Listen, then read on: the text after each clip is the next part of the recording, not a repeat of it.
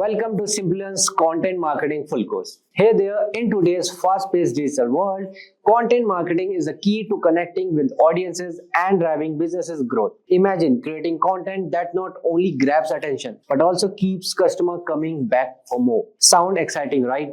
This course is your roadmap to mastering the art of content marketing. Whether you are a beginner or someone looking to sharpen your skill, we have got you covered. You will learn how to plan, create, and promote content that engages your audiences, builds loyalty, and drives results. We will guide you through building a solid content strategy, crafting blogs, videos, and infographics, and leveraging SEO, social media, and email marketing to get your content noticed. Plus, you will discover how to define your target audience, measure success with performance metrics, and use powerful tools to analyze your efforts. To make it even more engaging, we will dive into real-world case studies, showcasing how top companies use content marketing to crush their goals.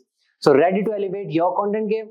Let's get started. Before that, if you're interested to start a career in digital marketing, then check out Simplilearn's postgraduate program in digital marketing in partnership with Purdue University. This course provides a robust industry-relevant curriculum to help you become a certified digital marketing expert.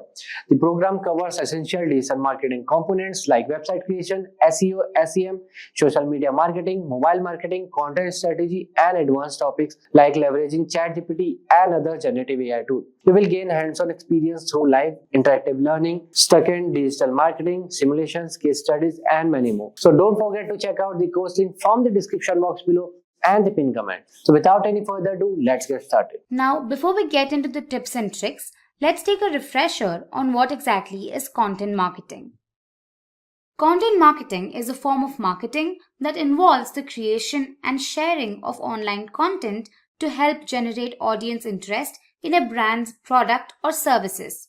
This means providing information that the audience considers valuable and relevant in a consistent manner so that it drives some sort of profitable customer action. So let's talk about the content that falls under content marketing. There's options like blogs, videos, infographics, case studies, white papers, and ebooks. So why is content marketing so important? Firstly, it helps build awareness, trust, and loyalty in your brand. The more your brand provides accurate and well-researched content, the more people learn about and trust your brand. The more the audience trusts in you, the more they're likely to buy from you. Creating the content is relatively inexpensive and can be done in-house. Content marketing will also enable your brand to increase traffic to your site and get more conversions. It also helps improve other marketing tactics like search engine optimization, social media, and public relations. Now let's have a look at the content marketing process. The first step is to determine what goals you want to achieve with your marketing campaign. It could be increased conversions, website signups, and so on.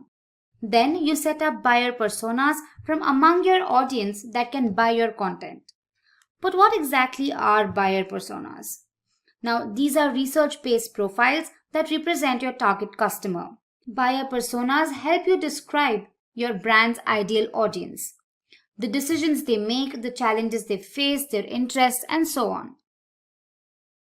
Next, you'll have to set up content audits to determine the best type of content that works for you. You also need to set up a content management system like HubSpot, Squarespace, Wix, and WordPress. They'll help you with increased collaboration, greater support, run A/B tests, and much more. You'll need to brainstorm for new forms of content that your audience can enjoy. After that, you can zero in on a particular form of content that would work the best for you. And finally, you can publish and manage your content. Now let's talk about content marketing tips. Number 1. Remarket your content. Content marketing is one of the many ways you can spread your content to a wider audience. You can define the audience you want to market to and then tag visitors who come to your site. And using Google's display network, you can strategically position your ads in front of people on Google or its partner websites who previously interacted with your website and advertised to them. Through this, you can build awareness and engagement with your audience. Here's an example of a banner advertisement I would be shown if I was shopping for a MacBook Pro on Amazon and changed my mind at the last moment. This ad would maybe stay at the back of my head until eventually I go and finish that purchase. Now let's go to number 2, answering complex questions with your content. Targeting specific keywords is extremely helpful with your content. This is why you need to focus on Google's featured snippet. This position, also known as position 0, enhances and draws user attention on the search engine's result page. Through the featured snippet, you can drive a large amount of traffic to your website while cementing your position as an expert in your industry. You can have different forms of snippets, like definition boxes, where a snippet of text gives researchers direct and concise definitions and descriptions. You could have tables where data is taken from the page and displayed in a table. You could have ordered lists where items are presented in specific order, and you can also have unordered lists. Next up, number 3, we have create a personality for your brand. If you're looking to grow a following for your content, try not to copy how already established and successful corporate blogs do things. Nowadays, audiences tend to prefer content that has a certain humanness about it. Tend to follow solo influencers. They advertise their brand by being themselves. In a way, they're selling themselves by being themselves. You need to analyze what these popular and influential blogs are doing and incorporate into your brand's website. Thanks to this, your audience will connect with you and come back for more. Now, here's an example of one of the largest players in digital marketing, Neil Patel. See how he himself is the brand. And if you've gone through his content, you know it's pretty great as well. That's what you should be striving for. Moving on to tip number 4, ensure that your content matches your brand's voice. To make sure of this, you need to constantly review your editorial standards and make sure your tone and quality remain consistent. You need to ask your audience questions about how you can develop and refine your brand's voice. By answering these questions, you can provide your audience with a more cohesive and helpful experience. Your tone of your brand can vary on the basis of what type of content you're planning to post and what the goal you want to achieve from the campaign. Next up, we have number 5, back up your arguments for data. Using statistics and facts to make a point by including a link to the original source makes it extremely credible. This data can help the audience grow trust in your brand to persuade them that your content is valid and valuable. This will also help your brand grow as an industry expert. At number 6, we have use specific keywords. Now make sure you use specific keywords in your content. This takes care of the SEO aspect behind your content. This will also help your content have a greater chance of being found, indexed, and ranked. It could also help your content rank for niche topics within your industry. Moving on to tip number 7, evaluate the success of your content with data. Earlier, we talked about why it's so important that you back up your content with data. Now, let's talk about how data can help you improve. Analytics tools will help you learn more about how well your content is doing, the age demographics of the people enjoying it, who doesn't, their locations, the best time to post, and much more. With this data, you can make sure that your time and money are being used in the best possible way. Some of the most popular tools in the market are BuzzSumo, Evernote, HubSpot, Trello, and Wordpress.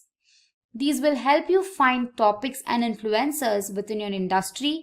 You can capture, organize, and share notes, collaborate with team members, create sales funnels, and much more. Now, we've reached midway right now. So I've got a question for you. Do you guys have any tips for content marketing that we haven't covered yet? Let me know in the live chat. Alright, so let's get back to our list. Tip number 8 is to be consistent with your content.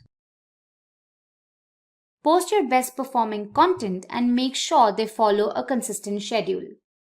Finding a balance of the different types of content to be posted with the help of a content calendar will show your audience that you're committed to providing them helpful and informative content. This will also establish your brand as an authority and thought leader within your niche. It will help your audience depend on you for quality content and give them a reason to return. Tip number 9 is to make your content actionable. Providing actionable steps or information in your content will coerce your audience to take a particular action quickly. It can help you create valuable content and fix pain points faced by your audience, build a strong relationship with them, and earn their trust. It also leads to increased engagement and a positive brand experience. It provides users with real value and solutions, leading them to take action. Here we have an example from Trello where we see a pop-up with a call to action asking interested users to input their email IDs to sign up and use the application. Now let's have a look at the next step. Tip number 10 is to include videos and pictures. Did you know that in a recent survey by Social Media Today involving more than 200 marketers, more than 49% of them felt content marketing was really important to their digital marketing campaigns, and more than 25% of their budgets are used for visual advertising? Content like images, infographics, videos, and other forms of rich media will help you enhance the message of your brand and reach a wider audience. Here's an example of advertising by Coca-Cola. Although there's not a lot of text in the ads, you can immediately recognize the unmistakable branding and the message they're trying to send. Moving on to tip number 11, create trending and evergreen content. Creating content that's evergreen and trending with your own unique angle, statistics, and research will be a huge advantage since you'll have to update it every now and then. You'll get a great deal out of the work without having to do a lot of work. Here's an example of one such evergreen article. People are never going to stop wanting to learn how to do SEO. So with a little tweaking every few months to reflect new changes that Google may have done, you'll have an article that you can get considerable mileage out of. Next up, tip number 12 is to understand content that works for you. You need to analyze what content works on different social media platforms. For example, you all know YouTube is the best place for video content, Instagram and Pinterest for visual content, Twitter for smaller snappy content, and so on. Understanding what works and what doesn't will help you better spread your content across the internet. Tip number 13 is to understand your target audience. Now, like I mentioned earlier, your marketing campaign isn't going to bear fruit without targeting a specific audience. Understanding who your audience is one of the most important steps for this. You can find this out by asking questions like who you're engaging with online, their age, location, language, etc. By using social listening to find out what audiences are talking about your brand, using tools to research what social channels your audience is using, and so on. After understanding them, you can set up buyer personas for your audience. Tip number 14 is to perform A/B testing. Now, A/B testing will help you understand what your audience likes or doesn't, what content works for you, and much more.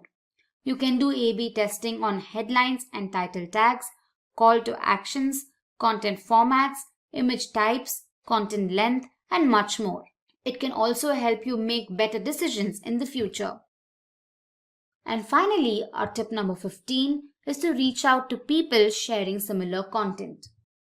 One of the best ways to build your audience is to get people or influencers who already share content within your niche to share your content. Now, since these people already have a trusting audience, they would be a lot more likely to enjoy your content. Imagine you have a bakery. Now, instead of relying on people walking by your shop, you can use the internet to showcase your baked goods to anyone searching for delicious treats. With digital marketing, you can show off your yummy treats to people all over, not just those nearby. For example, if someone searches for tasty pastries, your bakery could pop up at the top of the list. And how will you do that? With the help of digital marketing. With the help of it, you can promote your content online by advertising on social media. Social media is a big part of digital marketing. Lots of people use it, about 4.9 billion in 2023, and that number is growing every year by 5.1%. Platforms like Facebook and Instagram lets you connect with customers, share cool stuff, and even advertise your bakery to specific groups. Glossier, a well-known beauty brand, started in 2014 as an Instagram account run by Emily Weiss, a beauty industry influencer. They didn't have a physical store or even many products initially. The results? Glossier achieved a cult-like following and multi-million-dollar valuation within a few years, all thanks to a strategic and well-executed digital marketing approach. They didn't have a traditional marketing budget, but by strategically using social media, influencer marketing, and content creation, they were able to build a loyal customer base and become a major player in the beauty industry. Glossier wonderfully used the power of digital marketing to grow their business. So in this video on what is digital marketing, we will be covering the basics of digital marketing, starting with an introduction to what it is, how it is different from traditional marketing. We will explore how digital marketing works, breaking down the steps in easy to understand terms. You will also learn about effective strategies you can use to make the most out of digital marketing for your business. Alright, so let's understand what is digital marketing. So digital marketing is the art of using the internet to promote products or services to people who might be interested in them. Instead of relying solely on traditional methods like newspaper, ads, or flyers, digital marketing takes advantage of online platforms like websites, social media, emails, and search engines. Did you know that a whopping 89% of Americans go online every day, and about 31% are online nearly all the time? This means it's super important to be online too. By having ads and stuff online, you can make your brand known, give customers a great experience, and even get more people interested in what you offer. By using digital channels like social media, pay-per-click ads, search engine optimization, and email marketing to connect with existing customers, and then you can measure your success in numbers. Tracking websites visits and social media engagement, email open rates, and more are also used in this. This data helps you understand what's working and what's not, allowing you to adjust your strategy to maximize the results. Alright, so this was about digital marketing. Now let's understand how is digital marketing different from traditional marketing. So digital marketing and traditional marketing are like two sides of a coin. They both aim to promote products or services, but they do it in different ways. Here's how it works. First, traditional marketing. Traditional marketing is like shouting across the crowded playground to get everyone's attention. So in traditional marketing, let's say TV ads and billboards. Think commercial and giant posters trying to reach a lot of people at once. Second example would be newspapers and flyers, spreading messages through printed materials delivered to homes or handed out to streets. And now let's talk about the digital marketing aspect. So digital marketing, however, is like whispering directly in the ear of a person who wants a particular product. So let's say online ads. Placing ads on websites or search engines that people who are already interested in your stuff will see. Next is social media. Connecting with people on platforms like Facebook and Instagram, where you can show them why your product is the best. Then another example would be targeted emails. Sending messages directly to people who might be interested, like offering a discount on their first product purchase, is another benefit of digital marketing. So basically, digital marketing is kind of more specific and targeted marketing. Alright, now let's understand how it actually works. So how digital marketing works? Digital marketing works by leveraging the power of the internet and technology to connect with the potential customers. This involves using online tools to reach and engage with your audience where they spend most of their time. That is the internet. So let's have a look at some. First on the list is SEO. So this helps your website show up in higher search engine results, making it more likely for people to find you when they search for something you offer. For example, when someone in your area searches for a freshly baked pastries, SEO ensures that your bakery's website appears at the top of the search results. This increases the chance of local customer finding your bakery online when they are looking for baked goods. Alright, so this was about the SEO. Now coming to the next one, which is content marketing. So this involves creating useful and interesting content like blogs, videos, and social media posts can attract and retain customers. For example, you could create engaging content such as blog posts about the history of pastries, tutorial videos on cake decoration, or photos of your latest creations on social media. This content not only showcases your expertise, but also keeps your audience engaged and interested in what you offer. Next on the list is social media marketing. So this social media marketing involves using platforms like Facebook, Instagram, and Twitter to connect with your audience and share content that encourages them to interact with your brand. For example, you can use delicious images of your bakery goods, interact with customers by responding to comments and messages, and even run contests or promotions to attract more people to your store, that is the bakery. Alright, coming to the next one, which is email marketing. So email marketing is like having a personal connection with your customers. It involves using email to connect with potential and existing customers. It's essentially sending commercial messages, but with a permission-based approach. People who sign up for your email list are essentially giving you the green light to send them information. For example, you can collect email address from your customers who visits the bakery, and you can send them regular updates about new pastry flavors, special promotions, or upcoming events at your bakery. This personalized communication keeps your brand top of mind and encourages to repeat the business. Next is pay-per-click, that is PPC advertising. So pay-per-click or PPC advertising is an online advertising model where advertisers pay a fee each time their ad is clicked. So it's a way of buying visits to your website rather than attempting to earn those visits organically. PPC ads typically appear alongside search engine results or on social media platforms, and advertisers bid on keyword to display their ads to the relevant audiences. So example for this, you could create ads that appear when people search for terms like best bakery in your town, or target social media users based on their interest in baking or desserts. With PPC, you only pay when someone clicks on your ad, making it cost-effective way to attract potential customers to your bakery's website or social media profiles. Now that we have discussed the types of digital marketing strategies, let us understand how you can implement each of these strategies. So first, identify your audience. The first step is understanding who you want to reach. Imagine them as people who might be interested in your product or services. This is like picturing the people who would love your bakery. Are they busy professionals looking for a quick breakfast pastry, or maybe families with sweet tooth?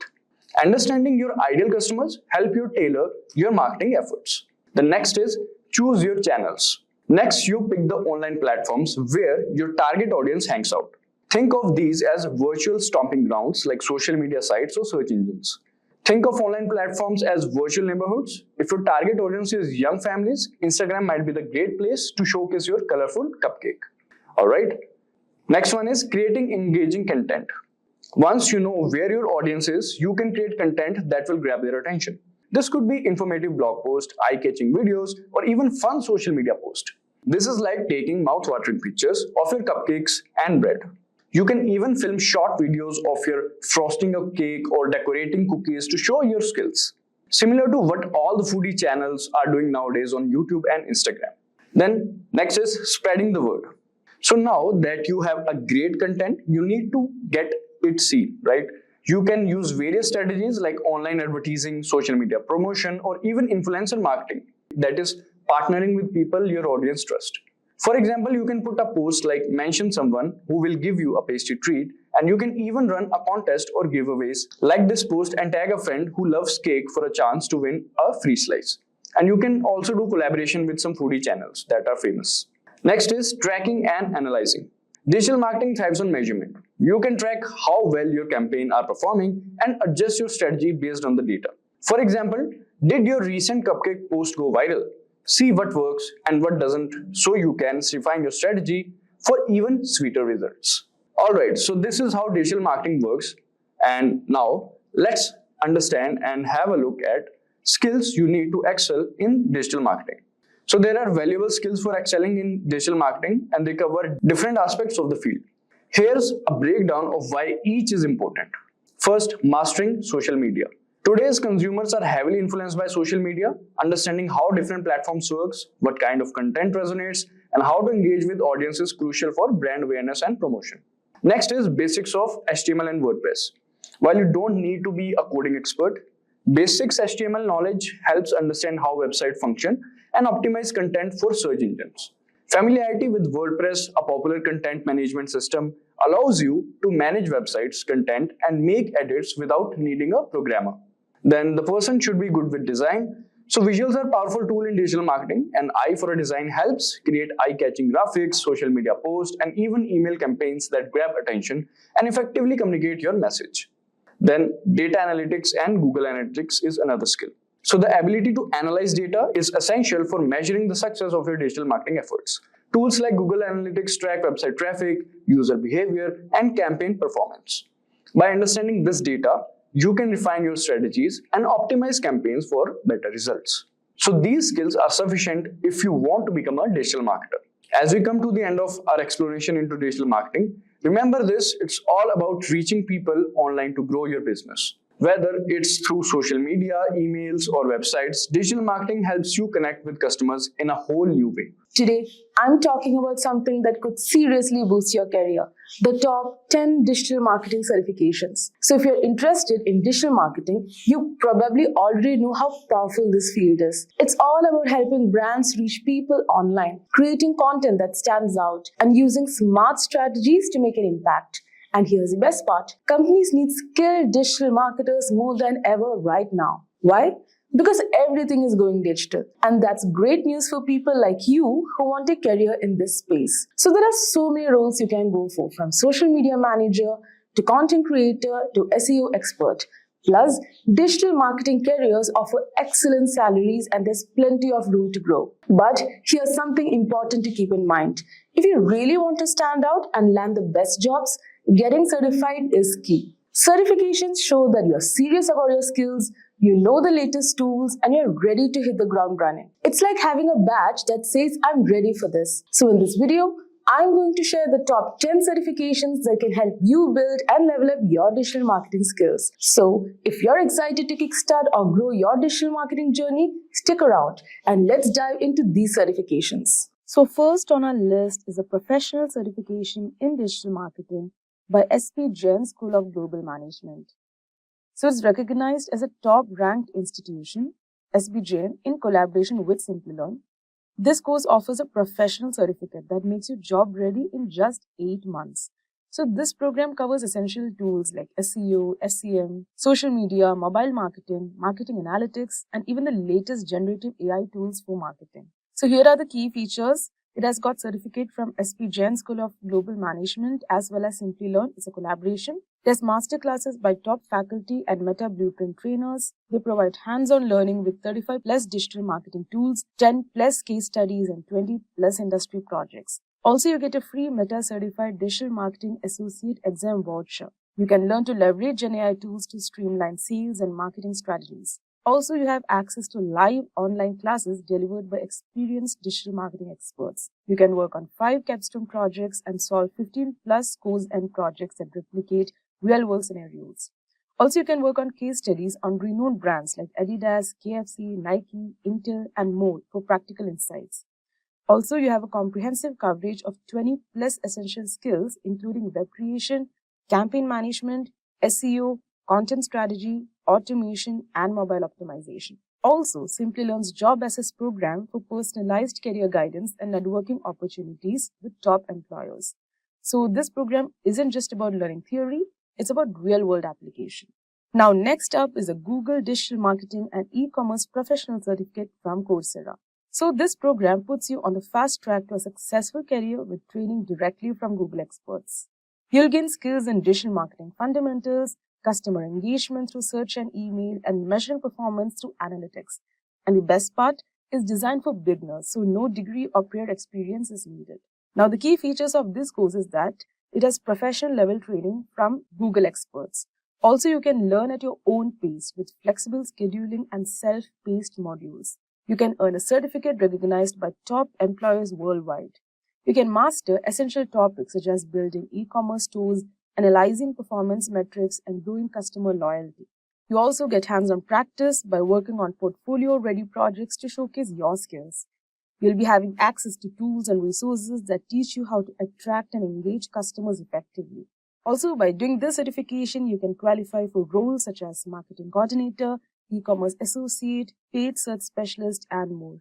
So this is a great option for those new to digital marketing and wanting a well-rounded foundation with the credibility of Google behind them. So the projects you complete during this program will be valuable additions to your professional portfolio.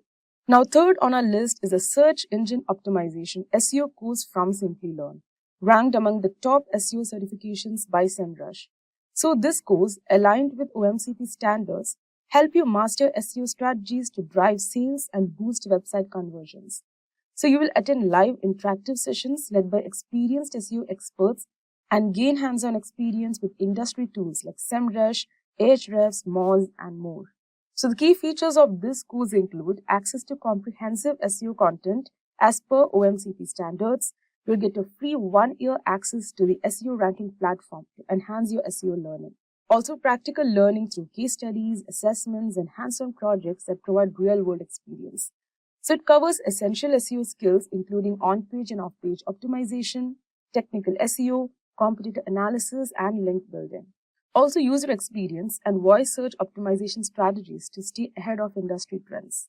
It also teaches conversion rate optimization to ensure your SEO efforts translate to tangible business results. You can also master tools like SEMrush, Ahrefs, Moz, and Google Keyword Planner for data-driven SEO. So if you are mainly aiming to become an SEO expert or boost your skills in optimizing websites, this course offers everything you need, from technical SEO to voice search optimization and conversion strategies. So the combination of expert-led training and practical projects will equip you with the needed skills to excel in this digital space. Now next is the Digital Marketing Certification course by HubSpot Academy.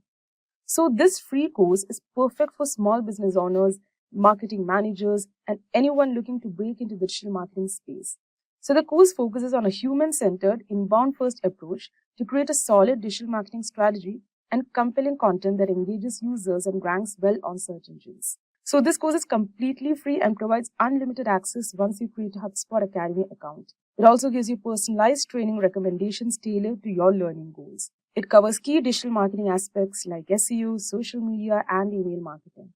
It also has a globally recognized certification, which is available in 5 languages. Also learn to optimize your website and build advertising strategies that expand your audience reach. So this course not only helps you build skills, but also provides a globally recognized certification that sets you apart in the job market. Now, fifth on our list is a technical SEO course by Bastian Grimm on SEMrush Academy. So this free course is tailored for those new to technical SEO or professionals looking to deepen their knowledge. So whether you're an SEO consultant or working agency side, Bastian Grimm's in-depth modules will help you grasp complex technical SEO concepts, including crawling, indexation, and HTTP response codes. So the best features are that it's developed by industry experts at SEMrush. It covers essential topics such as international SEO and potential issues to avoid. It is engaging, up-to-date content that aligns with the ever-changing SEO landscape, and also it has practical applications that strengthen your understanding and implementation. So this course equips you with the technical know-how to tackle complex SEO challenges and ensures your skills remain sharp in this evolving field. Now next, we have the Digital Marketing Specialist course by Simplilearn. So this comprehensive program covers 35 plus digital marketing tools and includes over 20 projects and 10 case studies, providing you with a practical experience to master domains like SEO, SEM, social media, and email marketing. So some of the key features of this course is, it is industry recognized digital marketing specialist certificate. It has classes led by digital marketing experts. You can learn to use generative AI tools for marketing efficiency. You also get free Meta certified digital marketing associate exam voucher worth $99. Also, you'll be doing 5 capstone problem statements and 15 plus quiz and projects. You'll also be working on real-world case studies from brands like Adidas, KFC, Nike, and Intel. Also, we have Simplilearn's Job Assist program for career support. So with a combination of advanced training and practical exposure, this program is perfect for those looking to become experts in the digital marketing field. So 7th on our list is a postgraduate program in digital marketing by Purdue University in partnership with Simplilearn.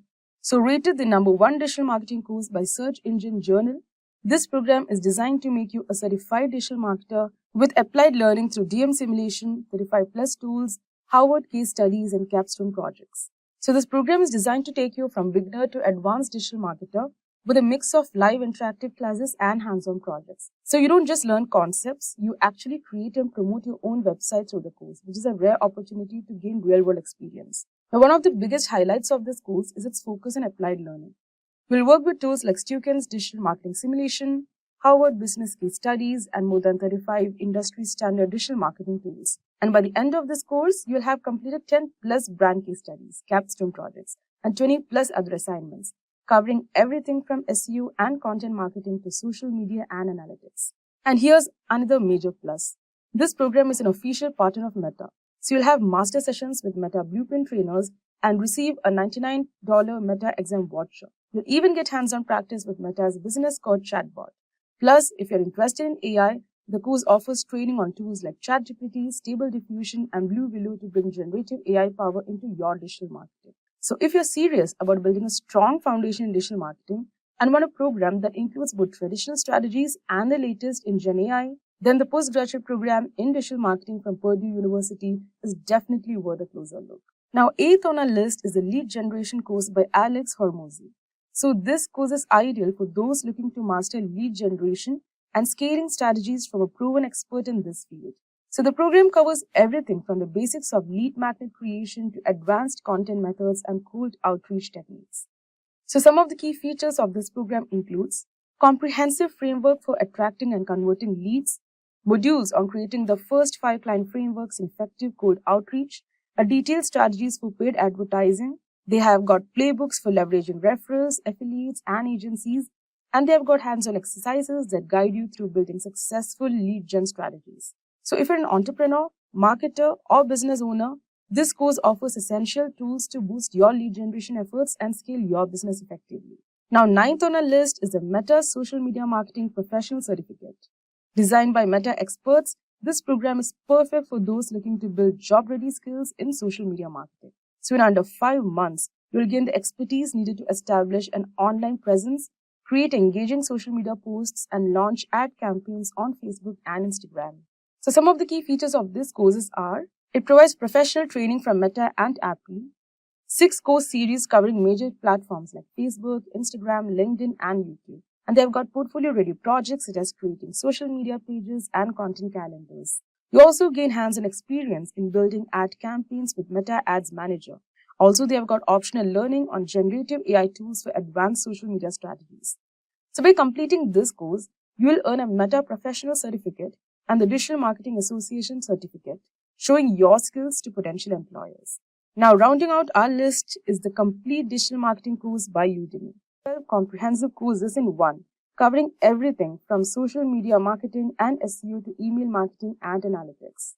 So they provide 22.5 hours of on-demand video content, 35 articles, and 8 downloadable resources for continued learning, tips, strategies, and more. Also, they have got flexibility to learn on mobile and TV. And also, at the end, you'll get a certificate of completion to showcase your expertise. So this course is ideal for those who want an all-in-one solution to learning digital marketing, whether you are starting from scratch or enhancing existing skills. And that's a wrap of our list of the top 10 digital marketing certifications to boost your career. From foundational courses to specialized certifications, each of these programs can help you stay competitive and current in the fast evolving digital landscape. So remember, investing in the right training can open doors to incredible opportunities. And it's all about finding the program that best fits your goals and career path. Content marketing strategy.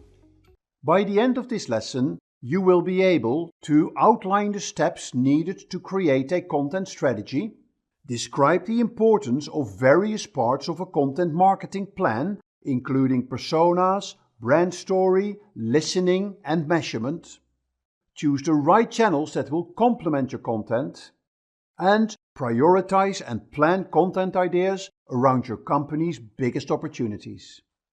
Content strategy versus content marketing strategy. There is a difference between content strategy and content marketing. Where content strategy focuses on the actual content, content marketing focuses on the outcome. Content strategy is about the management and creation of the media, the tools you are using, the resources you have available, what are the types of content you will be creating. Where content marketing is all about the customer. Who are you targeting with the content? How well do you know this person? And most important of all, what is the expected business outcome? Are you creating and sharing content to build brand awareness? Or are you aiming to increase revenue? More generic content marketing questions are how it fits within your overall digital marketing strategy. What does your content calendar look like? And also, by sharing your content, are you exposed to risk in any way? Does your content work for every market? Content creation framework. A good way to start putting together your content marketing strategy is by creating your content marketing framework. It enables you to map out the required content along the customer buying journey, while considering the impact it has on your online presence, your social media, your website, and your sales. Between these two areas, the customer journey and your overall digital marketing approach, you have the three types of content you need to focus on: link content, conversion content, and authority content. Link content is content that drives traffic from the internet and from your social media to your website. This is content that is created with the goal of attracting quality backlinks for SEO purposes. Conversion content is content that drives web visitors to the next stage in the buying cycle through call to actions or CTAs. This is the content that is created with the goal to convince prospects that they should buy from you. Authority content drives web visitors to sales through call to actions and drives repeat traffic to your website. This is content that is created to build a community of people that trust you and see you as the expert in your field. This is a useful structure to organize your content, and it keeps your focus on the customer needs and the impact on your overall digital marketing objectives. Each type of content has different requirements. Link content needs to be high quality and often based on research, so other websites can refer to it. It's all geared towards generating high quality backlinks to your website, which Google sees as very important for your search ranking. Make this content fail-proof, repurpose it, and promote it like crazy. Conversion content is based on helping the customer to go through the buying cycle. This will only work if you understand what they need and that your content clearly articulates that you can help them solve their problem. But on top of that, it is vital in this stage that your content gives them the option to move to the next stage through very clear and compelling call to actions. And authority content is a logical follow-up from your link content. It is content that confirms you are an expert in your field. It helps you to build trust, as long as you are truthful, transparent, and show integrity. And done continuously and consistently, it helps you to deepen the relationship with your prospects and your clients. Content marketing strategy. There are various steps in developing your content marketing strategy. The obvious thing, of course, is to start with setting your objectives. But additionally, you need to do a number of things. Create customer personas, create listening outposts, write your brand story, develop your channel strategy, create your content marketing playbook, measure your content marketing, and establish your content marketing ROI. Let's look at these elements of your content marketing strategy in a bit more detail. Customer personas. A vital step in your content marketing strategy is creating customer personas. This is a concept that comes from the user interface and design world. In a customer persona, you look at things like demographic characteristics like age and gender. But it is important to add to this what their pain points are. What is their affinity with technology? Where do they hang out online? And what are their interests and their hobbies? Once you completed your customer personas, print them out and put them on the wall in your office. And make sure you add them to your briefing document when you ask your agency to create a new campaign. HubSpot has a great free tool to create customer personas. By asking a set of questions, it will put it in a format for you that you can share and print. And you can tailor it to your own requirements and add your own sections.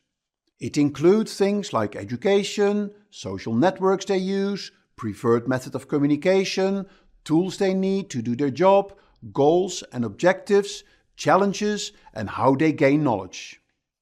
Establish listening post. An important part of your content marketing strategy is to listen to what people are talking about online.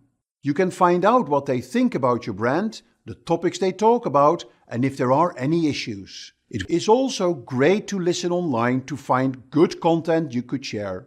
You don't have to share just your own content. There's nothing wrong with sharing relevant content from others. Obviously, when I say listening online, I mean this in the widest sense. Watching videos, reading articles or blogs, looking at photos or infographics, or literally listening to podcasts. Here are a few tools you can use to listen. Feedly is a reader app on which you can listen to live RSS feeds.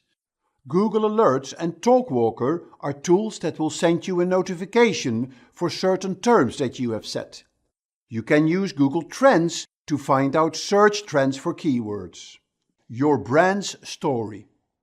The next thing you need to work out for your content marketing strategy is your brand story. What is your mission, your vision, your values? What is the story of your company, your CEO? Remember, people want to listen and share stories. When I search for IKEA on Google, you get an understanding of what I mean.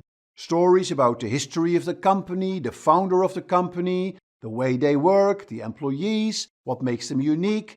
And the more twists, turns and uncertainties in these stories, the more people will love them. And it gets even better if you can show them how you overcame obstacles and bumps in the road. This will increase your credibility. A good example of this is Elon Musk from Tesla. He came from a very simple background but kept on following his beliefs, even when he was nearly bankrupt. He kept on going and look where he is now. An important element of defining your content marketing strategy is understanding of what kind of brand you are. The type of brand you are determines the type of social media you will get with your content. If you are a basic brand, you won't get many people to talk about you, let alone comment on your social media posts. You're just fulfilling a basic need. The only way these brands can get engagement on social media is to turn themselves into a funny brand, like Blendtec Blenders, who launched the Will It Blend campaign. If you are a functional brand, you will have customers who ask questions about how to use your product. You need to respond to that by offering content in which you answer their questions.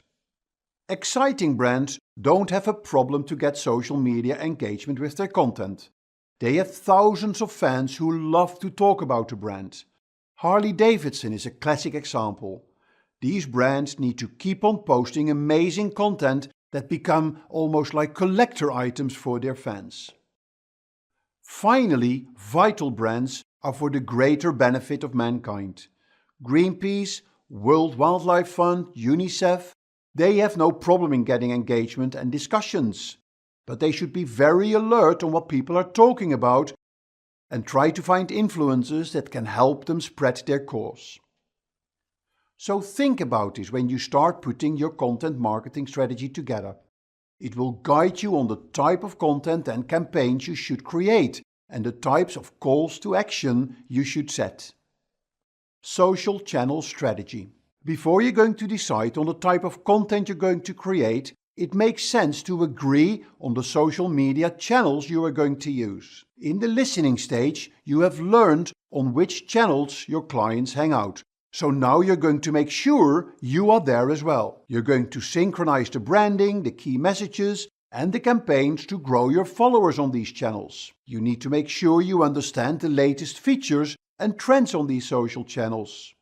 It is also good to do a content gap analysis. What type of content do you already have for each channel and where are the gaps? So you know what type of content you need to create. Here is a useful template you can use for this. It shows you the channels, the structure, the tone of voice for each channel and the desired action. The gaps will give you an indication of the work you need to do to make sure you have a coherent content marketing strategy. Content Marketing Playbook. So now you are in a position to decide on the type of content you're going to create.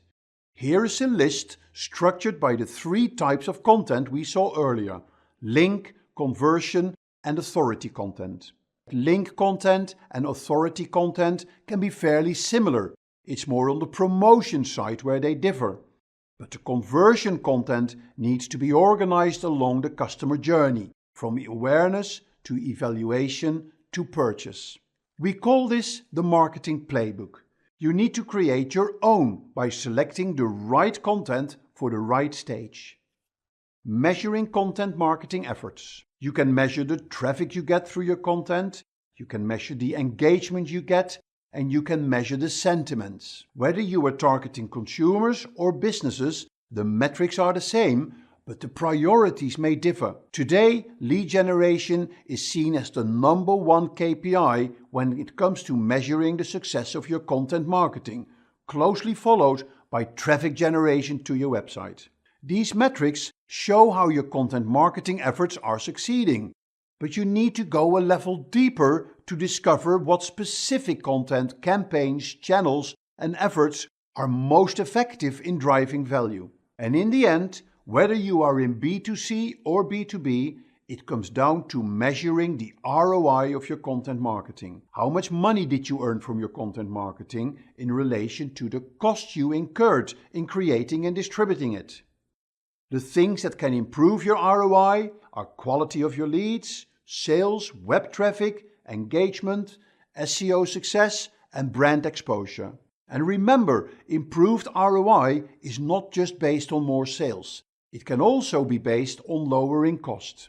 Planning your content marketing strategy. Planning your content marketing strategy is very important. There are so many things you need to take into consideration. If you don't put some structure into this, you may lose control. It is best to create your content marketing process guide. In this guide, you specify how you create and manage your content, how you optimize and curate, how you listen and engage in conversations, and how you measure your content marketing. Besides this, there is the tactical stuff like roles and responsibilities. What are the style and writing guidelines? And similar, what are the guidelines for posting and publishing? And make sure you communicate the process guide to the relevant people in your organization. You may want to put a training together to the people who will work with this on a daily basis. A vital part of your process guide is the content marketing calendar. It's the calendar that contains your content production and publication schedule.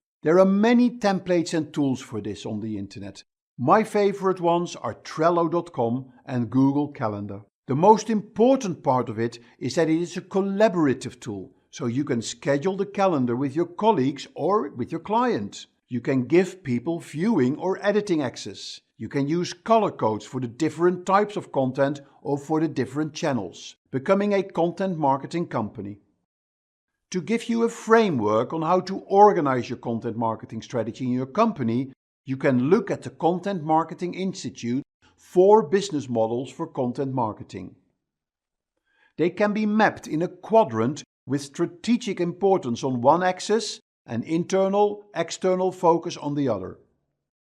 You're a player when your content marketing strategy is focused on supporting teams within the organization, like your product marketing or marketing communication teams. Most companies start their content marketing like this. It's seen as a contributor. You're a performer when your content marketing is seen as a center of excellence in your organization. It has an external focus where audience segmentation is key. It can be seen as a support function to other parts in the organization. You're a processor when you centralize certain content functions, but not the actual creation of it. Your corporate team may create the content campaigns with the corporate guidelines, where your local teams are responsible for local content creation to execute a campaign. And you're a platform when you approach your content marketing as a strategic business within your business. Often this is done on a corporate level, and this is separate from local content marketing initiatives. So you need to understand where you are today and have a vision of where you want to go. So here are the key takeaways from this lesson. Content strategy is the management of any tangible media, written, visual or audible, that you create and own. Content marketing is about creating and distributing valuable, relevant, and consistent content to generate website traffic and new leads. The content creation framework consists of linked content, conversion content, and authority content. It puts your content in the context of the customer journey. A customer persona is a semi-fictional representation of your ideal customer based on market research and real data about your existing customers. Stories are the currency of content marketing, and your story starts with your mission and your editorial statements. And content marketing ROI is how much revenue you gain from your content marketing in comparison to what you spend on creating and distributing your content. In today's video, we are going to be talking about content writing. Now, we'll talk about why it is important, how do you write good content, what are the different types of content that you can write for, and for the different types of media that you want to use. And I'm going to share with you some really good content writing tools. I am Mark Kempman, I'm your digital navigator for this video. But before we start, if you like this video, click the like button, and if you want to join our subscribers, click the subscribe button and click on the notifications button as well, so you will get automatic notifications when we come up with new videos. So, you're ready? Let's get started. Let me give you some interesting statistics about content and about content marketing, of which content writing is an important part. Did you know that the content marketing industry is worth more than $400 billion, which is going to grow to close to $900 billion in the next 5 years? 46% of businesses plan to increase their spend in content creation. Content marketing costs 62% less than traditional outbound marketing methods, and it generates 3 times more leads. So quite impressive numbers, yeah? Among buyers of B2B products and services, more than 90% consider content to be worthwhile when they evaluate any business. So we spend on average 7 hours per day consuming digital content. And a lot of this content is being consumed on blogs. Did you know that there are over 500 million blogs on the internet? And on Wordpress, about 70 million blog posts are published each month. So these are incredible numbers, and we're going to be talking about that. Yeah, in this section, in this module, we're going to be talking about a very important part of content marketing, which is the actual creation of content, particularly when it comes to writing. Right? So let's get started. What are we going to be talking about? In this video, we are going to be talking about many things in the content marketing industry. Did you know that content writing is one of the fastest changing areas of content marketing? Now, you may wonder what. Let me give you the answer to this. That is mainly because of developments in artificial intelligence. If you use AI or artificial intelligence tools, you actually no longer have to write the content. You let those tools write the content for you. And the only thing you will have to do is to edit the output of the AI tool. Later, I'm going to share some AI tools with you that you can be using for content writing.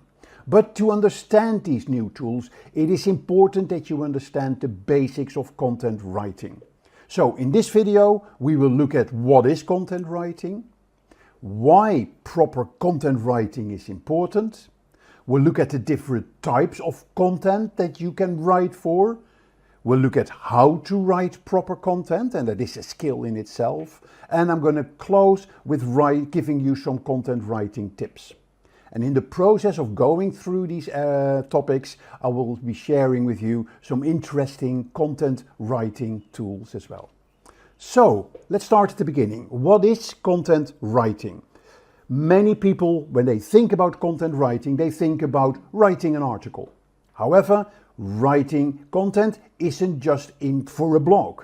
Yeah, it is for many topics, many other areas that you can write for. You can write for many different areas. You can write a script for your video. You can write for your email newsletter. You can write for the pages of your website. You maybe have to write a keynote speech, maybe for your social media posts. You have to write titles for your podcast, for your videos. Maybe you're going to produce a white paper that you need to write for, or an ebook. Landing pages are very important content that you have to write for. It could be the descriptions for your videos. Remember, we talked about YouTube SEO and we talked about how important the description of your video is. And writing for SEO purposes. We talked about that in other videos as well. Put it in another way, writing is the foundation for pretty much any content that you publish. So what then is content writing? Content writing, as we say on the slide, is the process of planning, writing and editing web content, typically for digital marketing purposes. So it can include writing a blog post and articles, a script for your videos, it could be writing the show notes for your podcast, and it can also be content for specific social media platforms. The thing they have in common, you have to write it before you can publish it. And that is where the challenge is in content writing. You need to know how to write. And many people, they don't think they know how to write. Well, for those people who are afraid of writing content, rest assured, after this video, you will be a lot less anxious to get your pen or keyboard and put your creative ideas on paper or on the screen. Yes, so that is what the basic essence of content writing is. Now, remember, content writing is not just for a blog post, as I mentioned earlier.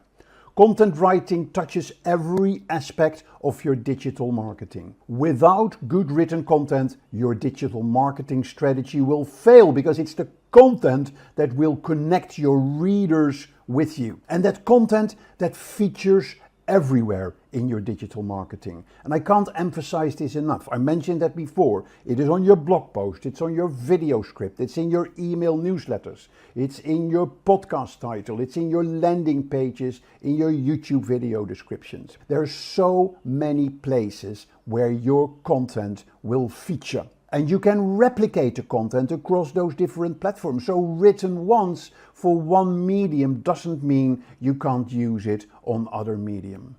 So what is the goal then of content marketing? The goal of good writing, of content writing, is to connect your readers with your business. And in such a way that you communicate your message effectively and efficiently. And the better you're able to do this, the more likely the reader will engage with you.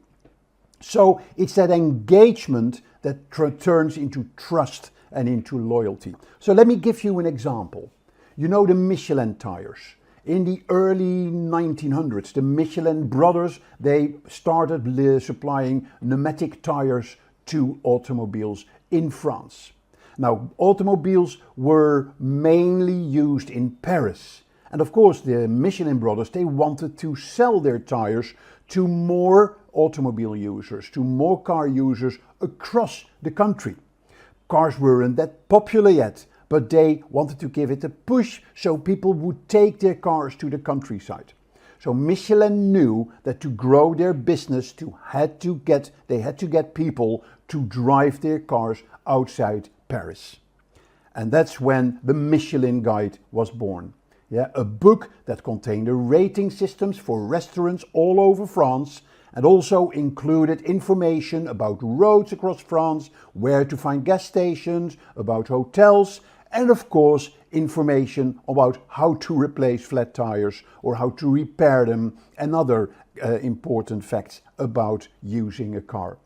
So this early example of content marketing became a huge success, and they were able to build a global brand based on the Michelin Guide. And the Michelin Guide is still being used today. So having talked about this, what is content marketing, why then is it so important? Let's have a talk about that. Yeah, the essence of content marketing, as I said earlier, is to guide the customer or your prospects through their buying journey. Yeah, and content writing is key to this.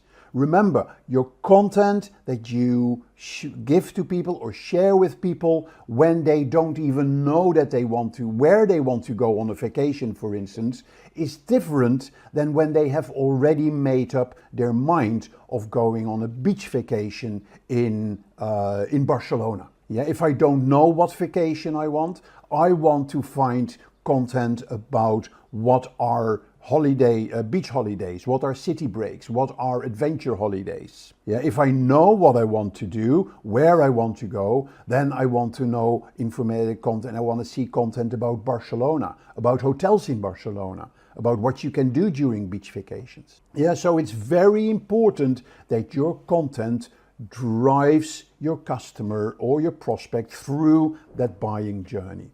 So you write content for awareness purposes. Great content that will go viral and reach as many people as possible. By creating well-informed, well-written, well-entertained and useful content, it will drive traffic to your website and you will appear higher in search engine rankings. Next, your content has to convey information. Yeah, where you capture those in content, those people that have seen your content, you want to make sure that they want to see more of your content. Yeah, so you need to give them information that will persuade them to take a certain action. I want to download an ebook, or I want to know more information about something, or I want to sign up for a newsletter, or sign up for a webinar, or simply buy your product or service. In doing that, you use your content to turn awareness into interest, which will lead to more sales and will lead to referrals. It's a very simple and effective process. In marketing terms, we call this inbound marketing, where you're going to reach as many people as possible online who will then, if they're interested, come back to you and engage with you. As opposed to outbound marketing, where you will go and get a list of telephone numbers and your salesperson will call everybody one at a time with a script. Now that script needs to be written as well. In fact, that is also content writing. Yeah, but inbound marketing is a much more cost-efficient way of generating leads for businesses these days. So to summarize, instead of reaching out to individual prospects, you publish really good content that drives traffic to your website, which will lead to more leads and ultimately will lead to more sales. So let's talk about the types of content and the types of content formats. Now, when people think about digital content, they mostly think about content for your website, which is the text they see on the web pages. Now, that's very important, but there's a lot more to that. Let me show you an infographic that puts content writing into a perspective. Yep, so that is different types of content. So we'll share the link to this in the description, but here you see the different types of content that can be written for.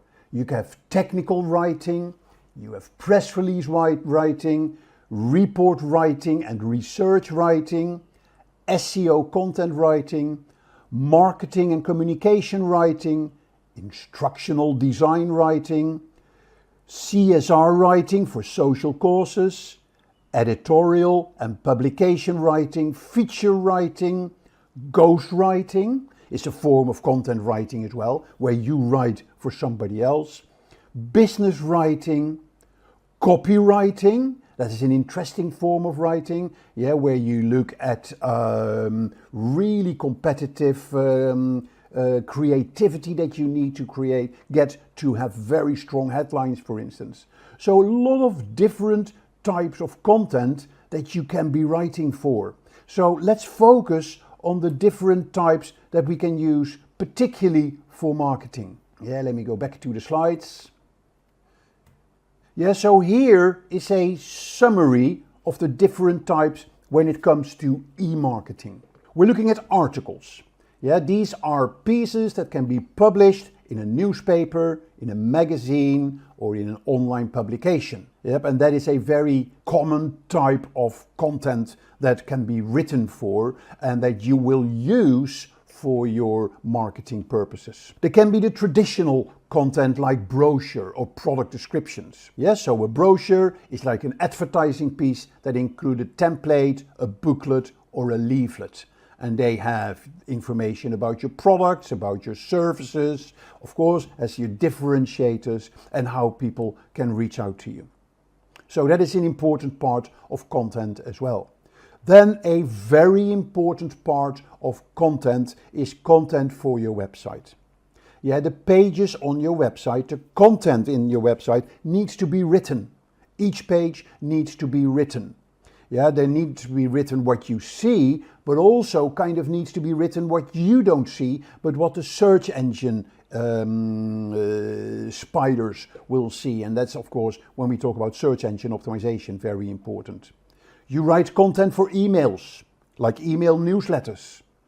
Yeah, or it could be just email campaigns. Very important part. You have your headers or your titles of your emails. You have the description, the summary of your emails. Press releases has been a long sort of a very important part of content that we've been written for many, many years. Yeah, where in the early pre-internet days, press releases were one of the most important documents to reach out to journalists. Now press releases are just another type of content that you can share with your audience. And then finally, ebooks is a very important type of content. Ebooks were also, we call those lead magnets.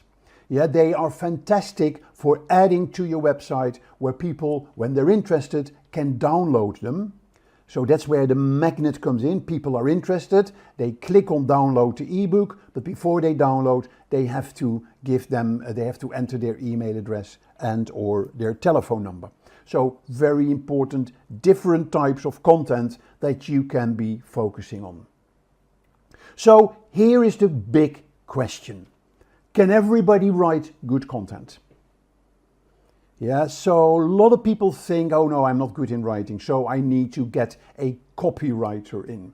Now, before I can answer the question, if everybody is good in content writing, let's discuss the difference between copywriting and content writing. Often they will overlap. Yeah, and many writers, they act as both a copywriter and a content writer. But then there is a difference. It's a very subtle difference. Copywriters usually focus on persuading readers in selling a brand. It's often short form. It appears on ads, on products, on taglines, and similar types of marketing copy. So it's short, it's punchy, it's capturing the essence in a couple of statements. That's often what we call copywriting. Content writing is usually for longer form content, focusing on informing, educating, or entertaining the readers. It's content, as we said earlier, that takes the reader through their buying journey. So, while it's true that anyone can write, it's not enough to just put the words on a page. Content writers and copywriters must craft something compelling, something original, something engaging, and ultimately something well written. And when you're able to do that, of course, when you're able to do that, producing high quality content, the benefits are huge. Yeah, it gives you something to use across all your marketing channels.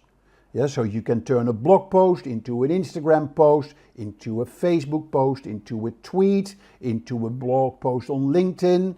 Yeah, so lots of different things that you can do with a good piece of content. Good content really helps you with search engine optimization. Google will reward you for having new, fresh content on your website by giving you a higher search ranking. Good content helps you establish your authority in your niche or in your industry. Thereby, it helps you in establishing your brand. And also, good content will go viral. It will go wide, it will reach many people, and that means it will reach potentially new customers. So very important to think about these benefits that you will get from good, proper content writing. And as I said, everybody can write content, but your challenge is to make sure your copy that you write is compelling, original, engaging, and ultimately well written. But as I mentioned earlier, there are many tools now, and particularly in the artificial intelligence field, that can help you to turn boring content into very exciting content. So let me give you some tips on how to write exciting content, or as I like to call it, killer content. The first thing you need to do is to define your target audience. Yeah, who are you writing for? Do you understand their needs? Do you understand their interests? Do you understand their pains? Yeah, an ebook for a marketing director will be different than an ebook for a finance director. So you need to know who you're writing for. In digital marketing terms, we talk about customer personas. Yeah, you need to create your customer personas. And here is a tool that I like to share with you. It is a tool from HubSpot, Make My Personas. In HubSpot, it talks about what is a persona, what is a buyer persona. You can learn about that, but here you also see Build My Persona. Yeah, so if you click on that, it takes you through a simple process in a walkthrough mode where you can create your own customer personas. You can also skip the walkthrough mode, and then here you see a typical persona. The name, job title, age, their level of education, what social networks are they using, what is their preferred method of communication, what are their responsibilities, what are their goals and objectives, what are their pain points, their challenges. You do this for your most important customers. So if you're selling to marketing directors, this could be Marketing Jill. Yeah, or finance directors, it could be Finance Joe or Finance Mark. Or if you're talking to women with children who buy shoes, yeah, then it could be Family Jane. Yeah, so very important to create customer personas. Once you've created those customer personas, you're going to look at your next step. It's where you're going to choose a topic. When you choose a topic, you find a topic that you're going to write about that is relevant for your audience, and it aligns with your business and your organization goals. A really good tool that you can use here to write proper content is a tool called Google Trends. Google Trends, yeah, it helps you explore what the world is searching for. So let's say I'm going to write an article about remote working. Yeah, then here I see the trends. I want the trends worldwide. And here I can see, give me the trends for the past, let's say, 2004 till present. And here I can see the trends in the term remote working from 2004 to 2023. Now, these are the volumes of people searching for the term remote working. And interesting that you can see here as well how it develops. And here you see, take for instance this spike. Where did this spike come from? Guess what? This was the start of COVID. Yeah, so there was a surge in people that had to start working remotely, and you see that it gives findings. You see that in the results on Google Trends as well. If this trend would go down, yeah, so take for instance a term like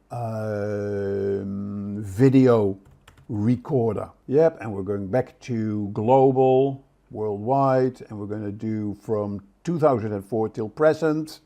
Yeah, so you see clearly very popular in the 2010s, but you don't want to write about video recorders today because it is a dead topic. Okay, so that is the power of Google Search, a very good tool to check the topics that you want to write for.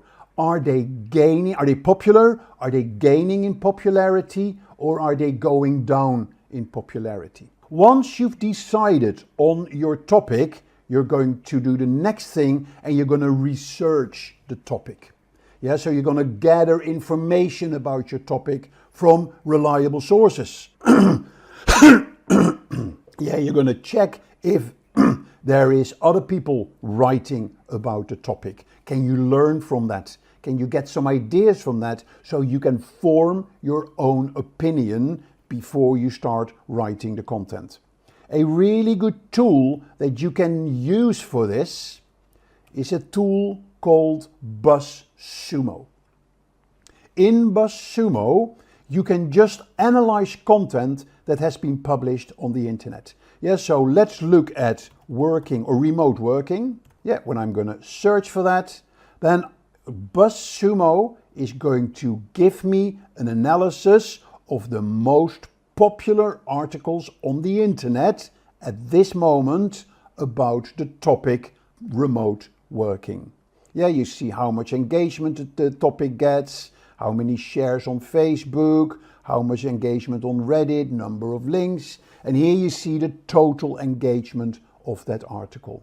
Yes, so very good to research articles, because if this is a very popular article, then you may want to read the article and get ideas from that article. Okay, so that is how you analyze content. The next thing you're going to do, once you've analyzed the content, and conducted the research, you're going to create an outline. Yeah, so you're going to come up with ideas. You're going to look at the structure of your content. You're going to look at the topics of your content. You're going to get some ideas about titles for your content.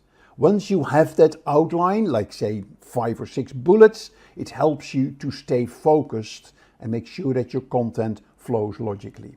Now, and this is where artificial intelligence comes in.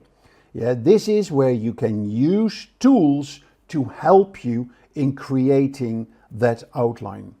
A really good and easy tool to use here is a tool called Simplified.com.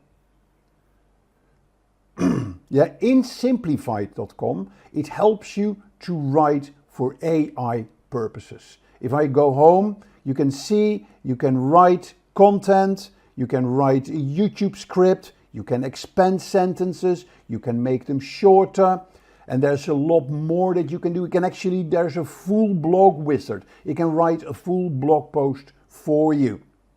Yep, but you can also just create a new document. Let me show you. I'm not going to demo the whole product, but here you can see the flow that you will go through. So the first thing, you want blog titles and ideas. Yeah, and there are templates that I can pick for this. Yeah, the topic is going to be, let's say, remote working. Yep, and now I'm going to just click generate, and the tool is now going to generate blog titles for me. Yeah, so 7 ways to make remote working a success for you and your company. The top 10 benefits of working remotely. 8 steps for a successful remote working setup. The benefits of working remotely, etc. So let's take, for instance, sort of the top 10 benefits of working remotely. What I'm going to do, I'm going to add this to my article.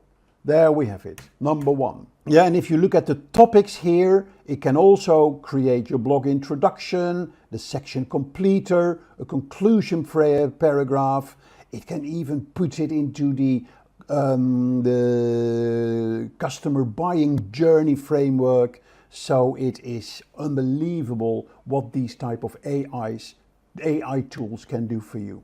Another very powerful and very simple product that I often use is a tool called Quillbot. If I go to Quillbot, it's a paraphrasing tool. Yeah, and this is free. You can use standard and fluency for free. You just type in or paste the piece of text that you want to rewrite, and then you click paraphrase. Yeah, you can increase the number of synonyms, you can make it fluent, formal, simple, creative, expand and shorten the text. A very simple but powerful tool to paraphrase content. So watch this space. Yeah, the artificial intelligence is taking the digital marketing world by storm. Okay, once you've got your outline written, you're then going to write a very compelling headline. Writing the compelling headline is probably one of the most important parts of your copywriting that people will remember. Yeah, so and that headline must summarize what the content is all about, but also it should grab people's attention. Now, there are many tools that you can use to check your title. Yeah, and just search for tool to check title. Yeah, and then you will come up with a whole selection of tools that you can use for this. Also, think about the paragraphs and the bullet points. It's very important to break your content into short paragraphs and to use bullet points to make it easier for people to read and to scan your article. There's another reason why short paragraphs and bullet points are so important. Google likes them. And particularly when it comes to mobile search, where Google needs to place short content as answers to queries that people have, they prefer to have bulleted content to actually use for answering queries that people have. So finally, there are a few more tips. We have subheadings. Subheadings are very important, and formatting is important. Yeah, headings are the first level of your writing masterpiece. Yeah, so headings is sort of the title of your document. They introduce the topic, they introduce the paragraph. So the heading let the reader know where they are in the document or the blog post. They can also include keywords, yeah, that relate to the topic. And again, that's good for your search optimization. The heading is an essential part of the content that you're writing because it tells the reader what to expect from that piece of text. Subheadings are the second level of a document. They introduce a topic or a paragraph. Their function is to break up longer sections into smaller, more manageable pieces. Think of it as a bullet point under your heading. So headings and subheadings are the signposts of your content. They indicate the summary of a section written under a heading or subheading. So it helps people to quickly understand the section that is following. And then of course the formatting is important to let pieces of content come out as well, like bold, italics, underlining, using different colors that can make your content more visually appealing. Right, so now that we looked at how you can write proper content, yeah, the final piece is of course to edit and proofread and edit. Yes, so constant editing is very important. You may want to have multiple people contributing to your document. Yeah, so very useful to ask your colleagues to have a look at the document and maybe add their comments, add their ideas to the content as well.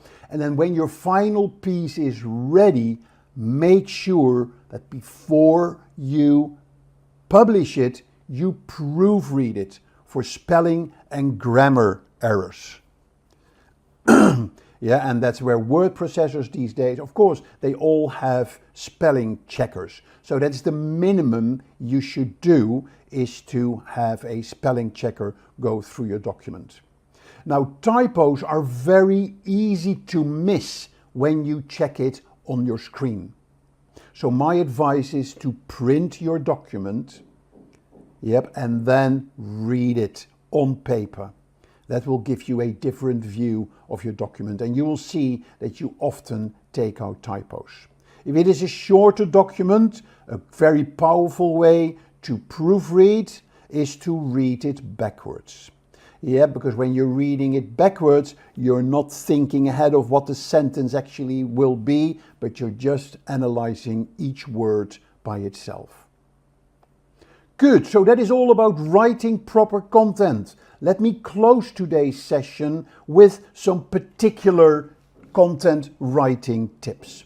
First of all, know your purpose. We talked about that. Make sure that you know what you're writing, you know who you're writing it for. Do you want your content to inform? Do you want it to convince? Do you want it to entertain? Yeah, so what is your content going to be about and who is it going to be for? So know your purpose. I always use a very simple acronym, KISS. Keep it simple. Sometimes I use KISS with 2 S's. Keep it simple and stupid. Use clear, concise language. And avoid jargon or technical terms that may be confusing to your audience. Ask your mum to read it, because if she doesn't understand it, then maybe some of your customers may not understand it. Very important to keep it simple. And since you're so involved in your product and services, for you the technical terms are day-to-day language. For your readers, they are probably not day-to-day language. Use active voice. Yes, so writing active voice makes your content more engaging. Yes, so you're not talking about that day the people of our company decided, but you say that day we decided. Yes, so use terms like we, like us in your document. So use the active voice. That makes it much easier to engage with.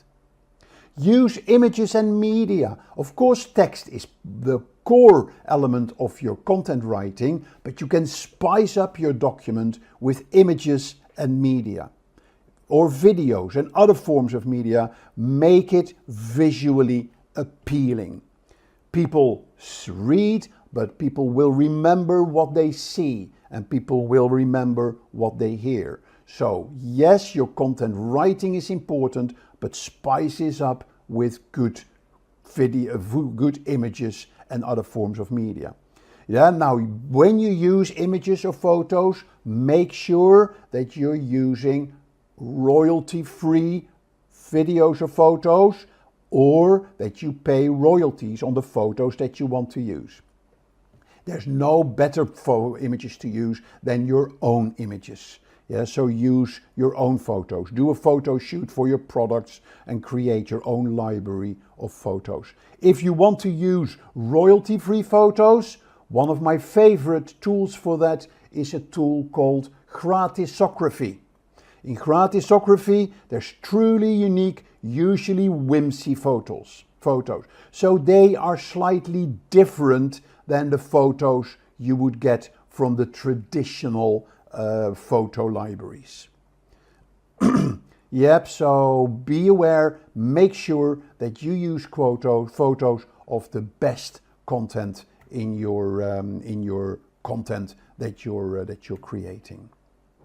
Use formatting to your advantage. We talked about formatting. Use headings, bullet points, bolding, color can make it a lot easier to read. So use that to your advantage. And then use the storytelling technique. Now, storytelling is a term that has come into marketing a number of years ago, particularly when everybody started talking about content marketing. People are naturally drawn to stories. Yeah, and there are lots of techniques that you can use to create stories to make your content more engaging and more memorable. So storytelling is a concept that is now adopted by most brands that are online, because again, people will remember good stories. So let me give you my 5 C's of storytelling. The first C is the C of circumstance. So when you create your content, write the circumstance, write the environment, write the situation. that you're trying to describe, to portray. The next C is the C for curiosity. People are curious, so address this curiosity feeling. Put questions, make people curious about the answers that you're going to give them. Yeah, so curiosity is a very important part of your storytelling. The next C is the C of characters. People identify with characters. If you create a character in your story, use a character, whether it's a hero, whether it's a villain, then people will identify with those characters and they often remember those characters. Those characters have conversations, and that is the fourth C of storytelling. People have conversations, so let your characters tell stories, have conversations with other people. And then the final C is the C of conflict. And to me, that is one of the most powerful aspects of storytelling. It is conflict. Every good story has a conflict. Good movies have a hero and have a villain. Good movies have adversity and have good luck, or have a world without the adversity. Yeah, so it's conflict. It is two sides of the coin. Yeah, it's positive, it's negative. It's here, it's there. So create that conflict in your story. One of the companies that uses storytelling at its best is a company called Airbnb. You may have booked through Airbnb, but Airbnb is fantastic in storytelling. So here is a section of their website. It's called Airbnb Experiences. Unforgettable activities hosted by locals. So this is where local people who are having their Airbnb on who are having their house or their chalet or their condo on Airbnb, where they share their stories of things to do in the environment that they where they will rent the house. So very powerful in content marketing and in storytelling. So have a look at this. It is really good. Okay, so that is the telling your story as a very important part of your content marketing. So the next thing you want to focus in on is making sure that your content has very strong calls to action. When people read your content, make sure that they have somewhere where they can click to go to the next step. Yeah, that could be registering for a newsletter, signing up for a webinar, or getting more information, or downloading an ebook. Calls to action are vital in digital marketing, because in the end, you want your reader to become a customer. And then it goes without saying, make sure that you have a consistent tone and style throughout your content. So we call this a house style. So many brands, before they start creating content, they have a document which summarizes their house style, their tone of voice, their visual identity, the colors that they're using, the fonts they're using, how you can use the logo, etc. It's all about creating a cohesive and professional image. And then there's two more tips that I want to share with you before we wrap up. Make sure that you keep your content up to date. Yeah, there's various reasons why you want to do that. To make sure that your customers, when they read your content, read the latest and the greatest. Second, it helps you to put new life in your document. If new things have happened in your industry, add that to your document and republish it again. So it means that your document remains relevant, is accurate, and Google likes that as well. And then finally, As part of your storytelling, use examples and use anecdotes, use real-life examples to help illustrating your points, to make your content more relatable and more engaging. And that is where storytelling comes in, that's where your conversations come in, that's where your characters come in. And often customers are very good characters to talk about your product and can give you examples in the content that you are writing. Now let me tell you about Simplilearn's postgraduate program in digital marketing created in collaboration with Purdue University and Meta Blueprint. With this program, you will learn everything from the fundamentals of digital marketing to the latest trends and techniques used by top marketers worldwide. You will explore SEO, SEM, content marketing, social media marketing, email marketing, and more. This program is led by industry experts who bring their real-world experience to the classroom, giving you an insider's perspective on what it takes to succeed in the digital marketing world. If you're looking to jumpstart your career in digital marketing or take your skills to the next level, then Simplilearn's professional certificate program in digital marketing is the perfect place to start. To learn more about the course, you can click the link in the description box below. Welcome to the Simplilearn YouTube channel.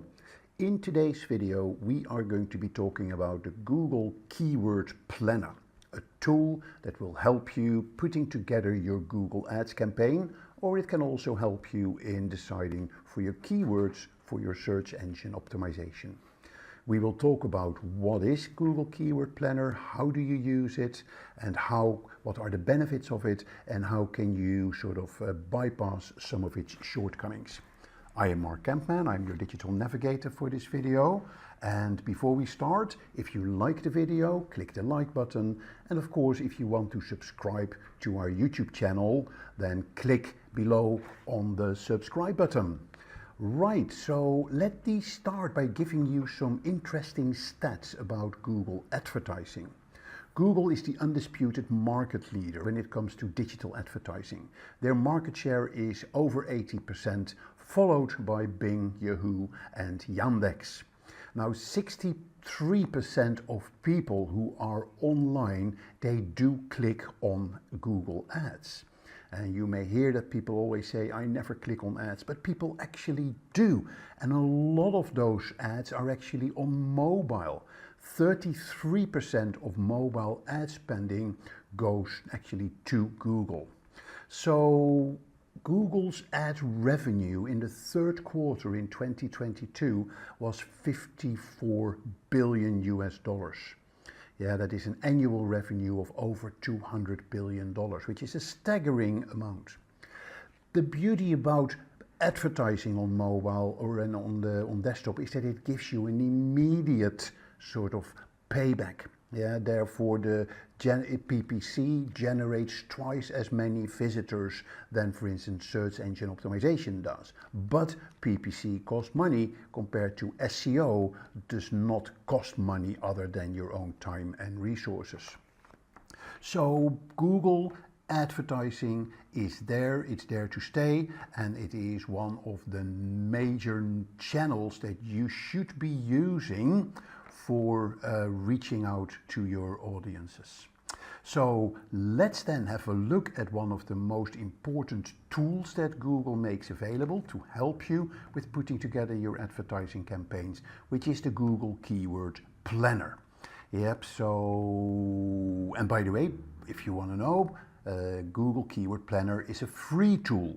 Yep, so you don't have to buy it. It is embedded in the Google Ads tool that Google has, and I will show you later in the demo how to access it and how to use it. So here are the topics that we will be talking about in this video. We're going to be talking about what is Google Planner. We'll look at important terms related to Google Keyword Planner. We'll look at some of the features of Google Keyword Planner, and then I will be giving you a demo of how to use Google Keyword Planner, what are the best parts of Google Keyword Planner, and how can you bypass some of its shortcomings. And then I will close the presentation with some tips and tricks on Google Keyword Planner. So before we go into Google Keyword Planner, let's talk about keywords. Yeah, keywords, we use them everywhere and they serve as the foundation of nearly every marketing campaign that we launch online. Whether you're deploying Google Ads, cleaning up content for SEO, helping your products to be found on Amazon. Keywords are at the heart of how you connect with your customers or your ideal prospects. So they are used for pay-per-click and for SEO purposes. In the context of an SEO campaign, a keyword is a phrase, a query that the searcher types into the browser to get a list of results.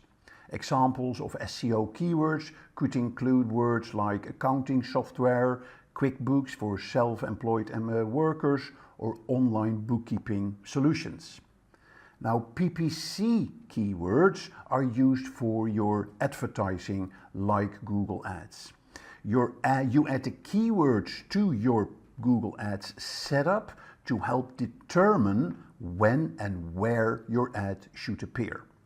Yep, so somebody types in a query, Google matches that query with ads that contain that query. Yep, and then with various calculations, it will show the ads that best answers the query. So a great keyword list can help improve the performance of your ads and help you to avoid a high price to pay for your ads. Poor keywords can ultimately cause you to have higher price to pay for your ad and lower ad positions. So at the beginning of any SEO or PPC campaign, you should plan to invest time to do your keyword research. Much of this process can be automated, and Google Keyword Planner is a fantastic tool that can help you with that. But remember, in the end, it's still humans who need to look over the list to properly determine the keyword relevance. So let's have a look at some of the features of Google Keyword Planner and what Google Keyword Planner actually is. So Google Keyword Planner is a tool that helps advertisers find the right keywords to target for their Google ad campaigns. Yeah, it helps you research the keywords for your search campaigns, and you can also discover new keywords related to your business. You could identify your competitors' keywords and get ideas around the keywords that your competitors are using. Additionally, Google Keyword Planner will give you volumes, estimates of the searches that those keywords receive and the cost you would potentially pay when you use those keywords in your advertising campaign. Yes, so Google Keyword Planner allows you to see how often certain keywords are searched for on Google, and it provides data of the cost of running the ads for those keywords. So you get also suggestions for related keywords. It's great if you don't really know where to start as far as finding keywords for your ads. So very important to know that Google also provides the average cost for your ads to show on searches for a keyword. So it's easier to pick and choose which keywords best suit your strategy and your budget. So Google Keyword Planner is a useful tool for identifying the most effective keywords to use in your ad campaign. And, as I said before, as well for estimating the potential cost and reach of a campaign. So knowing how frequently keywords in your industry are searched for is extremely important for your campaign, because you wouldn't want to target keywords that no one is using, but you also want to target keywords that have a ridiculously high search volume because they tend to be more competitive. And when they're more competitive, you will have to pay a higher price to target those keywords.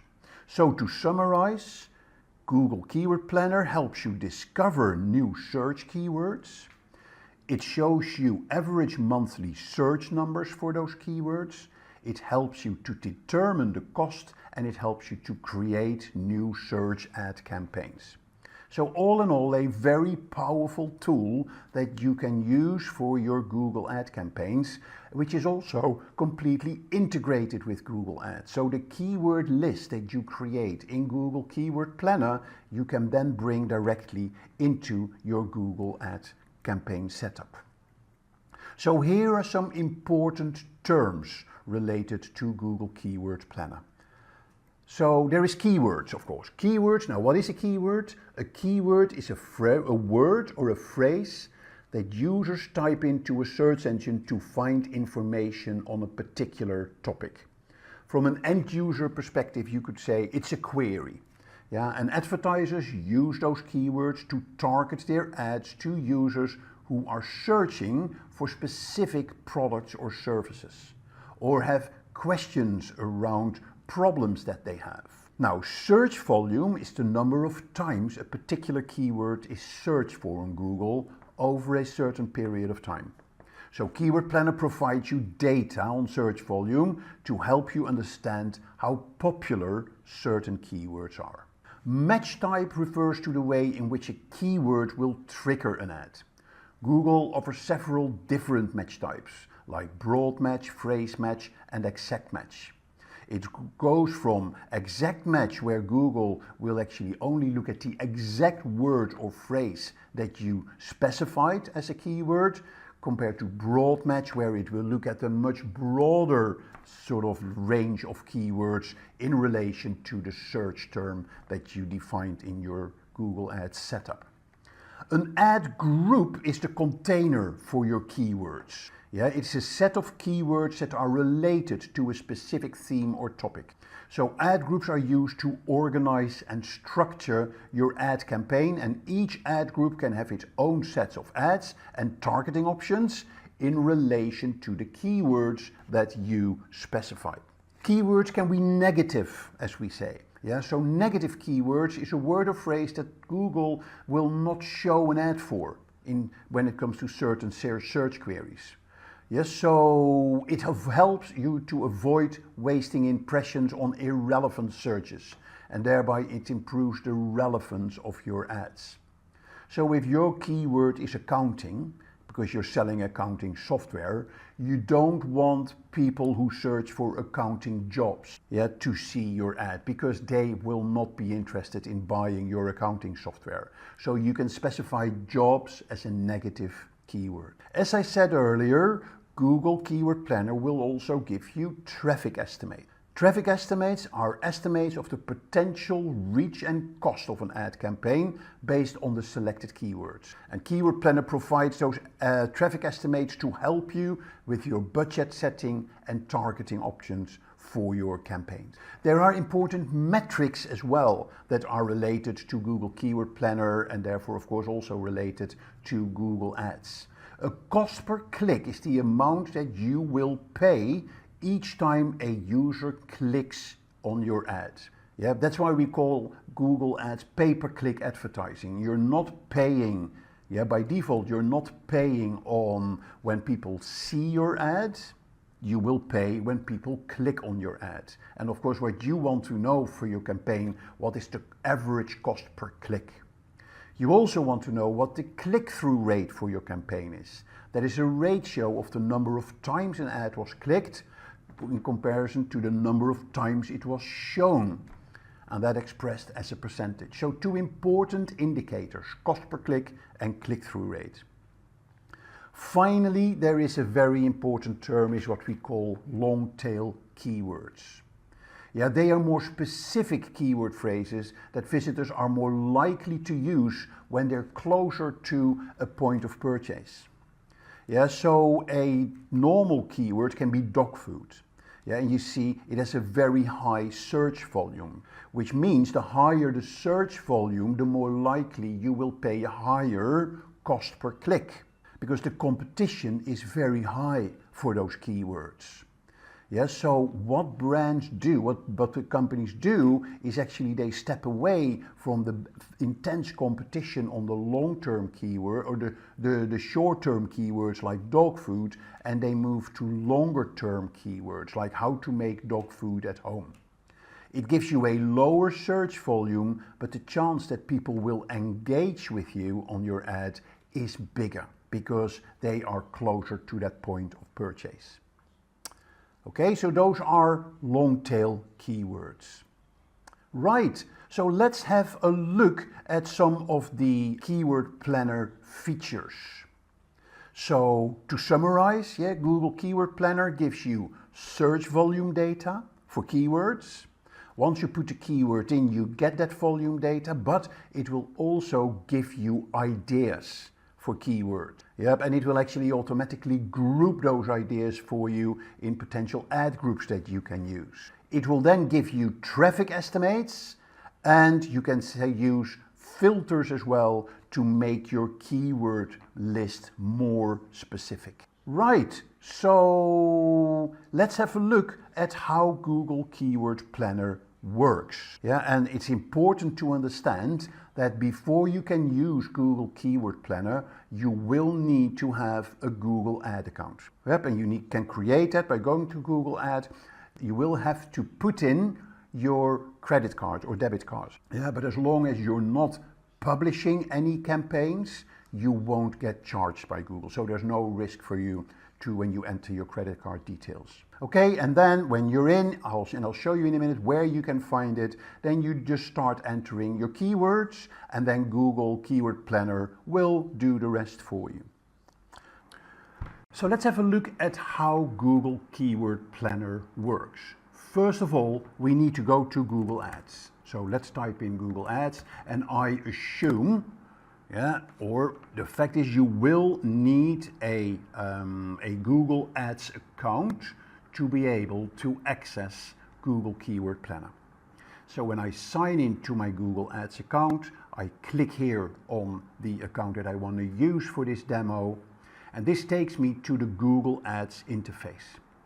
So this is of course a different topic to talk about Google Ads, which we will do in other videos.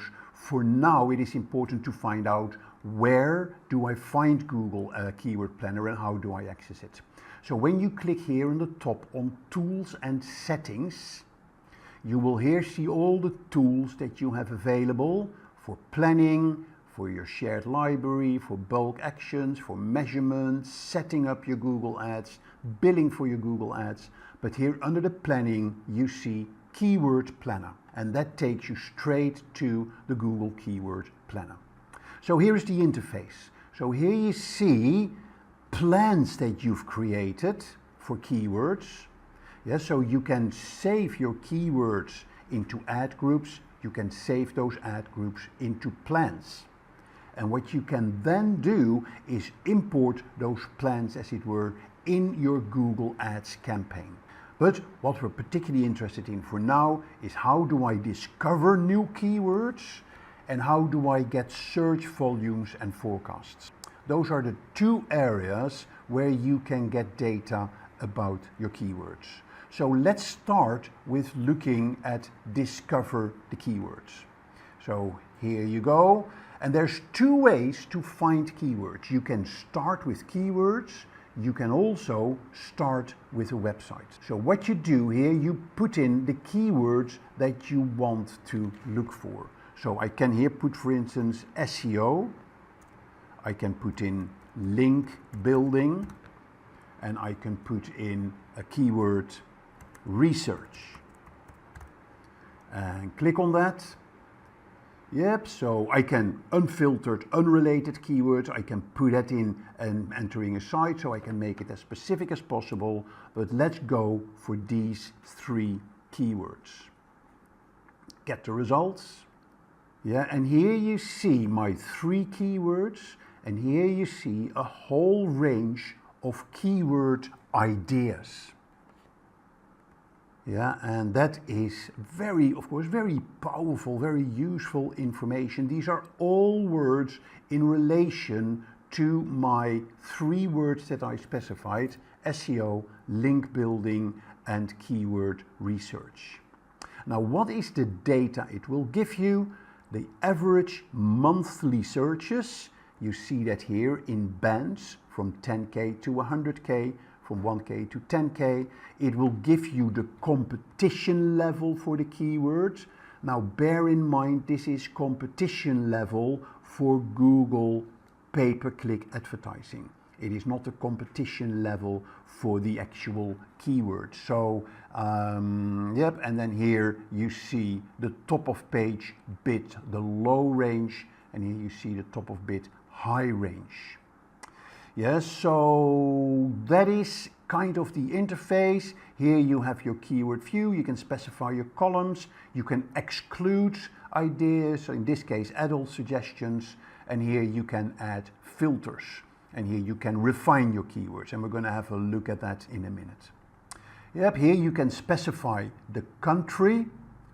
Yep, so we've got United Kingdom, you can say where do you want to search for, and here you put in the period, and that is in this case January to December 2022. So that is sort of the high level interface when it comes to getting ideas for keywords. So let's go back and do a bit more details on this. Yeah, so let me take a word like t-shirt, and what are the ideas that I'm getting, and I click here, get results. So here now I'm getting a whole range of ideas, yeah, on keywords. So now there may be keywords that I don't want in here. Yeah, so this is where I can specify and refine my keywords. So here I can say do brands or non-branded. So I don't want any keywords in relation to specific brands. So I can take those out. Yeah, so your Nike keywords are gone. Yeah, so your Adidas keywords are gone. So it is a lot more specific now. Yeah, so you can also say, for instance, I don't want t-shirts with, no, I don't want Playboy t-shirt. Yeah, so what I can do, I can go to filters, I can add a filter, and here I can say exclude, in this case, keyword text does not contain white, for instance. Yep, so that will mean it will take all the t-shirts out where the word white comes in. Yep, so that is how you can get your be more specific with your keywords and filter them to be more specific and more relevant for you. All right, so what you can then do, you can actually select a few of the keywords that you say, hey, these are relevant for me. And you can say, okay, I am going to put them in a plan. I can put them in an existing plan, or I can put them in a new plan. I can put them into an ad group. Yep, or I can also look at the match type for those keywords. Yeah, so I can put them as broad match, phrase match, and exact match. And then I can add the keywords to create my plan. Okay, I can copy the keywords. There's more that I can do. I can add them as negative keywords. Yeah, so those are kind of the functionalities that you have when you search for your keywords. So let's have a look now at do a bit more on your keywords when it comes to competition and when it comes to long tail. So let's close this. Let's do a search on keywords for the term e-bike. Yep, so I'm going to get my results.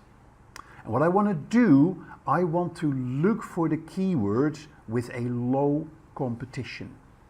Yeah, so here you see the high competition and the low competition. I can sort them going up and going down. Yes, I'm going to sort so low. And now remember, this competition is for ads. Yeah, so this is not competition for your search engine optimization. Yeah, so here when you look at low competition keyword, look at this one. Yeah, stealth bomber e-bike. Here you see that is a very popular keyword with low competition, which had a year-on-year change of 900%. Yeah, so that is how you can find your trending keywords. Yeah, so this could be a very relevant keyword for you. Yep, so there is also your 3 months change. So you can look at seasonal keywords. So I can also search for the term, for instance, holiday sweater, get results. Yeah, and if I now look at my 3 months change, I can look at seasonal keywords. Yeah, so look at this, Pull and Bear Christmas sweater, holiday sweater, ugly Christmas sweater. Yeah, funny. So here you see the sweaters specifically when it comes to seasonal patterns. So important that you identify those as well. Yeah, now, how do you find lucrative keywords? You're going to look at the top of page bid, yeah, and see if they have a commercial value. So what you do is you're going to look at the top of page bid high range, yeah, and from low. So here you see, we go back to high range. Yep, so here you see that these terms, like the Bowden Christmas sweater, has a fairly high top of page price. Yeah, so a bid price, which means there is a good commercial value for this sweater, which also means that you could then use that for your SEO, because a lot of people will be searching for that keyword. So there's a high commercial value, and that is good for your organic ranking. So lots of features that you can get here out of your Google Keyword Planner. Okay, so now that you've understand the basics of Google Keyword Planner, let's have a look at some tips that will give you more functionality in the Google Keyword Planner. So one of the big issues that I have with Google Keyword Planner is the fact that my average monthly searches are in a range between here, for example, ebook. I didn't want ebook, I wanted e-bike. Yeah, so that is a range, so between 10 and 100,000 average monthly searches. Now, that range is so wide that doesn't do anything for me. So how can I bring exact average monthly searches into my Google Keyword Planner? Now, there's two ways of doing that. The first way of doing that is go to the forecast section for with the word e-bike, for instance. Yep, and I'm going to add a keyword, and I'm going to type e-bike. Yep, I'm going to add the keyword to the ad group, which is test. I'm clicking create, and I'm going to save my keyword. Now here you see what the details is that you get. Yeah, so I can get, based on this data, here you see the average cost per acquisition, number of clicks. But what I want to do here, I want to look at not the maximize conversions, but I want to look at the maximize clicks, and I'm going to apply that. Yeah, I'm going to put it into a slightly bigger, let's have a look here. Yeah, so here I have the data. So here you see I can get 2 conversions for £140 with a £5 average daily budget. Now what I'm going to do here, I'm going to click on the highest price, the highest budget that I would spend of this, of let's say 520, and let's see how that changes my data. So then here you see that with this highest price for the term e-bike, yeah, I can get about 30,000 impressions. And because I took the highest price, that would be giving me the highest number of impressions, so I could say that on average the e-bike for this period, the monthly number of impressions that you would get would be 30,000. Yeah, so that is a way to get more exact search volumes for your keywords. Another way of getting average monthly search details is by using an external tool called Keyword Everywhere. Keyword Everywhere is basically for Google search. So if I type in e-bike here in Google search, it will give me search volumes here in under the search terms, and I can see additional keywords as well. But once I've activated it, yeah, so I'm going to switch it on, yeah, so to get these details, I can now go back to my keyword ideas. If I do a refresh, and because I've activated the Google Chrome plugin, I go back to discover new keywords, I type in e-bike, I'm getting the results, and see what I'm getting now. I'm getting exact volumes, I'm getting cost per click, I'm getting competition, and I get trends for that keyword or those keywords as well. So this all of a sudden adds a lot of value to your Google Keyword Planner when it comes to the monthly search volumes. So a very powerful tool. Now, it basically works on the basis of credits that you buy. Each keyword that it shows you the search volumes is costing you 1 credit. Yeah, and you buy 100,000 credits for $10. That basically gives you 100,000 keywords as part of your research. So it is a good deal, I think, to get the credits for your keyword everywhere tool. Okay, so that is how to unlock search volumes in Google Keyword Planner. Let's look at let me switch it off to go back to the core functionality. Switching off keywords everywhere. Let's do a refresh. Yeah, so we're going to discover new ideas. We're going back to the e-bike and we're going to see that I can make my search results local. Yeah, with a local dimension. So here I can type United Kingdom, but I can make my locations more specific. Yeah, so I can also say, for instance, let's do London.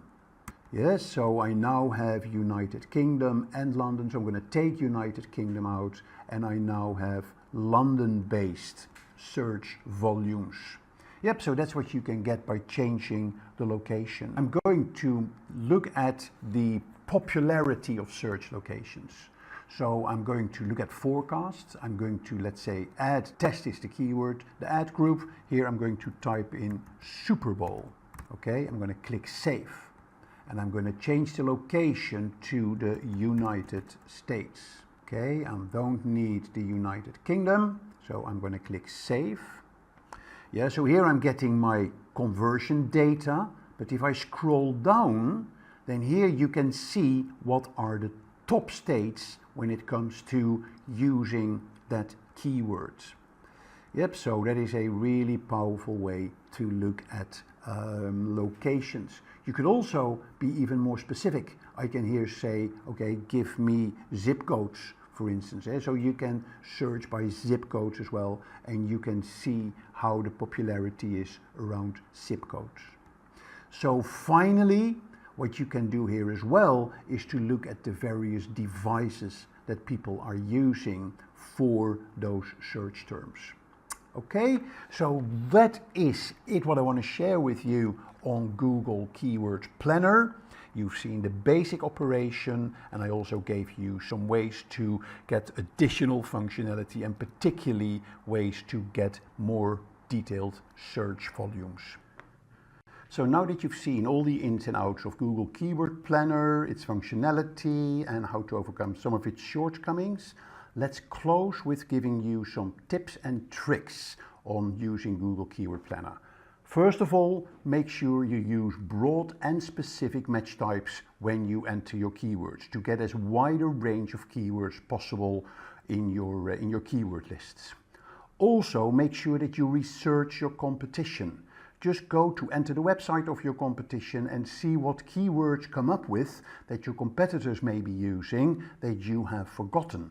So you can then take those keywords and get additional keyword ideas around those keywords that your competition is using. Make use of negative keywords. I explained negative keywords earlier. Yeah, keywords like jobs, like free, like promotion. Yeah, filter those out in your keyword lists so you have the best sort of clicks in your Google ads. Google Keyword Planner is not the only tool. Combine your keyword data with other tools like SEMrush or Ahrefs and like the Keywords Everywhere tool that I explained to you and how that can enrich the data you have in your Google Keyword Planner. And then finally, experiment with different keywords and ad groups while you're running your campaign. Google will give you campaign results, it will give you suggestions, it will give you the most popular keywords that people are using.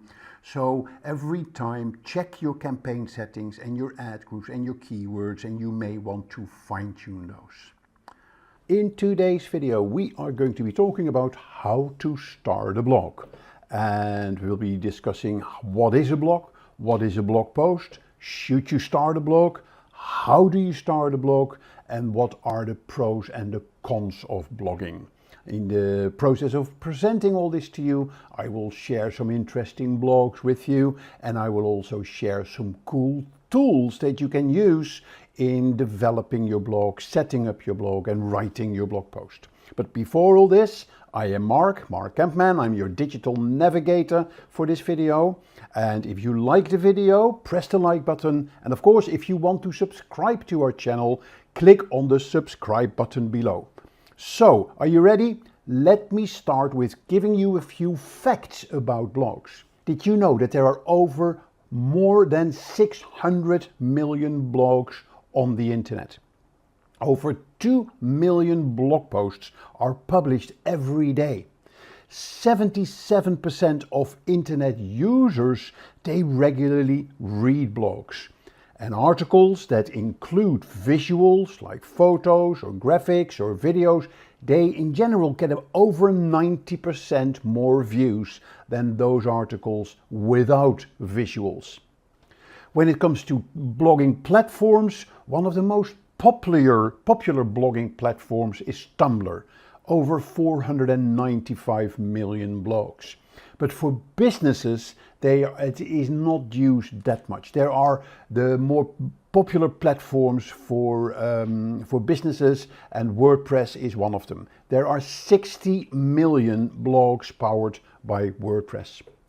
And blogs are the second most common form of media used in content marketing. Yeah, so some really exciting facts about blogging and about the number of blogs on the internet. But let's dive right into it, and let's go into what are we going to be talking about. First of all, what does a blog stand for? Yeah, so let's discuss that in the context of the timeline of the history of blogs. So blogs, they sort of emerged around just when the internet came about in 1994, 1995. And there was a guy called Justin Hall. He started a personal blog while he was studying at, say, a college in America, becoming one of the first widely read bloggers. In the late 90s, when the internet was a bit more accepted, the first blogs are created primarily serving as personal journals for a small group of friends or for your family. In the early 2000s, blogging tools and blogging services became widely available. And this is also when I had my first exposure to blogs, when my son went on a gap year and he traveled to Asia, to Vietnam and to Cambodia, and he uploaded his photos in internet cafes that he found in those countries for his travel blog. So it made it very easy in those early days for people to create and maintain their own blog. In 2002, the term blog was coined and became widely used to describe a website that serves as an online journal or diary. And that's where the term blog came from. Like it was a weblog, it was a big log, it was a big web, it helps you to read the web. Yeah, so different angles, but the overall term blog becomes used to describe a website that serves as an online journal or a diary. So a weblog is kind of the closest to what a blog really stands for. So it then started to become very popular in the sort of the 2005-2010 era, when it started to be picked up by businesses as well. The wide range of topics and styles, from personal journals to photography blogs to recipe blogs, and people really started to see the power of blogging And in 2010 and onwards, it became a mainstream form of communication and self-expression, with millions of blogs covering every possible subject and serving every possible audience. And businesses really jumped on this. And today, it is one of the most significant roles being played by blogs in the rise of social media.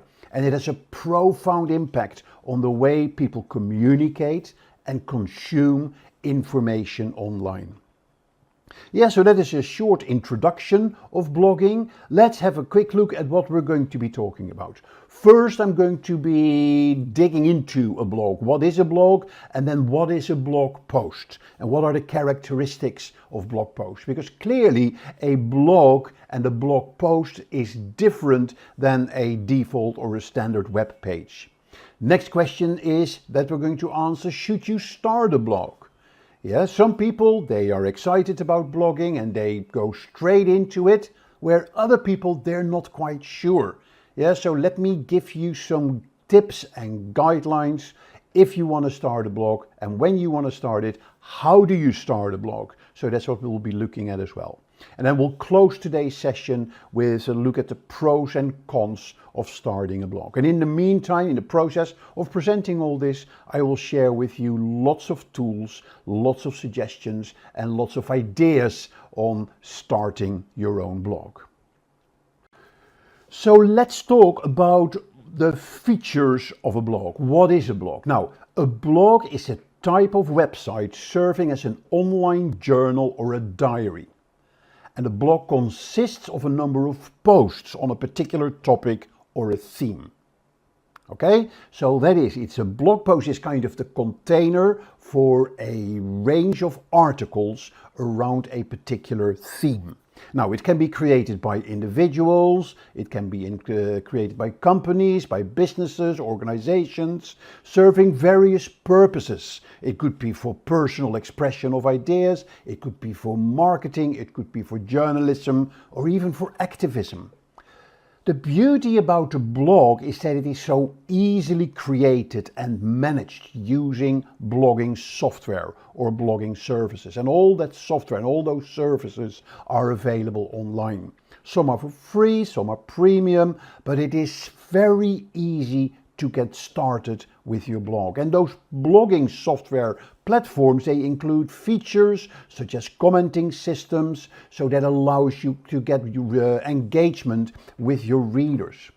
So it is based as a standalone website or on social media networks or content management systems. Yep, so there's different ways that you can set up your blog, but it plays a significant rise in the growth of social media and has a profound impact on the way people communicate and the way people consume information. So then, what is a blog post?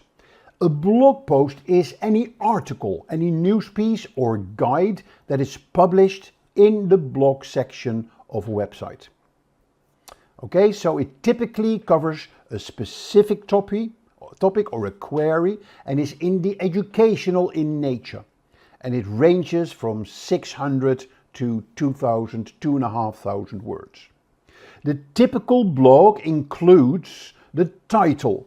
Title is very important. The title conveys the topic of the post.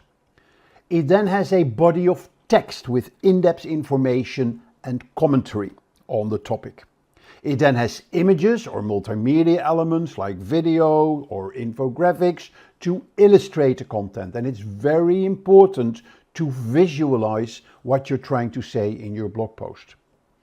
Other important elements of your blogs are hyperlinks to other resources that you use to form your opinion about what you're writing about.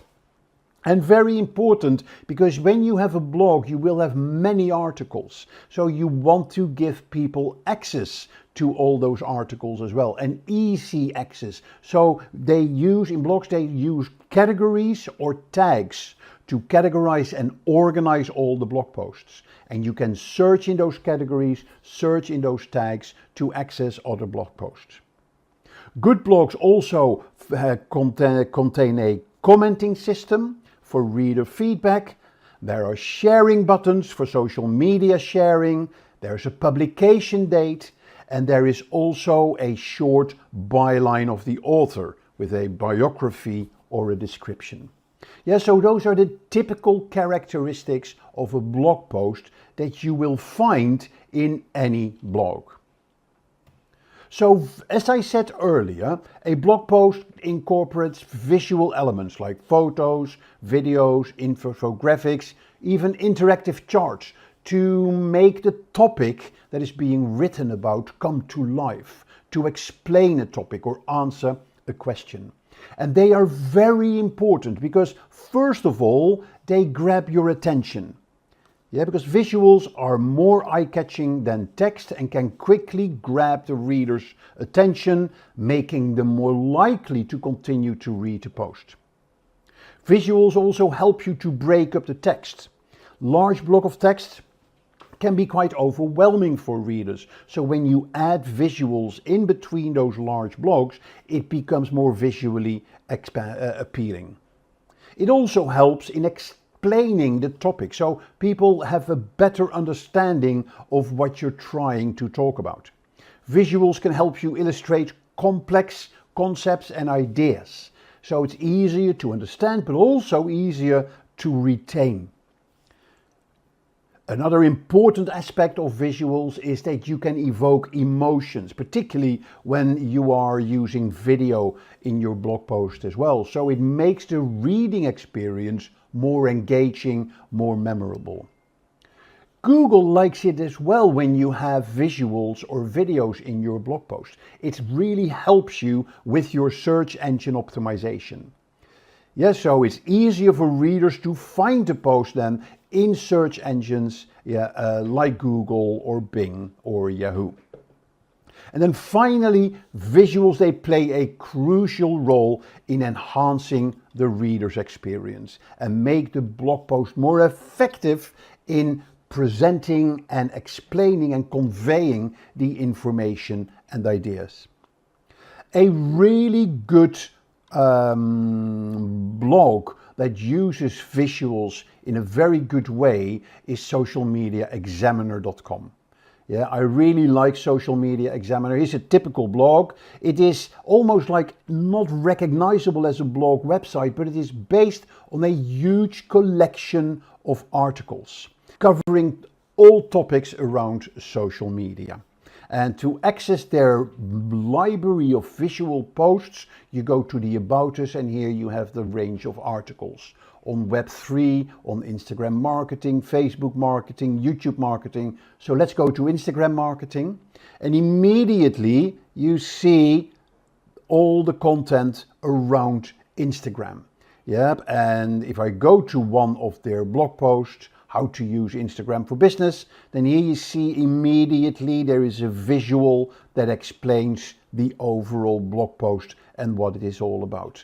Yep, and then it uses visuals as well in the blog post to make it very clear and explain exactly how things work and how you should use specific functionality, with links to other tools and tools resources.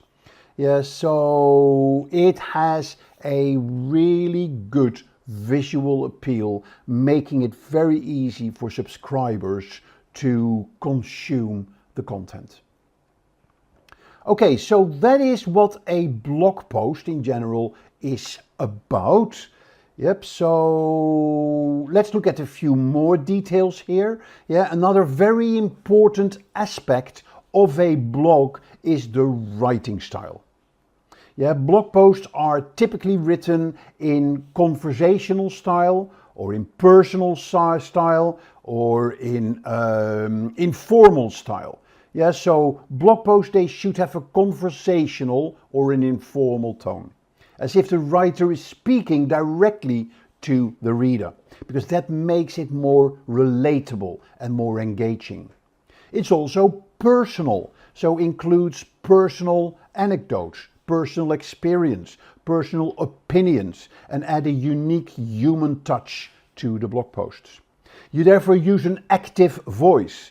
Yeah, instead of passive voice. So we talk about I think we want to do this instead of they think they want to do that. So make it clear and concise, which is allowing it to be easy to read and understand. Use simple language. Try to avoid technical jargon. Another important aspect of the writing is the attention-grabbing headline. It's a headline that is attention-grabbing, clearly articulates what the content of the post is all about, and it encourages people to read the blog post. People love headings of blog posts or titles of blog posts with numbers. 5 things you should do to achieve this, or 4 things you may have missed. Yeah, then there is the paragraphs and the subheadings. Make them short, break the text up in short paragraphs and use those subheadings to make it easier for the reader to scan the article as well. And then a very important aspect of your blog is to make sure that you have engaging calls to action.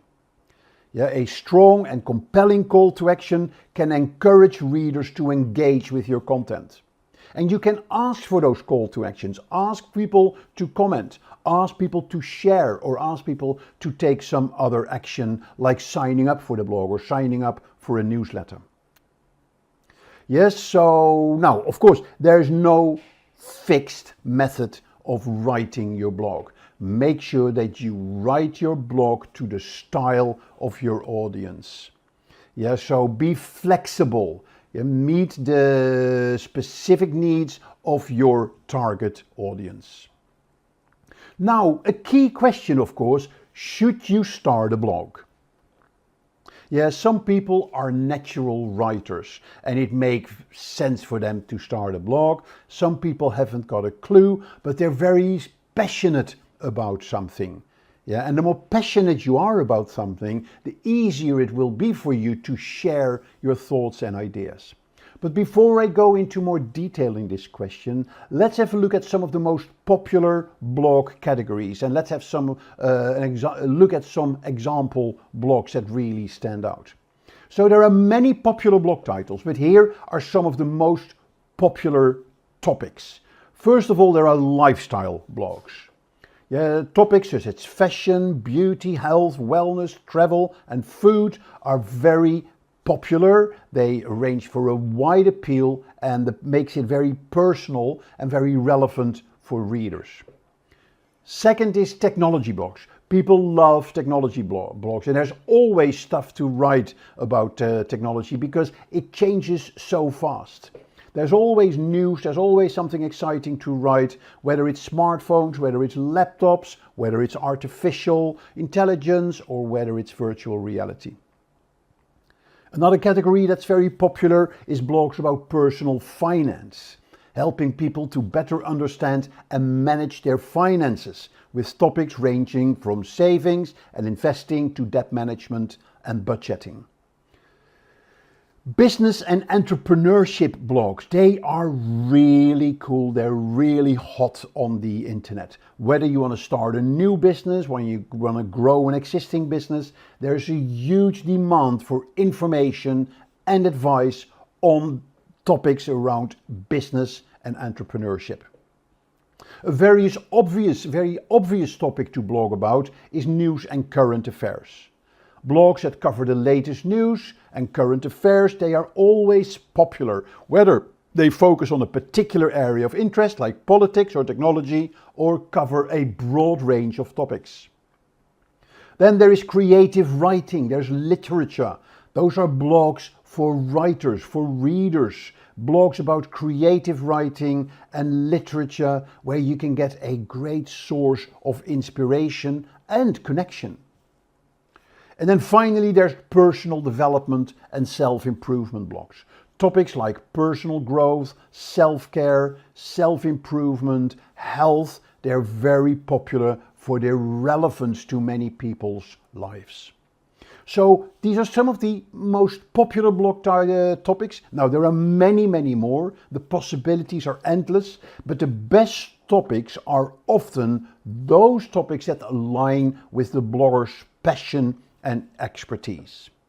So within those categories, let's have a look at some really good blogs. So we have here an example blog, A Beautiful Mess, which is a personal, a lifestyle blog. Yeah, so here you see all the articles in a very simple graphical presentation. You see the color, the theme that is being used is really good. It's a very sort of mellow color tone. Yeah, they are linking it to a shop as well. Here are brands that they work with. But here you see the typical articles, how to cut a pineapple, step by step with video. Now the typical example of a really good title for a blog post. It's how to, people love how to titles. It is step by step, so we'll make it easy. And it has a video as well, yeah, that explains how to do it. So again, here you see the title, here you see the author. You can pin it straight on Pinterest, you can jump straight to the recipe. Here is some proof, social proof. Yeah, here you can subscribe to the blog. You see that in many blogs, the right column is being used for things like subscribe or access to categories or to tags. Yeah, here you see the blog post itself. Here you see hyperlinks to other articles. Yep, and here are links to other articles as well. And these are often blogs in the blog posts in this blog as well, with strong visuals. Yep, and then there should be the video as well, because there was a video that explains it as well. Yeah, so that is a really good, I really like this blog, very simple, linking it to a hot topic today, Valentine's Day, that is coming up. Here is a technology blog, The Verge. Totally different, more male, it's black and white, yeah, it is strong, it's powerful, very good branding that fits the technology. But the same concept, blog, strong visuals, good titles, yep, and then here you have how to access other blog posts as well, which are the top stories, yeah, the most popular articles. Here is a stream that you can get. Yep, so here is another stream. So very useful, powerful blog. And here you have the categories that they are blogging about. Business and entrepreneurship. Again, another blog example. Very content driven, lots of articles, but categorized in a very logical way. Money and finance, business news, science and technology. Yeah, and here is the latest articles that we've just added. Another category, buying, investing in business. Another category, branding. Yeah, so really good accessible content in these blogs. Finally, the last one I want to show you is Tiny Buddha. Simple wisdom for complex life. So this is clearly a personal development and self-improvement blog. Yeah, here is the latest from the blog. Here is some fun and inspiring thoughts. Here is to subscribe and to the blog. Here you see the categories that they have. Yep, and then here you see the different blog posts. So let's look at the typical article. Yeah, so here you have the basic article. Here is the headline, the title. Here's the visual. Here's the blog post itself. People love bullets in blog posts. People love lists. Yeah, links to other articles. We talked about the author, a little biography. And then here you see the right-hand column. Yeah, there is a bit of subscribe. There is a search of the blog content. And then here is a download, a desktop wallpaper, recent topics. Yep, and then the latest post. So typical format of a very powerful blog posts. So yeah, so these are just some examples of some really good blogs, yeah, that are covering a wide range of topics. Now, that should give you some ideas and some food for thought about whether or not you should start a blog. So let's dive a bit deeper. First of all, you should have a passion for writing and sharing on a particular topic. Yeah, so you should have a passion about a topic. It should be your hobby, or you should just want to learn everything about a particular topic. So, because when you start blogging, fact is it does take a considerable amount of time and effort. Not only to start a blog, but also to maintain it. So it's important that you have a genuine interest in the topic you want to write about. Yeah, also you need to have very clear goals. What do you want to achieve with your blog post or with your blog? Yeah, is it for driving traffic to your website? Is it to become known as an expert? Is it just for a hobby? Yeah, do you want to build a personal brand? Do you want to use it for your business? Yes, or do you maybe want to build an online following or an online community? Or do you want to document your personal journey or progress around a specific project, like your garden or your house that you're developing, or a holiday that you are having? So all these things can be very important in your decision making whether or not you should start a blog.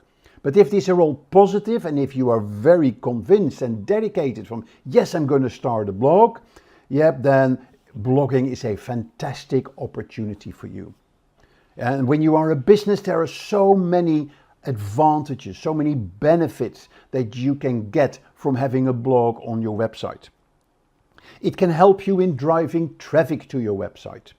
Yeah, and the traffic that comes to your website, they will read your blog post and they will see you more and more as an expert in your field, and it will help you in turning those web visitors into prospects, so you drive conversions. Blogging, in my opinion, is the easiest way to kickstart your social media. Yeah, what is the process? You start up your blog, you write a blog post, and then you share that blog post on Twitter, on LinkedIn, on Facebook, on Instagram, in different formats. And you're going to make sure that your blog title and your blog visual is on as many places on the internet as possible. People will see the blog post, and if they like it, they will click on it, and that will take them to your website. And not only that, Google will see your blog post as well, and will put your article higher up in the search engine result page. So in doing all this, you build trust, you can build client relationships in a much better way. It helps you in reinforcing your brand, and it helps you in differentiating yourself from your competitors and encourage engagement with your followers. So now that you understand the basics of blogging and what a blog post is and whether or not you should start a blog, let's look into the actual process of starting a blog. What are the things that you need to look at? What are the things that you need to take into consideration? First of all, before you start your blog, you need to understand who you're writing for. You need to research your target audience. What would they like to learn more about? What are their pain points? What are their interests? Because you can write whatever you want, but if nobody reads it, then it's not going to serve you any purpose. In marketing terms, we talk about customer personas. You should make customer personas for your audience. Let's have a look here. There is a really good tool which is HubSpot Personas. It's from HubSpot, a Make My Persona tool. So just want to share that with you. There are two elements. There is what is a buyer persona, and there's also a tool, Make My Persona. So let's talk about what is a buyer persona. A buyer persona is a semi-fictional representation of your ideal customer, based on market research, looking on the internet, talking to your colleagues or to salespeople, or talking to your customers themselves, and real data that you can find about your customers. And in your case, you can actually change customer with reader.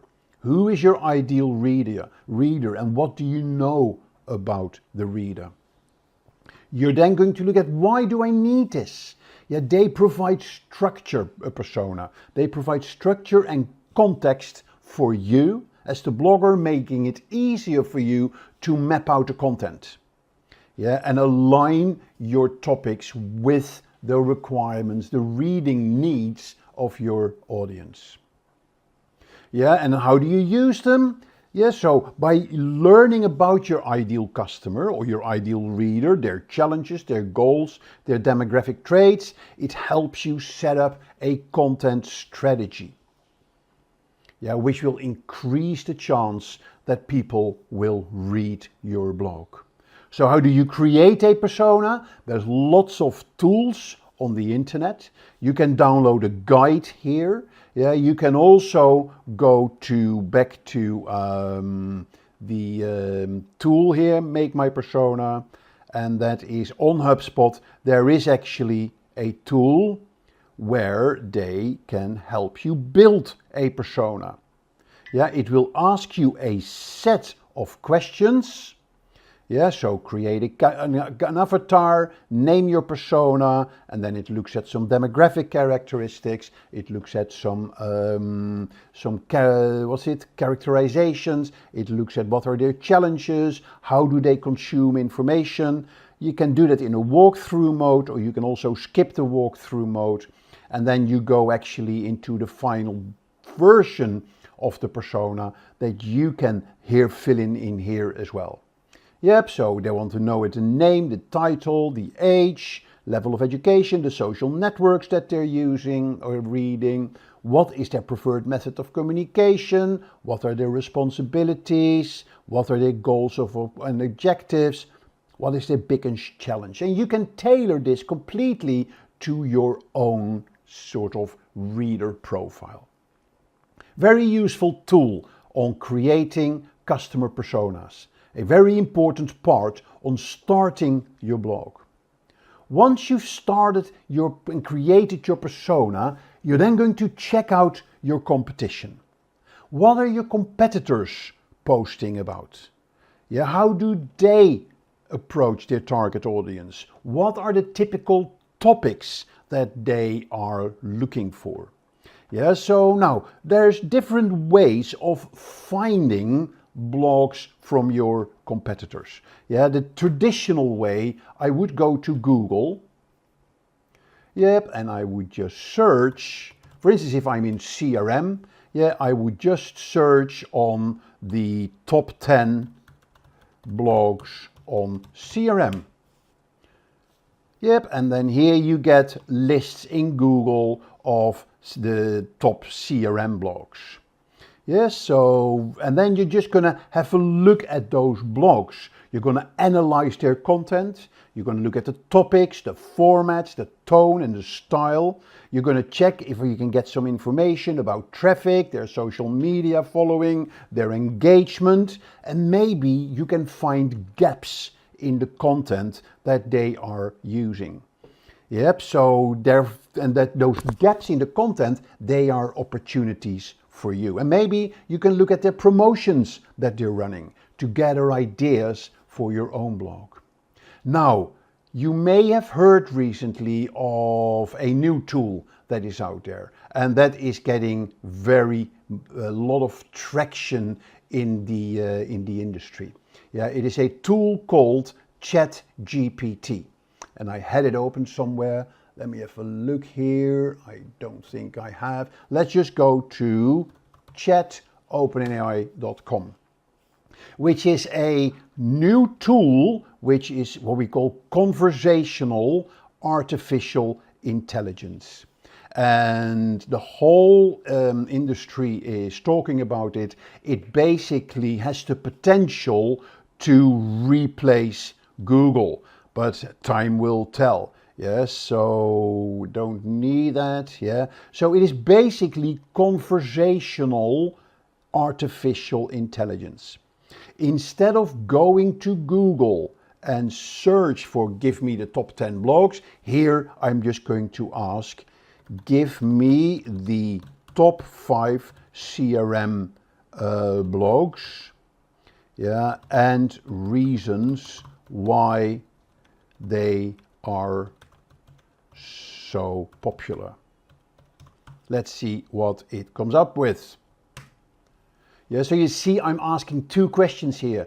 Give me the top 5 CRM blogs, but also reasons why they are popular.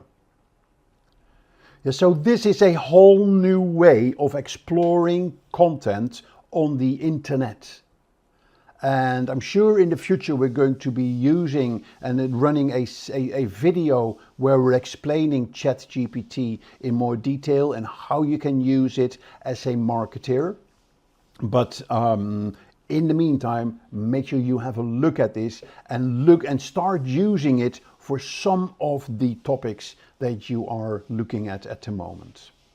Yeah, so really useful, really powerful. Watch that space on Chatgpt. Yeah, so really good to use it to analyze your competition. So once you've got your competition analyzed, you're then going to decide what are the topics that you're going to cover.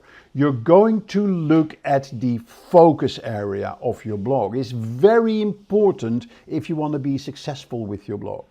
So here are some steps that you can go through. First of all, you identify your passion. You're identifying your interests. Yeah, so that's where you can sort of initially start at looking at the topics that you want to cover. You're then going to look at, okay, who is my audience? Yeah, and you're going to create your personas.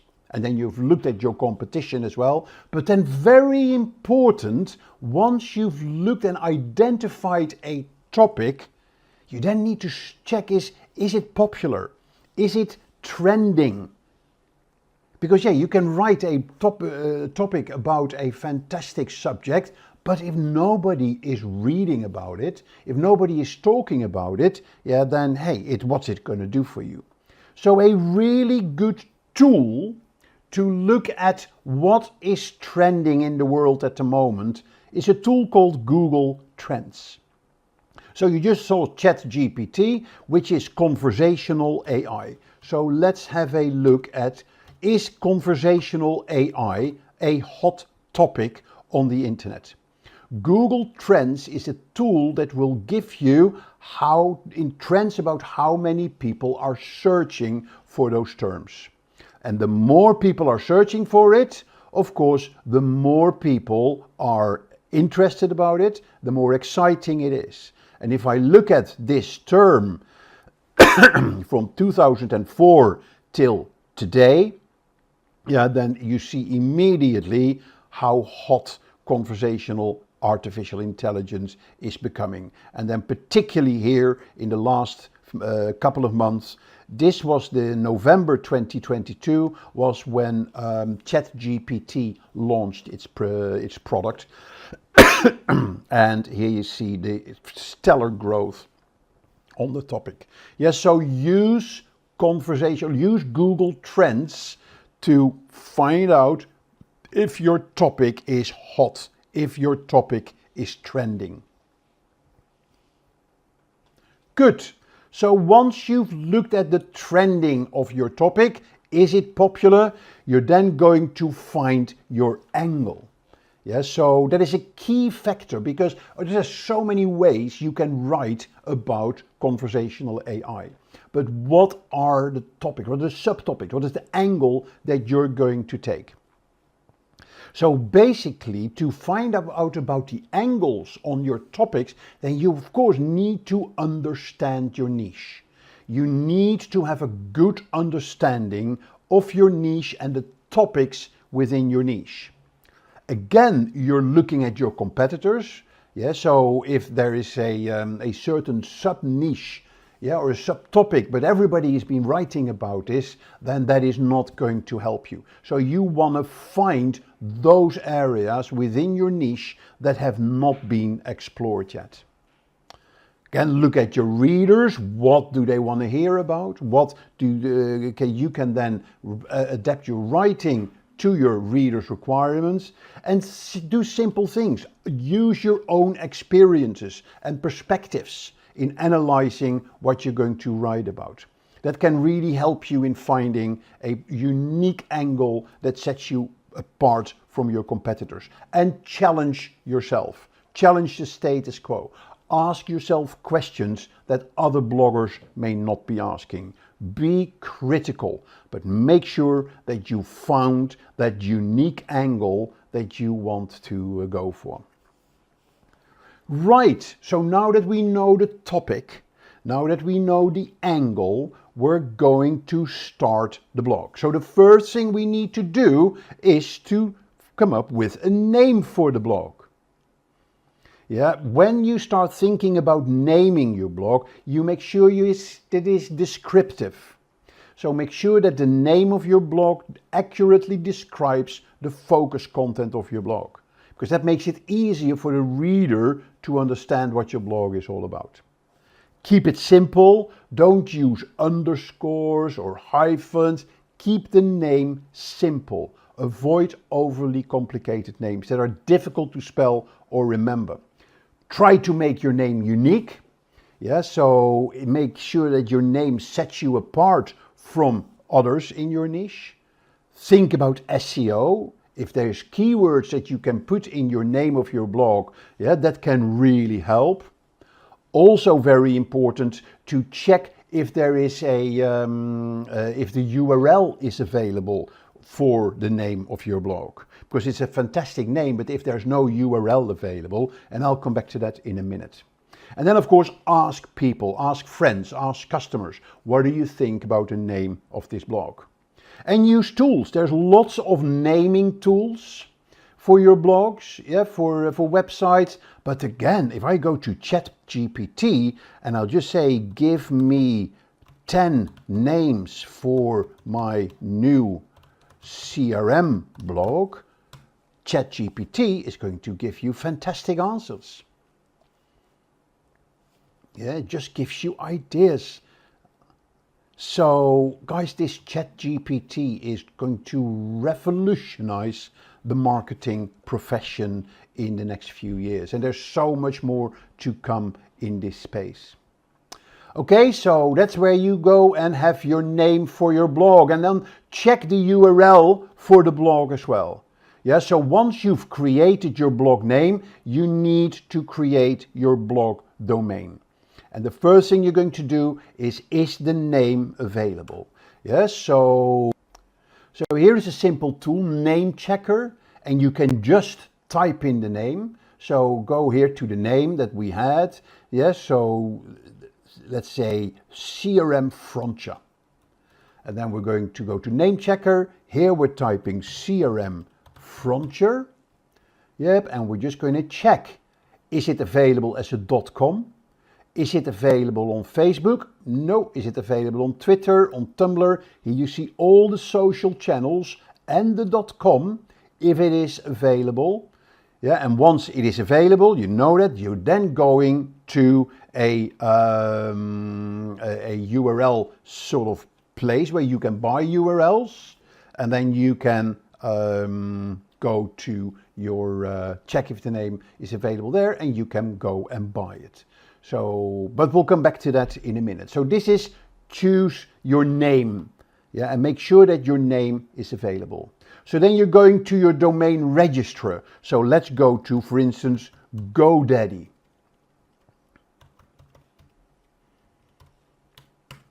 Yep, so CRM Frontier is the name that we wanted. So I'm going to put in the domain. See again if it is available, search domain.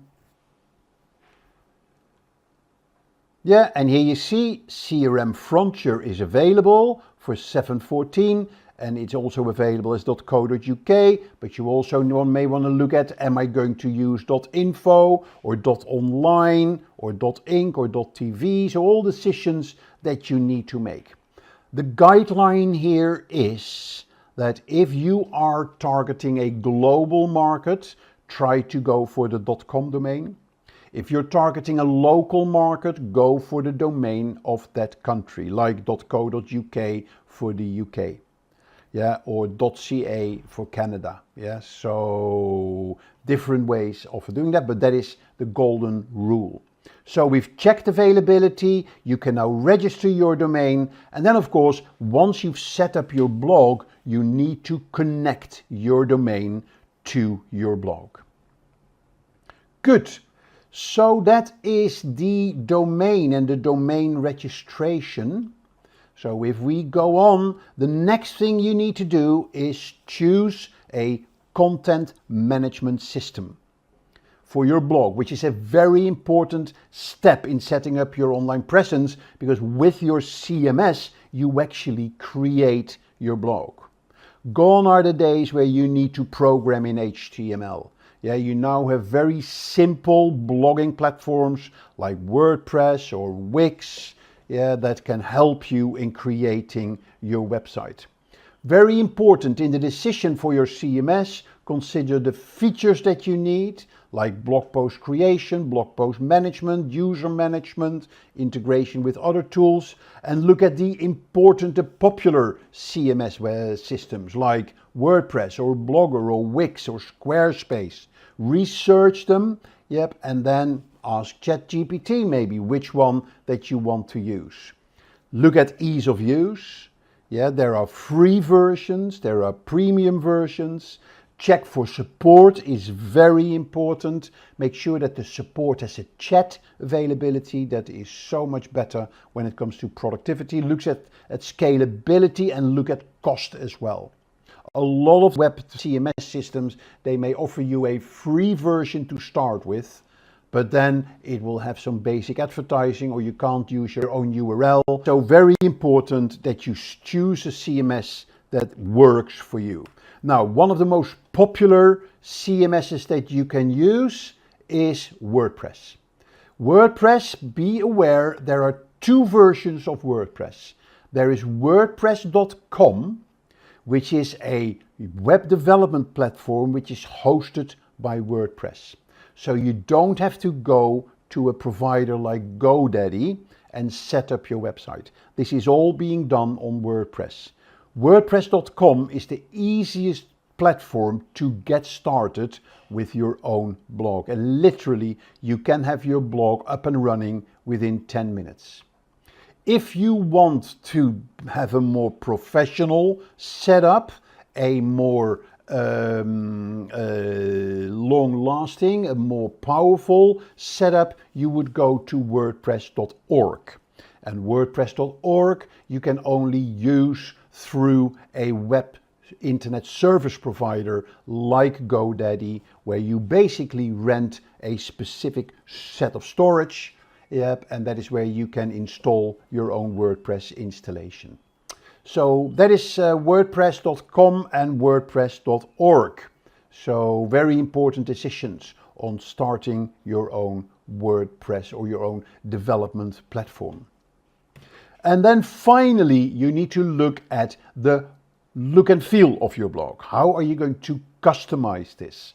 So you need to choose a theme for your blog.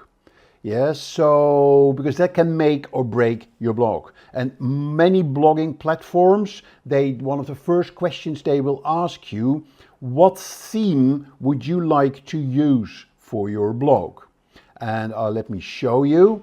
Very simple. One of the leading theme platforms for your blog is Envato. There is ThemeForest, themeforest.net. And you see here, there's a whole library of themes that you can choose. For instance, I can say, give me a blog magazine, or give me other topics. Yes, so go back to all categories. So let's go for a photography blog. Photography WordPress blog. And then here I'm getting a whole library of WordPress themes. There are premium themes and there are free themes as well. But let's take this first one. I can actually get a live preview of that blog. And then you see how the blog would look like. Here you see the demos. So there would be demo 1. Would be this one here.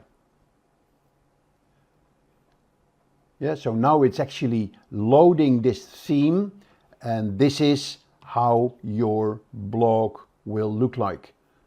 Yeah, let's close this one here. So here you see, yeah, you don't need this one on the side here, but here you can see how the blog would look like. So, yep, it's a really useful way of looking at deciding on the theme that you want to use for your blog. Yeah, so here you see how the blog would look. And then what you do, when you go to WordPress, you load the theme, you load the demo as well, and then basically your website is ready, and the only thing you have to do is change the photos, change the text, and sort of tailor it to your own visual style. So there you have it, very important. Yes, so looking at the customization of your blog by using themes that you can buy on the internet, either for free or for a premium. Okay, now I hope you have enough knowledge now to make the decision whether or not you're going to start a blog. Let me give you a bit more details about what is good about blogging, what is bad about blogging. Good about blogging is it's a great way to express yourself and a great way to share your thoughts. Yeah, it is really good to help you build expertise. If you write consistently about your topic or your industry, your customers will start recognizing you as an expert in your field, and Google as well. So you can really use all that to build your personal brand and on the back of that promote your company. A blog is a really good platform to build engagement with your following through the commenting, for instance, or through subscribing to your blog, and therefore it can build really good networking opportunities for you and connect with other bloggers and other industry professionals. So lots of benefits that you can get from starting a blog, but there are negatives as well. Don't think that when you start a blog then that is a piece of cake and it's going to take no time. It takes time. Yeah, you need to commit to it. And the worst thing is that you start a blog and then after 3 or 4 blog posts, the blog turns dead and then there's no updates to your blog. Yeah, so be committed to the time that you want to put into this. It'll take time, it's technical. You need to, unless you go for a simple platform like WordPress.com or Wix, where you don't have to worry about the technical setup. If you want to do it professionally for your business, you need to have some technical understanding on how to choose a platform, a hosting, and the design of your web. And the more technical it gets, the more costs are involved as well. Costs with the web hosting, the domain name, the design, and the security on your website as well. And getting your your various security certificates on your web. Make sure that it's consistent. You need to be consistent with your content, yeah, and keep your audience engaged. And be aware, there is lots of competition out there. When you launch a blog, it doesn't mean that all of a sudden everybody now recognizes you as a blogger. Yeah, it takes time, it takes effort, it takes consistency. Yeah, and it makes sure that you stand out with your blog from your competition. In today's video, we are going to be talking about WordPress. We're going to show you how to use WordPress, what is WordPress, what are the skills you need to use WordPress, why should you use WordPress, and in the process I'll give you a hands-on demo of the basic functionality of WordPress. As usual, I am Mark Kempman, I am your digital navigator for this video. And if you like the video, click the like button. If you want to subscribe to our channel, don't forget to click the subscribe button and join our fantastic community of interactive learners on the Simplilearn YouTube channel. So what we're going to be talking about is, first, we're going to talk about content management systems. WordPress is a content management system to develop a website, but to understand this, how to use this, it is important that you understand the essence of a content management system. We'll then go into what is WordPress. We'll look at the 2 versions of WordPress that are out there. We're going to look at WordPress features, and I'll give you a brief demo of the WordPress functionality. We're going to look at one competitor in specific who is trying very hard to sort of bite into WordPress market leadership, and that's a competitor called Wix. So we're going to do a short comparison between Wix and WordPress. I'm going to then show you how to install WordPress, and then once you've got it installed, how are you going to create your website. And then we're going to close off today's session with having a look at some advantages and disadvantages. Right, but let me give you some facts of WordPress first. WordPress was released in 2003 as a blogging platform by a guy, Matt Mullenweg, and his friend Mike Little. It was a fork-off of an older blogging platform called B2 Cafelog. And it included basic functionalities like the ability to create a blog post, to manage comments and upload images. Yeah, it grew in popularity and features were added like plugins and custom post pipes, with lots of different updates across the years in 2008 and to 2010, the 15th, 2018, and then new features came like a redesigned admin interface, a theme customizer, and a block editor, which made it a lot easier to develop your websites. Now, where is WordPress today? It is the most popular CMS or content management system in the world. Over 40% of all websites on the internet, they use WordPress, and it continues to be one of the largest community of contributors to any CMS platform. Here are some other WordPress stats. WordPress powers 40% of the internet and is available in over 200 languages. WordPress users, they publish around 70 million new blog posts and 77 million new comments each month. And Yoast SEO, which is a plugin for search engine optimization for your website on WordPress, has been downloaded over 372 million times as of today. Basically makes it the most popular WordPress plugin that you can use. The WordPress community consists of over 78 million active users and over 1.5 billion monthly unique visitors. They visit the WordPress websites without knowing that, of course.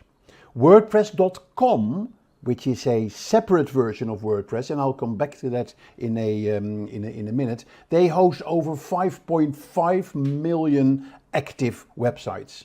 And Automatic, which is the company behind WordPress.com, is valued at over $3 billion and has over 1,500 remote employees across the world. Yeah, so some pretty staggering numbers, and it clearly makes WordPress the market leader when it comes to a CMS or a content management system for your website. Now, what is a content management system? Before we dive into that, CMSs, they started in the 1990s, but they were not widely used until the early 2000s. So the early CMS systems were often proprietary, expensive, and very difficult to use. PHP Nuke was like the first open source content management system in 2000, later followed by Drupal. And Drupal became, in those days, one of the leading development platforms for your website. WordPress, released in 2003, evolved into a fully fledged CMS and currently is the most popular CMS for any website out there. Other popular CMSs include Joomla, launched in 2005, and Magento, very much for e-commerce website. Today there are dozens of CMSs available, both proprietary and open source. Now, so much kind of an introduction on CMS. Let's define what a CMS actually is. A CMS, also known as a content management system, is like a very friendly website building tool. It is a software application that provides a hosted, a centralized and organized method for managing, storing and publishing your website or any digital content that you want to have. Yeah, it helps you create, manage and publish digital content without having to be a tech or a WizKid or learn complicated coding. Yeah, so it's all about ease of use. It's about easy content creation and management. Yeah, they make it simple for non-technical users to create, edit and manage website content without requiring specific technical skills or programming knowledge. It also provides much faster website development. Yeah, because you can use pre-built templates, you can use plugins, and that all speeds up the website development. Yeah, so that reduces the need to start from scratch, to start programming your website from scratch. You just pick the building blocks, and in the process of doing that, your website sort of comes together. It's also for improved website maintenance. Yeah, so a content management system, they provide built-in tools for website maintenance like updating the software, security for your website, backups for your website, yeah, and optimization for search engines. So it is all about making your life a lot easier. So with this CMS, you can use a simple interface, and you see that later when I show you the WordPress backend. Yeah, so you use a simple interface to create and organize your content, design your website and manage the different users and their permissions who can work on your website. It also allows you to connect with other tools like services to make your website go even faster, or e-commerce services or Google services. So they are designed to be flexible. They are designed to be extensible. Yeah, and one of the ways to achieve this is by connecting the various types of tools to your content management system. And by connecting to databases, CMSs can store all data and your content in a very effective way. Now, one of the big advantages of content management systems is their open architecture. Yeah, so you can connect what we call third-party APIs to enhance the functionality of your CMS. Yep, so you can add tools like Google Analytics or Salesforce, HubSpot, all tools through the API. You can connect social media integration, e-commerce capability, etc. So it's a very open platform, and that makes them so interesting. And then one of the biggest assets of CMSs, and that's where WordPress is so incredibly flexible. You can have plugins and extensions, they are available, which can be installed to add features like SEO, contact forms, image galleries, e-commerce, you name it. And you'll see in WordPress there are thousands and thousands of plugins for free or that you pay for that gives you that added functionality in WordPress. So in general, any website that needs to manage and publish content on a regular basis can benefit from a CMS. Yeah, because it can help you with content organization. It helps you with version control, with workflow management, user management, and many other tasks that are essential for creating and managing your website. So there are many types of websites that can benefit from a CMS. So take, for instance, a standard blog. Yes, so with a CMS for a blog website, it's easy to create and publish your blog posts as well as managing the comments and other user-generated content. Yeah, you have news websites. They sort of are a big aggregator of all the news out there. So for them, it's easy to create and manage blog posts, as well as they can help with the organization and the management of the content, because they've got a huge amount of news articles on their website, and by setting tags and by setting categories, you can give people easy access to that content. E-commerce websites, they can manage product listings. Yep, so that's what the CMS can do for you, managing product listings, manage pricing, manage inventory, as well as tools to manage the orders and the customer data.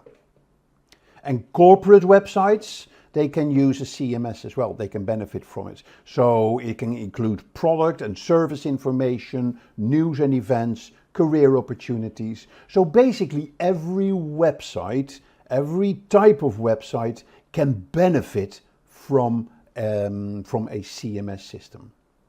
So as I said, WordPress is one of the leading CMS systems out there. So let's dive a bit deeper into WordPress. Now, bear in mind, there are two versions of WordPress.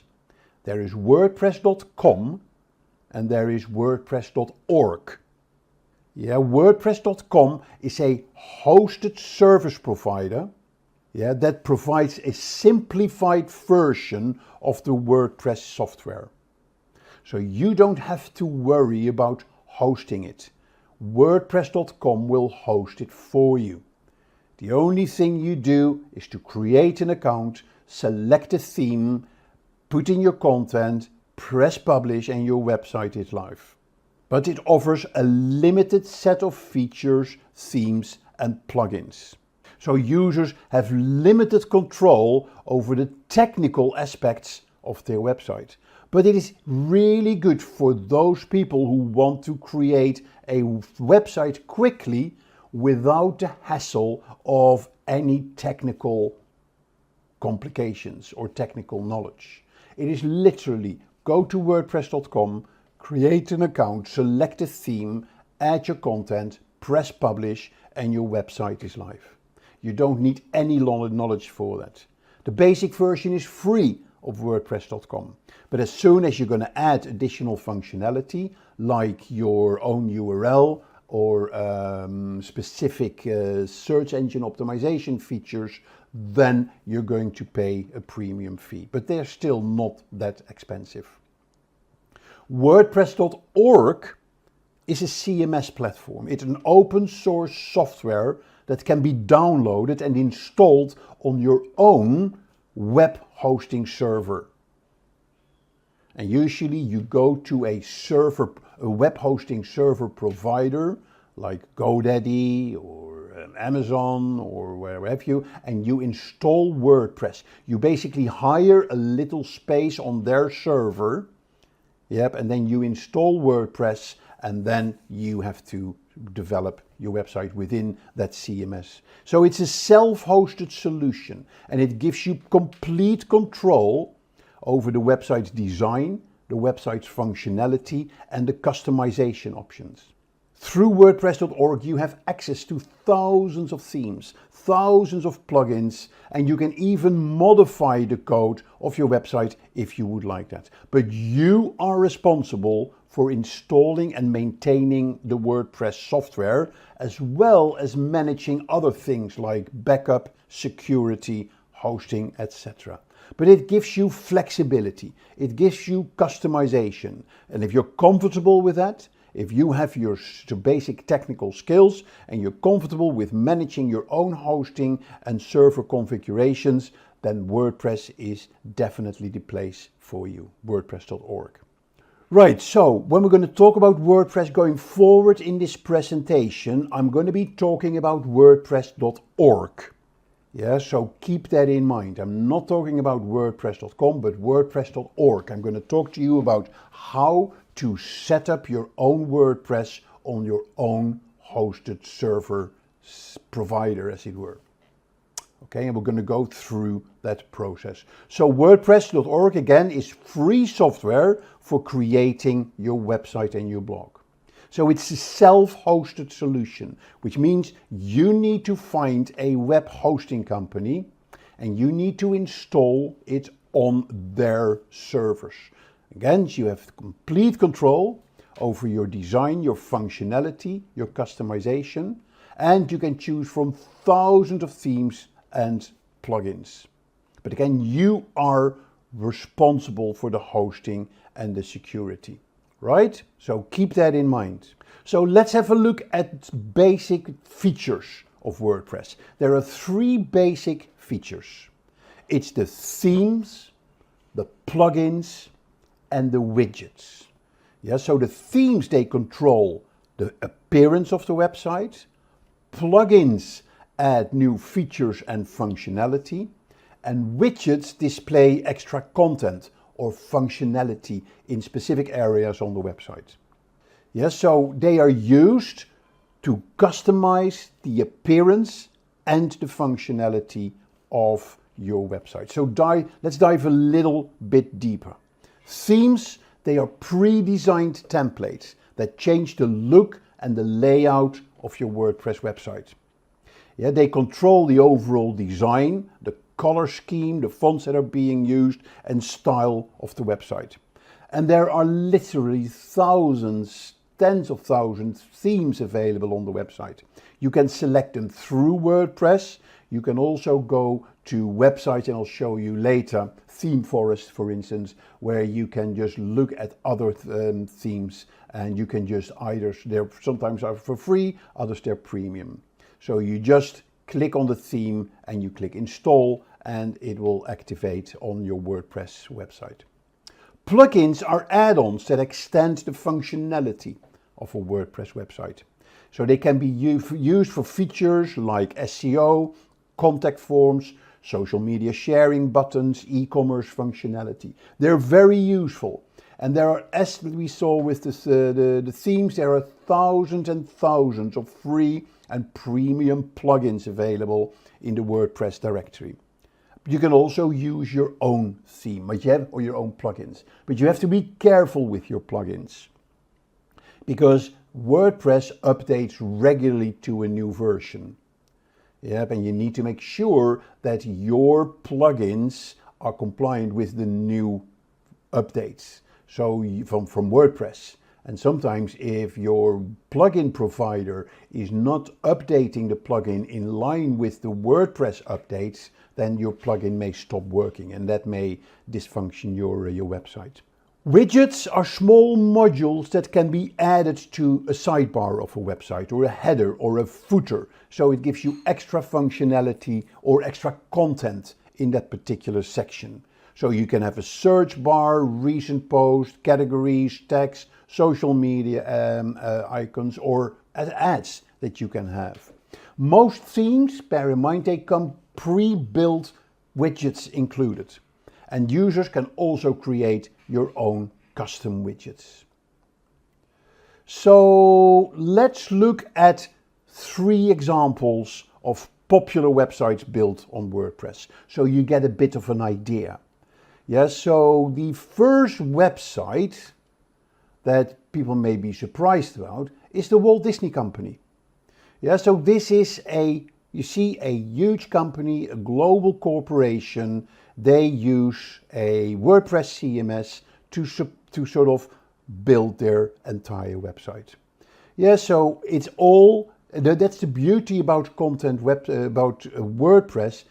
It's basically a container for the huge amount of content that you have on your website. Yeah, and you see that here in the news section. That is where all their articles are featured, like blog posts basically. Yeah, and you can access them through the website. Okay, so that is the Walt Disney Company. So it's a very user-friendly design, very easy navigation, and it's a great way to find all the information about the company. TechCrunch is another one. It's a leading technology website that covers the latest in tech news for startups. It's built on WordPress, and it features a responsive design that looks great on both the desktop and the mobile. Yeah, so it includes a mix of articles, videos, podcasts, and it allows users to easily browse by topic or search for specific articles. Now, what is a responsive design? A responsive design is very important. A responsive design means that your website will automatically resize to the device that the user is using. Yeah, so it's a mobile version, a mobile-friendly version of your website. And when you pick a design, you always need to make sure that the design is responsive. And the best way to test is if you make the website smaller, that it will automatically resize. And you can see that here. Yeah, resize ultimately to the mobile format. So the third example was Star Wars. It's the official Star Wars blog. Yeah, it's a fan site that cover all things related to Star Wars, from movies, TV shows to books and comics. It's built on WordPress and it features a design that reflects the Star Wars universe, complete with their custom font and background. It includes news, interviews, fan content, as well as a forum where users can discuss here in the community, where users can discuss their favorite Star Wars topics. Yeah, so that's an example of 3 WordPress websites. Yep, so that's it. Yeah, so let's have a look at the backend system of WordPress to get an idea what sits behind this website. So if I go to my own website, and that is Riyadh Farasha. Yeah, that is a kind of a house that I have in Marrakesh, in Morocco, that I rent out, that people can, it's on Airbnb. But besides that, this website is built on WordPress. Now, a very easy way to find out if a website is built on WordPress is basically after the URL, you just type wp-admin. Yeah, that is what you need to access the backend. It will ask you for a user ID and a password. If the website, if the browser comes back with URL does not exist, then you know that this website has not been built on WordPress. Okay, so let's wait till we get the access.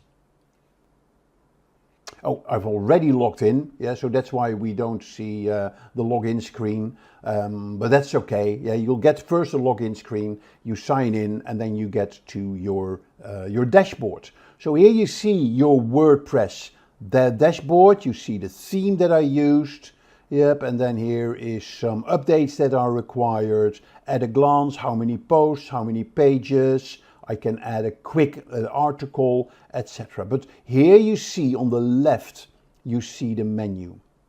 Yeah, so you see basically the most important ones are your blog posts, are your website pages. Yeah, so WordPress works with pages and posts. Pages are static pages like your home page. Yeah, posts are blog posts. Okay, so that's basically the essence of the structure of WordPress. Then here you see your themes, and then here you see your plugins. Yep, and then you have tools, you have your setting. I've set up SEO on the site, I've set up Google Analytics. Yeah, so if I go to my pages and look at all pages, then here you get a list of all the pages that you have active on your website. Okay, so go to posts and you get a list of all the posts that you have on your website, the blog posts. If you want to add a new post, you just click here, add new. If you want to add a new page, you can also hover over the pages and then click add new. You can add different things like portfolio or testimonials or products or services.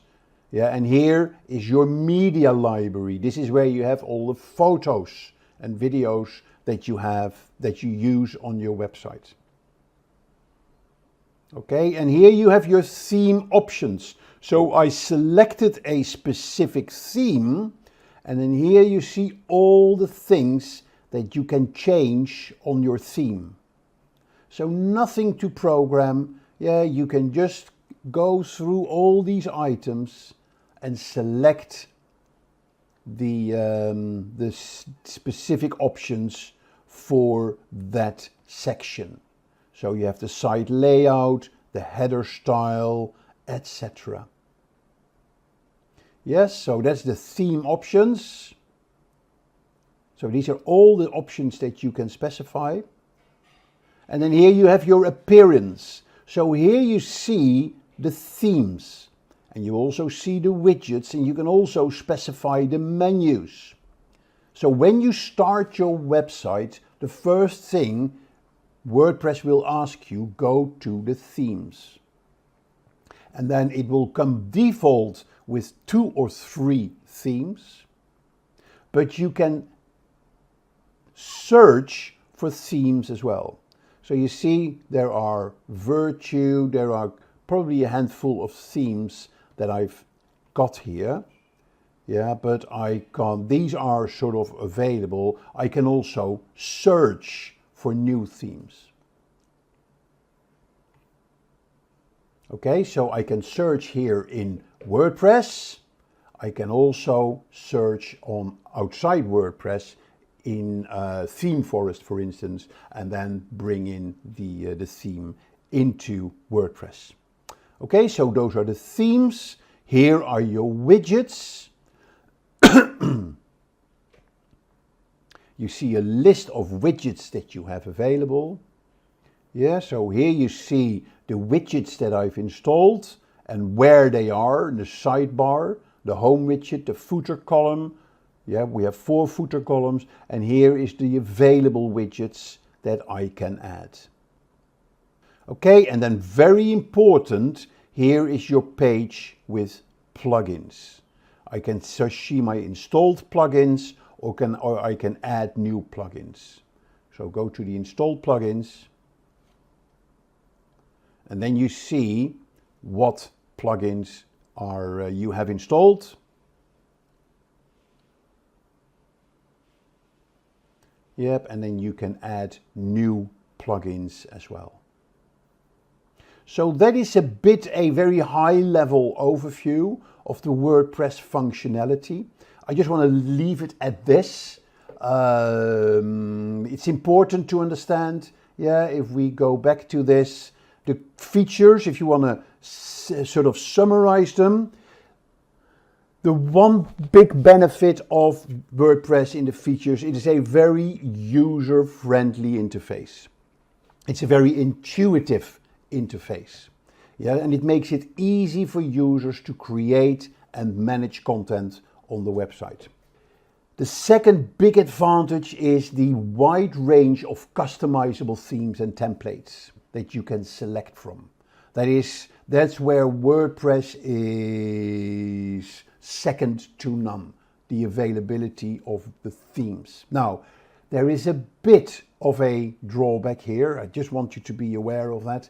Yeah, if you are a WordPress expert, if you know WordPress quite well, you will see that a lot of the themes, they have kind of the same structure. Yeah, so I can kind of recognize if a website is built on WordPress or not. Yeah, because the themes are very sort of similar, but they differ by the look and feel of them. So keep that in mind. Yeah, always very important, make sure that the website is adaptive, yeah, is responsive. And that is another big advantage of WordPress, that it has a responsive and a mobile-friendly design. Another big advantage and the features of plugin is their extensive plugin and widget architecture. Yeah, and that gives you a tremendous library of functionality that you can use on your website. Because of these plugins, you can also very easily optimize your website for SEO. So WordPress has built-in features for that, but one of the best SEO plugins is Yoast SEO, where you can add meta tags, sitemaps, permalinks, descriptions, page titles, etc. And then finally, the features in WordPress, they really stand out when it comes to supporting multi-languages. Yeah, so it's multiple languages, making it easy to create and manage websites for international companies. And then to close, very good features are around the e-commerce. With plugins like WooCommerce, WordPress can power any e-commerce website and can handle transactions, inventory management, and more. Besides that, the core engine of WordPress is its blogging platform. Yeah, so it's still one of the best blogging platforms, but it is now also, of course, has the capabilities to build your entire website around it. But the blogging capabilities, they include posting, post scheduling, commenting, and social media sharing. WordPress also offers a fantastic library for media management. Yeah, so making it easy to upload, store, manage all types of media files, like images, audio, video, PDFs, and what have you. And to close the feature list off, there is a very strong community around WordPress. Very large, very active for developers, for designers and users. They contribute to the ongoing development of WordPress. They provide support. They create themes and plugins to extend the functionality. And if you have a problem, I'm sure you can find an answer in the WordPress community, because other people will have experienced those problems as well. Okay, now let's compare WordPress with the competition. And I'm going back now to WordPress.com and WordPress.org. Yeah, remember WordPress.com was the basic where WordPress would take care of the hosting. Yeah, so you just open an account and publish your site. So competitors with WordPress.com are Wix, Webflow, Squarespace, Bubble, Soho Sites, Square Online, which was formerly Weebly. I really like Weebly, by the way. And Odoo Website Builder. If you look at competitors for WordPress.org, we look at HubSpot CMS Hub, Progress Sitefinity, Drupal, Joomla, Kentico, Contentful. And if you look at e-commerce competitors, we look at Shopify, Ionos, Squarespace, Volusion, and BigCommerce. Now, one of the big competitors, although they are in the hosted section, yeah, they are in the WordPress.com section, but they are trying to eat in WordPress market share in the WordPress.org section, is Wix. Yeah, so although Wix provides hosting as part of its own platform, WordPress, we're talking about the comparison of Wix with WordPress.org, requires users to pay for the hosting. So keep that in mind. So Wix has been around for quite a few years. And it was initially, you just go to Wix, you like WordPress.com, you create an account and you select a theme, you add your content, click publish, and your website is live. Where Wix stood out, where they were truly unique, was on the quality of their designs, of their themes. Yeah, they were clearly a level higher, better quality than the WordPress themes. Now, in the early days, one of the reasons why Wix was so powerful and so popular was because of the quality of its themes. Yeah, and that's where it really stood out from WordPress. Now, one of the reasons why these themes stood out was that they were developed on Java. Yep, and with Java, you have a lot more flexibility on creating really nice kind of themes. But the problem with Java was that Google couldn't index pages that were built with Java because it was very proprietary coding. The text was kind of buried in the code.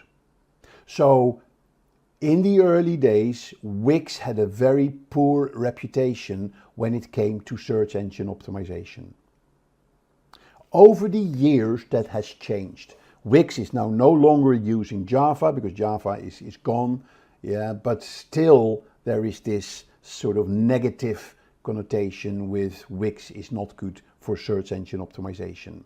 But those are, as you know, these things, they linger on.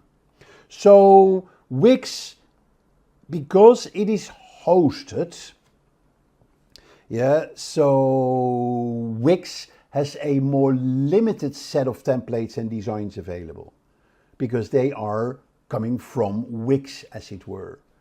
Yeah, where WordPress is highly customizable with thousands of plugins and themes available. Yeah, so you got to understand that. So Wix is kind of closed where WordPress is open. Now that is another element here, which is kind of a negative on WordPress. Because WordPress is so open with plugins and themes coming from so many different sources, it is also slightly more vulnerable for spam and for attacks on your website. Yeah, where Wix is more protected. Now let's look at those themes. So if I go to Wix, so here you see Wix, create a website that means business, still very good themes. Yep, so very easy to start, very friendly to set up. I'm not going to log in or get started. I'm just going to show you if I go to the creation and I'm going to the website templates. Yeah, 800 plus designer made templates. And here you see a selection of the different templates that you can have a look at. Yes, so you can just click on the template, you can edit. That means you can turn it into your website, or you can view the template, how it would look like. So let's look here on view and then see a live version of what the website would look like. Yes, you see they look really good.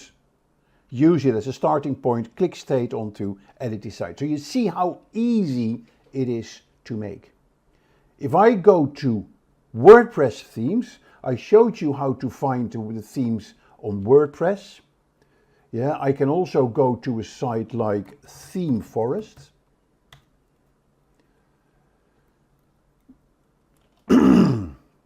Yep, and then here you have a huge library of 50,000 WordPress plugins.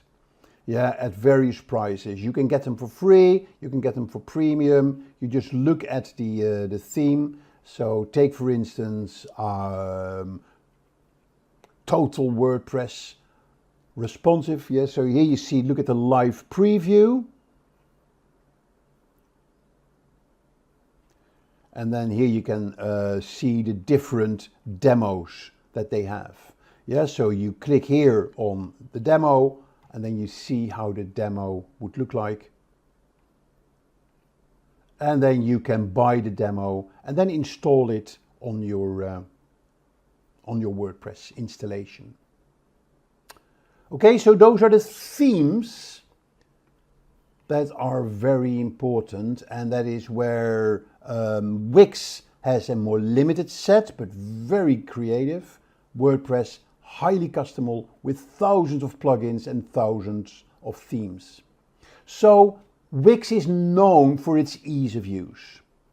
Yeah, so anybody can easily start a website on Wix. But remember, you have limited control over the technical aspects of your website because it is managed by Wix. Where WordPress, WordPress.org, you have complete control. So although you need more technical skills, yeah, it gives you complete control over the design, adding functionality, even coding the website if you want to. So keep that in mind. As we said earlier as well, Wix has more limited set of SEO options.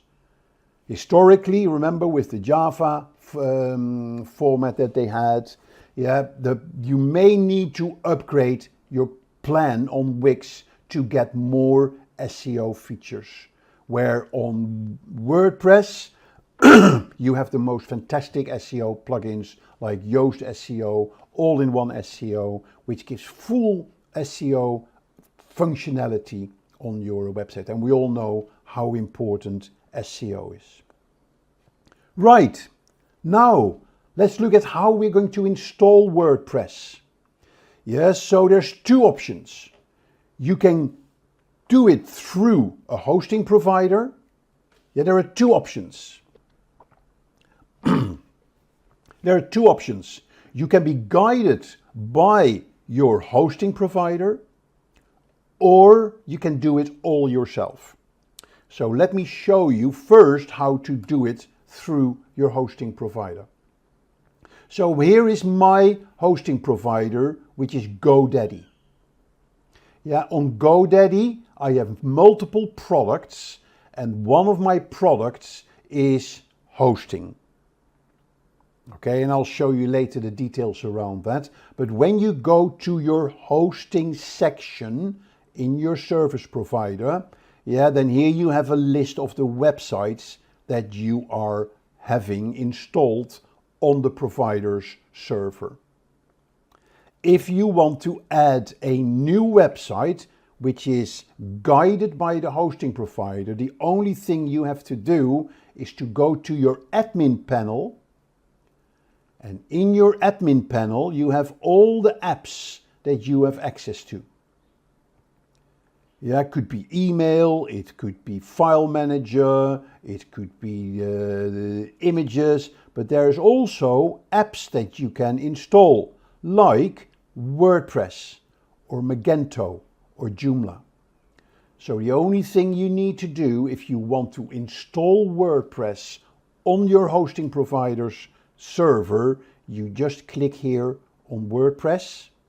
That will then take you into a dialog. Yep, and then you will just fill in the details, the name of your website, the user ID, password, yep, and then it will install it for you on your server. So that's one way of installing it. The second way of installing is do it yourself. Yeah, and that's a bit more complicated. But these are the steps you will have to go through. First of all, you need to decide on what hosting provider you're going to use. That could be GoDaddy, Bluehost, HostGator, and what have you. Then you go and actually download the latest version of WordPress from the official WordPress website. Then what you do, you're going to upload WordPress on your server that you have with the server provider. Yep, so you can use an FTP client like FileZilla, or as I showed you just now, through your web hosting control panel. When GoDaddy does it for you, yeah, like when your hosting provider does it for you, they create your SQL database. If you do it yourself, you will have to create your own MySQL database. And your hosting provider has an app for that. Then you run the WordPress installation script. It will then create the WordPress file and create a database. And then you can configure WordPress. Yeah, so you log into your admin area, you choose the theme, add the plugins, create the pages, and you launch your site. That is how easy it is when you want to do it yourself. Okay, now back to the hosting provider for a sec.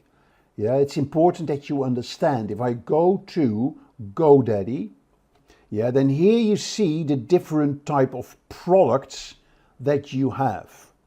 So these are the products that I use. I have a section on domains. So I have bought domains that they manage for me. Yep, so here are my domains. I have web hosting.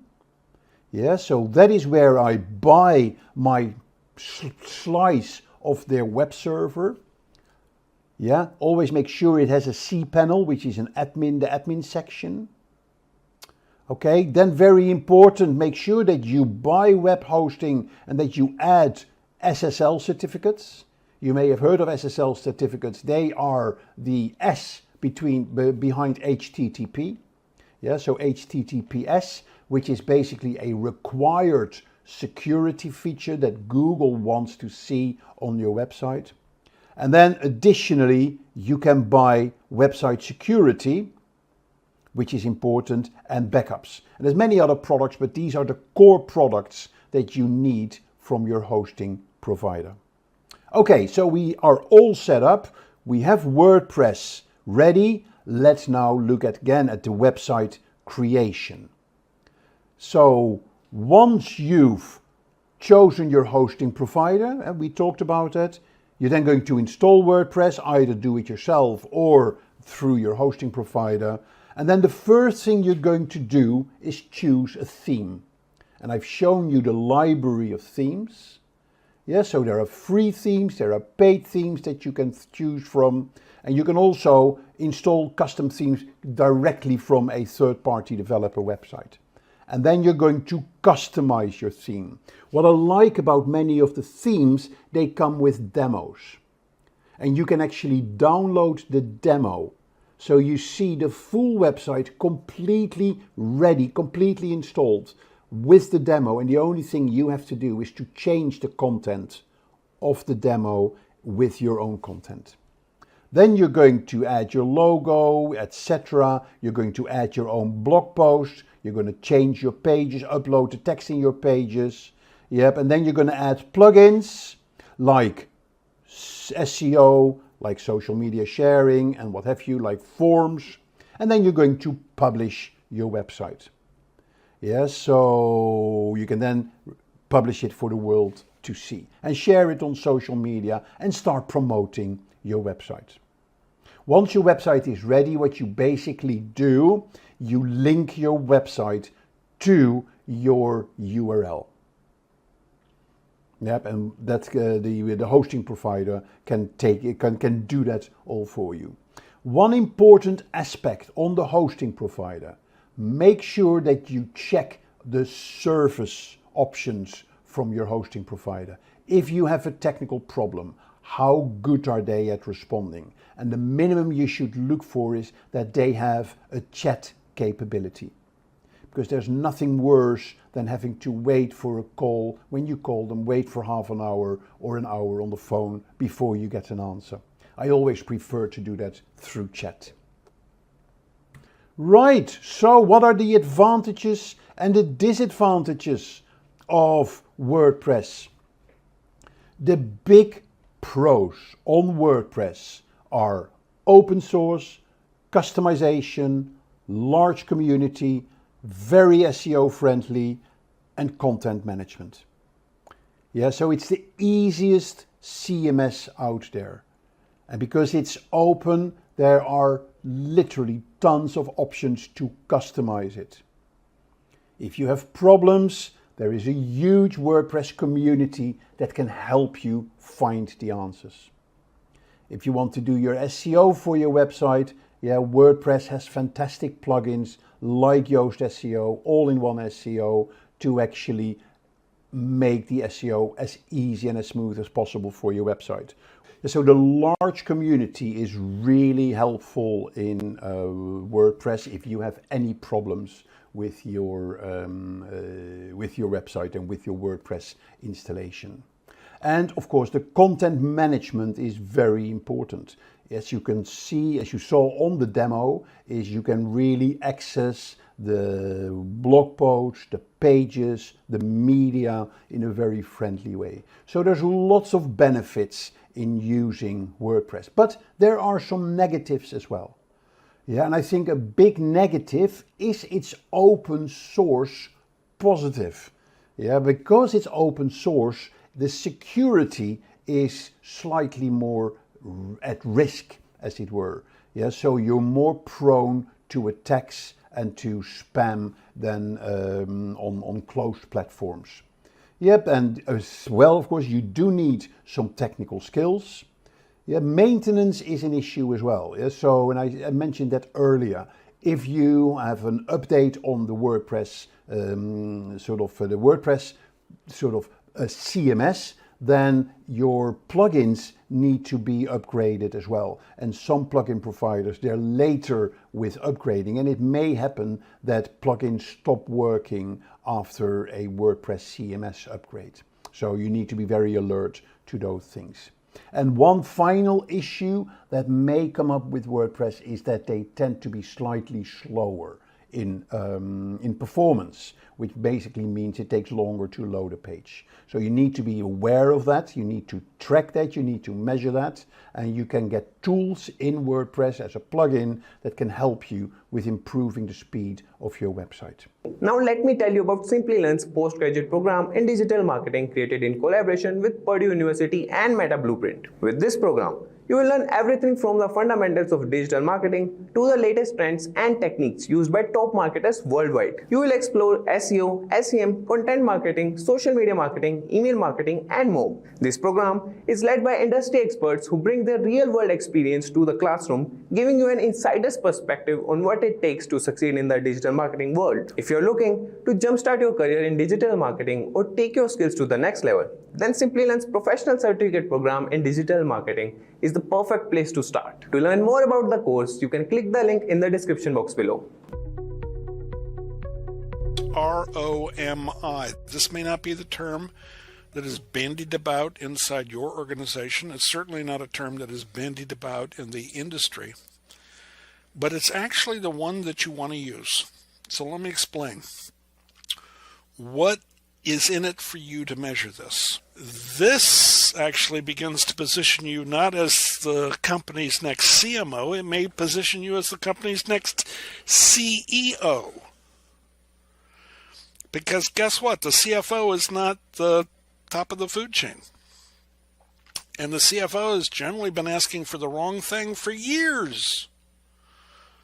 This is the right thing to demonstrate. This is the calculation you want to do. This puts you in a powerful position. First of all, you shift the conversation. You basically put yourself in a position of convincing, generally it's the CFO, that you understand finance as well as he or she does.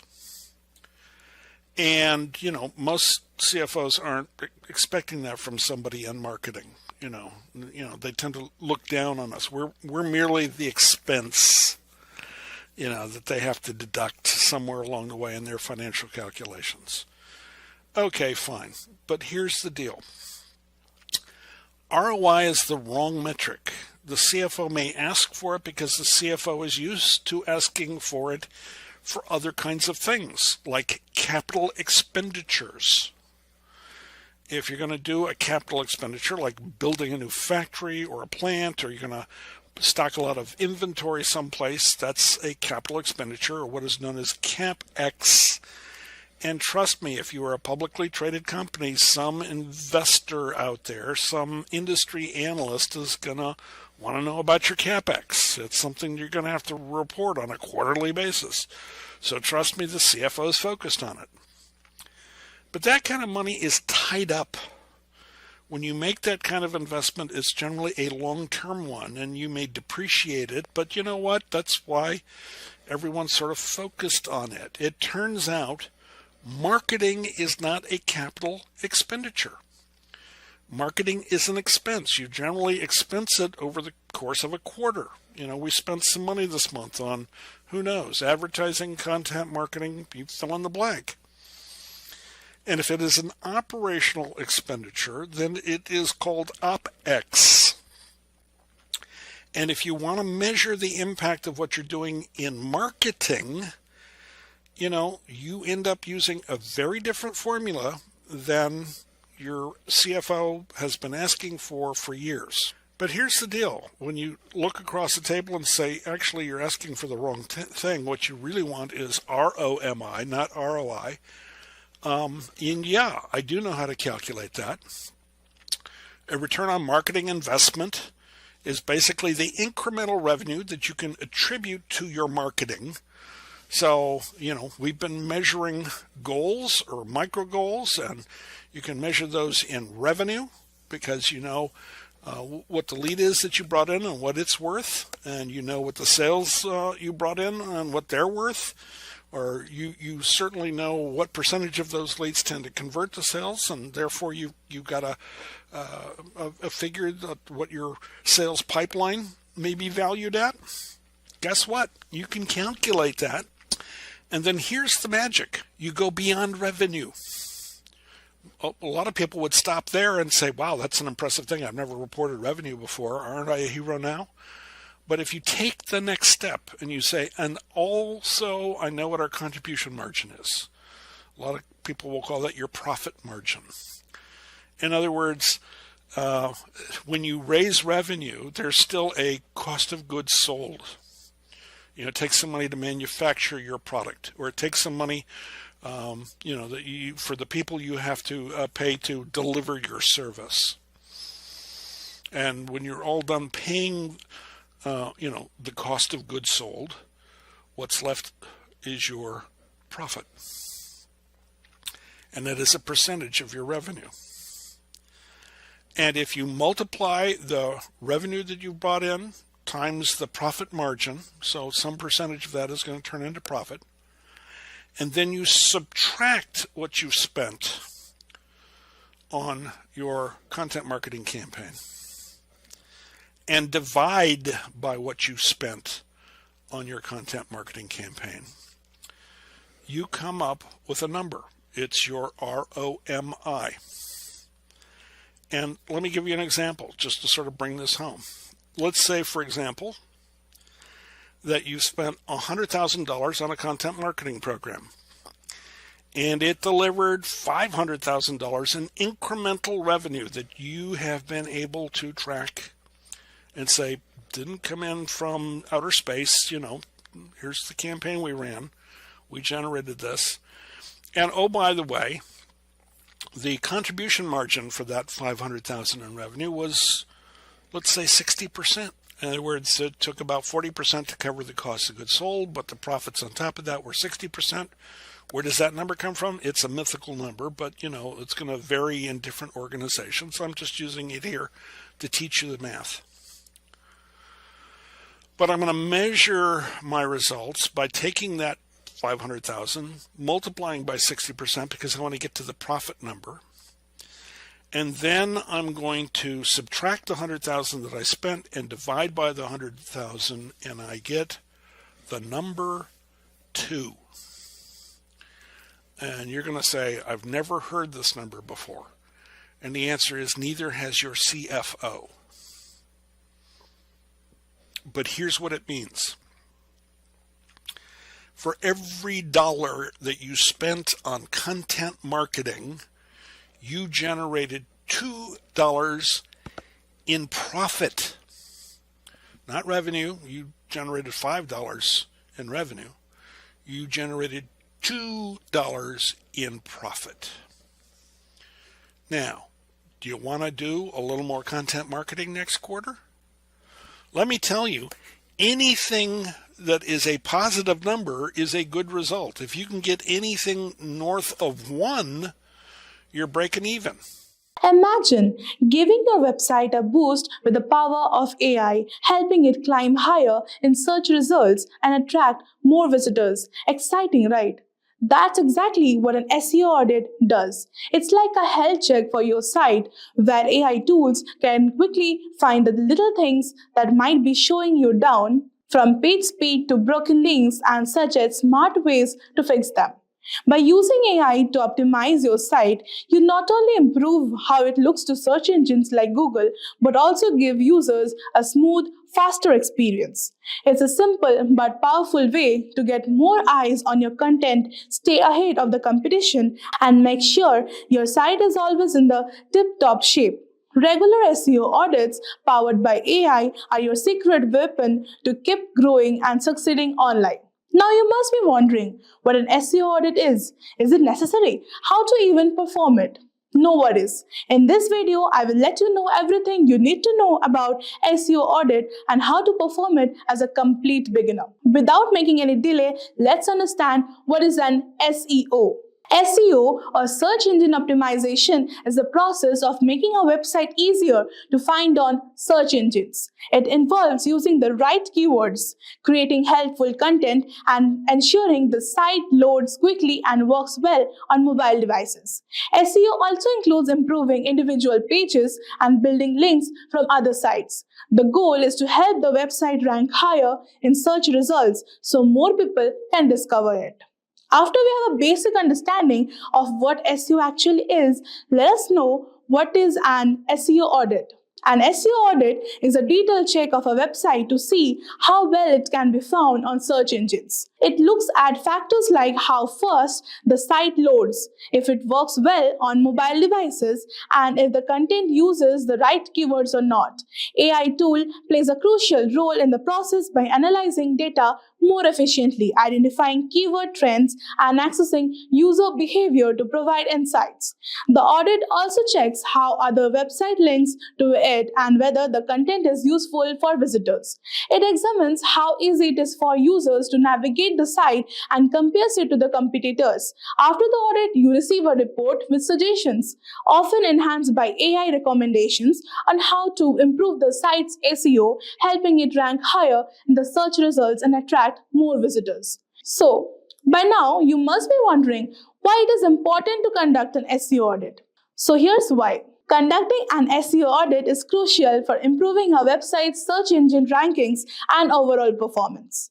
It helps identify technical issues such as broken links or poor site structure that can hinder search engine crawling and indexing. Additionally, an audit enhances user experience by ensuring the site is mobile-friendly, fast, easy to navigate, which reduces bounce rates and increases conversions. It also ensures content remains relevant and optimized for target keywords, driving organic traffic without the need for paid ads. Regular SEO audits help websites stay updated with algorithm changes and provide insights into how to outperform competitors. Now, the most important part, I will let you know the 2 AI tools to conduct a basic SEO audit for complete beginners. So let's get into the video. So the first SEO audit website I would be talking about today is AIO SEO, that is all-in-one SEO. It is very easy and beginner friendly. What you need to do is you have to paste your website URL over here in the search box, and then you have to click on analyze. So let's get started. I'm using today the Shopify's website to get you an SEO audit. So I will just show you. Analyze. It may take a few minutes as it is scanning, and see it has provided with a free SEO report over here. So it will first start with the overall site score, that is how your website is doing overall. It is 82 by 100 is like good. Obviously it's excellent. It has commented also, and a very good score is between 60 to 80. For best results, you should strive for 70 and above. So 82, it is already good. It has now further broken down in the audit into 5 critical issues, 0 recommendations, and good results. The best part is it also shows you the good results and even the critical issues. So basically, it has divided the report into 1, 2, 3, 4 types, like the basic SEO properties, advanced SEO, performance, and security. So first, get into the first basic SEO. So it is good. It is good. Like the correct symbols are for those that are working well on your website, and the cross red mark is basically you need to fix this issue. So some images on the page have no alt attribute. So like there are 51 links. You can even see the URLs over here. And this is working good. Moving on to the next, advanced SEO. The page is using the canonical link tag. All this is fine. You don't have to fix over the advanced SEO part. Performance. The server is not using expires headers for the images, and you can click over here and see basically what is the problem. The page makes 43 requests. More than 20 requests can result in slow page loading. Like the performance would be less because it makes 43 requests. More than 20 requests can actually hamper the page loading. So it is necessary. You need to focus on this. And the size of the HTML document is 73 KB. You need to also focus over here. So this is over our recommendation of 50 KB. So they will provide you the recommendations too. And basically this is nice, I would say. Moving on to the security part, everything looks nice. Directly listing seems to be disabled on the server. That is nice. And see, it is very beginner friendly. And the best part is you can even download the report from here. Like you can click on download and get the whole report into your own device, and you can see and make the free changes. So it is very beginner friendly, and I would suggest that use it and have a for all the beginners, I would say use it, and it would like help you to get a free SEO report. The next website I would be talking about is rankmath.com. It is also an SEO analyzer, and this is nothing different. You will just need to paste your website URL over here and then click on analyze. And after that, you will get the free report. Your free SEO audit report is ready. So it is giving you the overall website score. It is 82. It is nice. We have seen it. And there are 0 warnings and 3 failed tests. So let's see, move on. Common keywords, SEO description. So it has given a right symbol that the meta description was found, and it is 145 characters long. So it has no problem. You don't have to fix anything. And yeah, coming to the image alt attributes, as we have seen in the previous website, SEO audit, that some images on your homepage have no alt attributes. So yeah, you will need to say this. And the best part over here is, you will be getting some recommendations on how to fix it. So if you click on it, basically it will give you some suggestions that check your images for missing alt tags and add useful descriptions to each image. Add your keywords or synonyms, but do it in a natural way. So you basically need to check your images, that you are giving it the alt tags and using the descriptions for each image, that what that image is about, and you have to give the keywords or synonyms of that to make it a better one. So this all looks good. Links, ratio, SEO title. Coming to the next, advanced SEO. Search preview is good. No problem is there. And scrolling down, you will see that it all works good. Performance is also good, but yeah, we can see one cross symbol. Your home page makes 42 requests. More than 20 requests can result in a slow page loading. We have found this in the previous audit also. So like it will give you how to fix. Try to replace embedded objects with HTML5 alternatives. This HTML new version has some alternatives, and you need to replace the embedded objects of that. Page size, the size of the HTML document is 71 KB over the average of 33 KB, and our recommendation is of 50 KB. You need to their recommendation is they're recommending you need to do it on 50 KB, and you are having 71 KB. Then let's see how to fix it. First, remove any unnecessary tags from your markup. Okay, from that HTML, you need to remove the unnecessary tags. This includes developer comments, which are invisible to your users, search engines, and ignore the text in comments too. Sometimes inline CSS is a culprit. Okay, a little inline CSS can help your page render faster. Too much will bloat the HTML. Obviously, they prefer outline CSS, and inline CSS is not preferred. You can reduce the CSS repetition with HTML class and ID attributes. That is fine. Everything you need to change on the HTML CSS, that is coding part, and everything else looks fine. You can even share an email and print this SEO audit, and I will say this is 3 million plus happy users. So it is basically a very good website for a free SEO audit, and is very beginner friendly, and I will recommend to use this.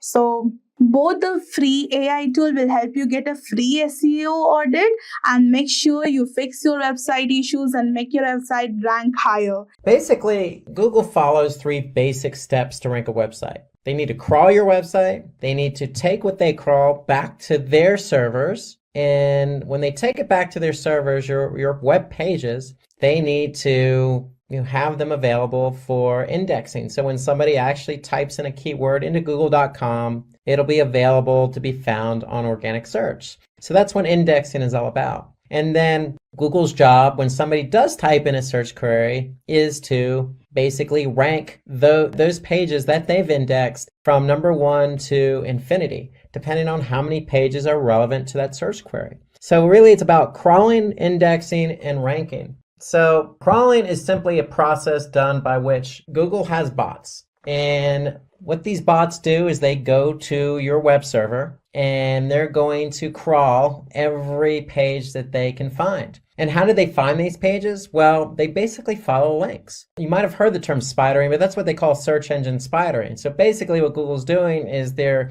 building a web, so to speak, all the links that they're following. And so when they can follow all these links on your website, they're going to be able to crawl them. And when they crawl them, basically they're going to take that content and store it on their servers so it's available in their index. So based on this method, Google finds out which websites have relevant content and which ones don't based on certain keywords that are typed into Google. Because if they can't crawl your website, you're not going to be found. And if you can't be found, then you're not going to show up for relevant keywords. So we need to make sure your site's available to be crawled. And we'll talk about that a little bit later. Okay, but let's show you an example. So let's just go to Google search. And if I type in the keyword Simplilearn, okay, I could see I have 1,010,000 results. Okay, and that's how many results are showing up for Simplilearn. Okay, now they may not all be Simplilearn pages, but nonetheless, Simplilearn is ranked number 1 here organically, and there are 1,010,000 pages related to the keyword Simplilearn.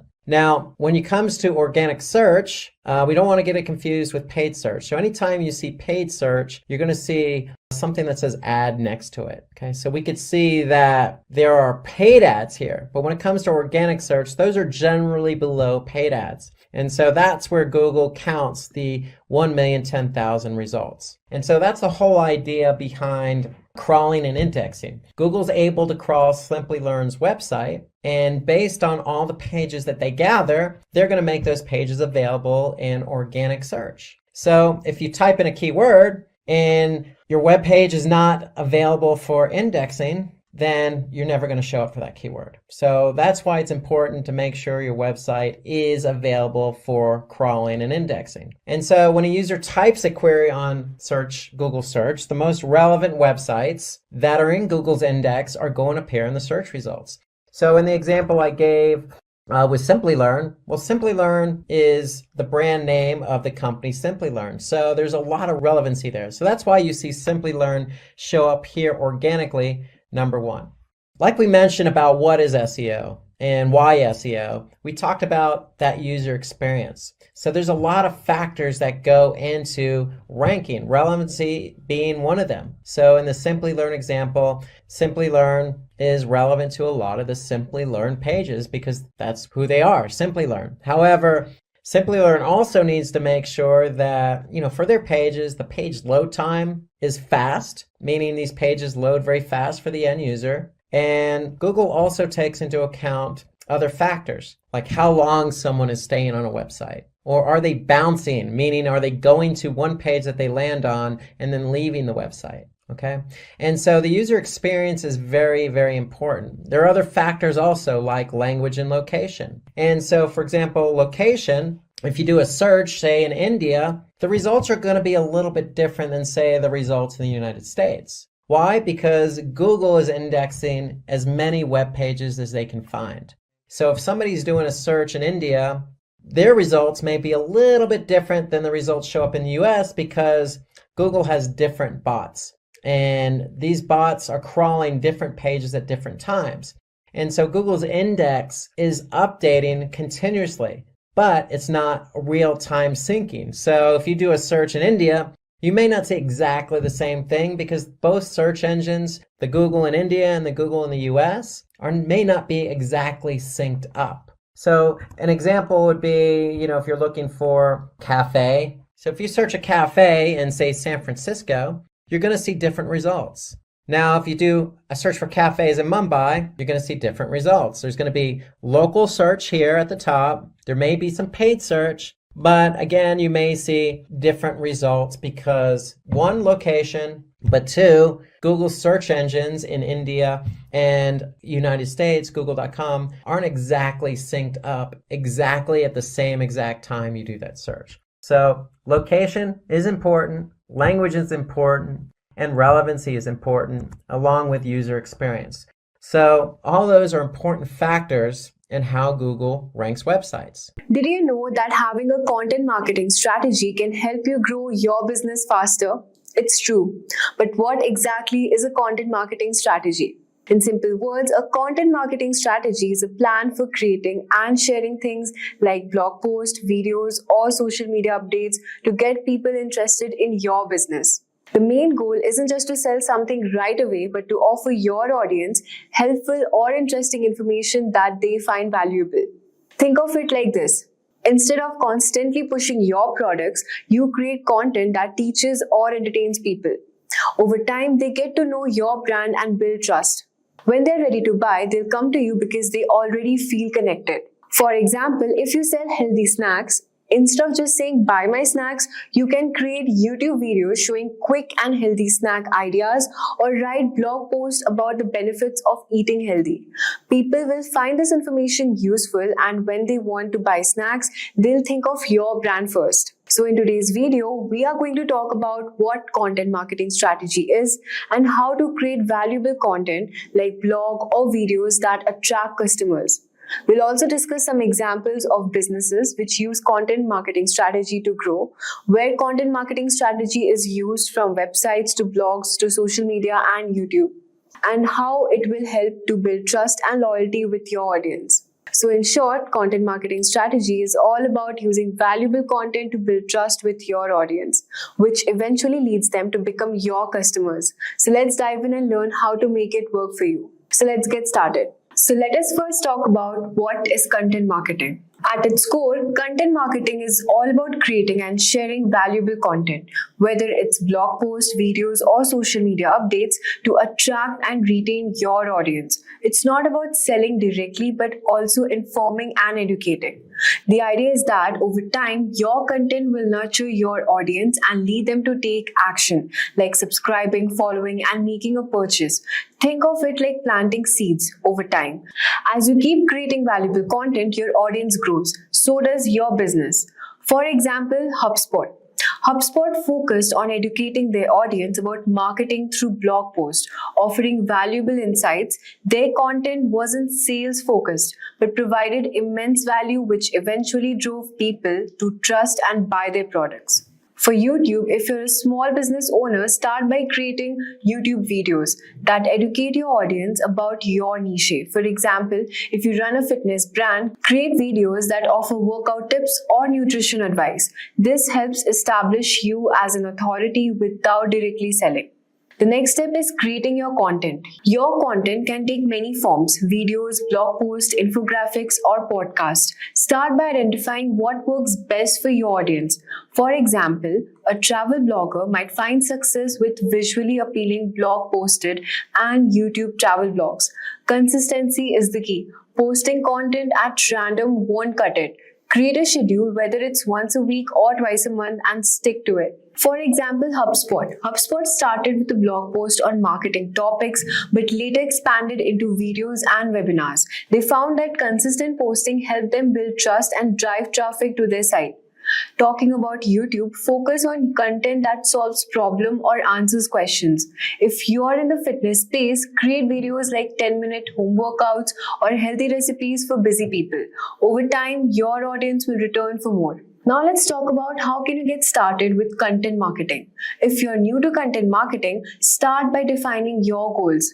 Do what you want to drive traffic, build brand awareness, or engage your audiences. Once your goals are clear, choose the right platforms, YouTube, blogs, or social media.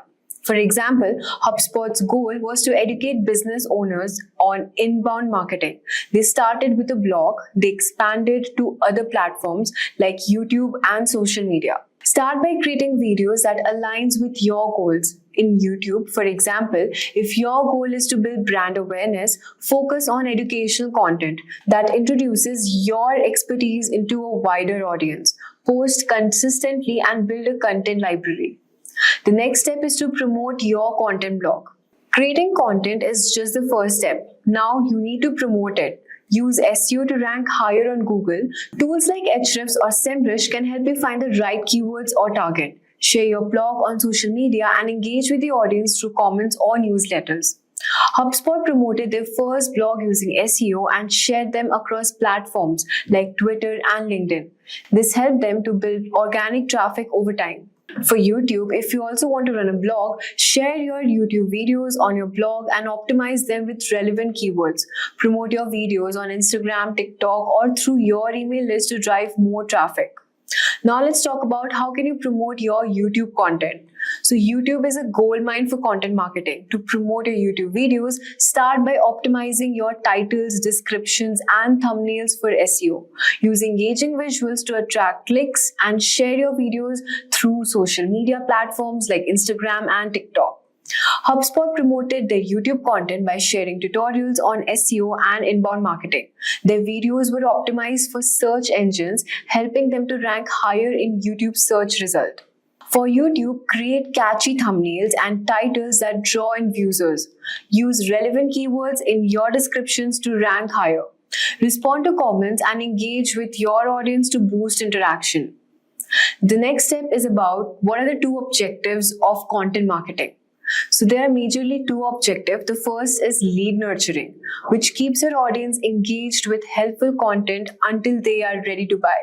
Next is lead generation. Attract new potential customers through valuable content. HubSpot used lead nurturing to offer free tools like the website grader to build trust. Their lead generation strategy involved creating blog posts and webinars to attract new leads.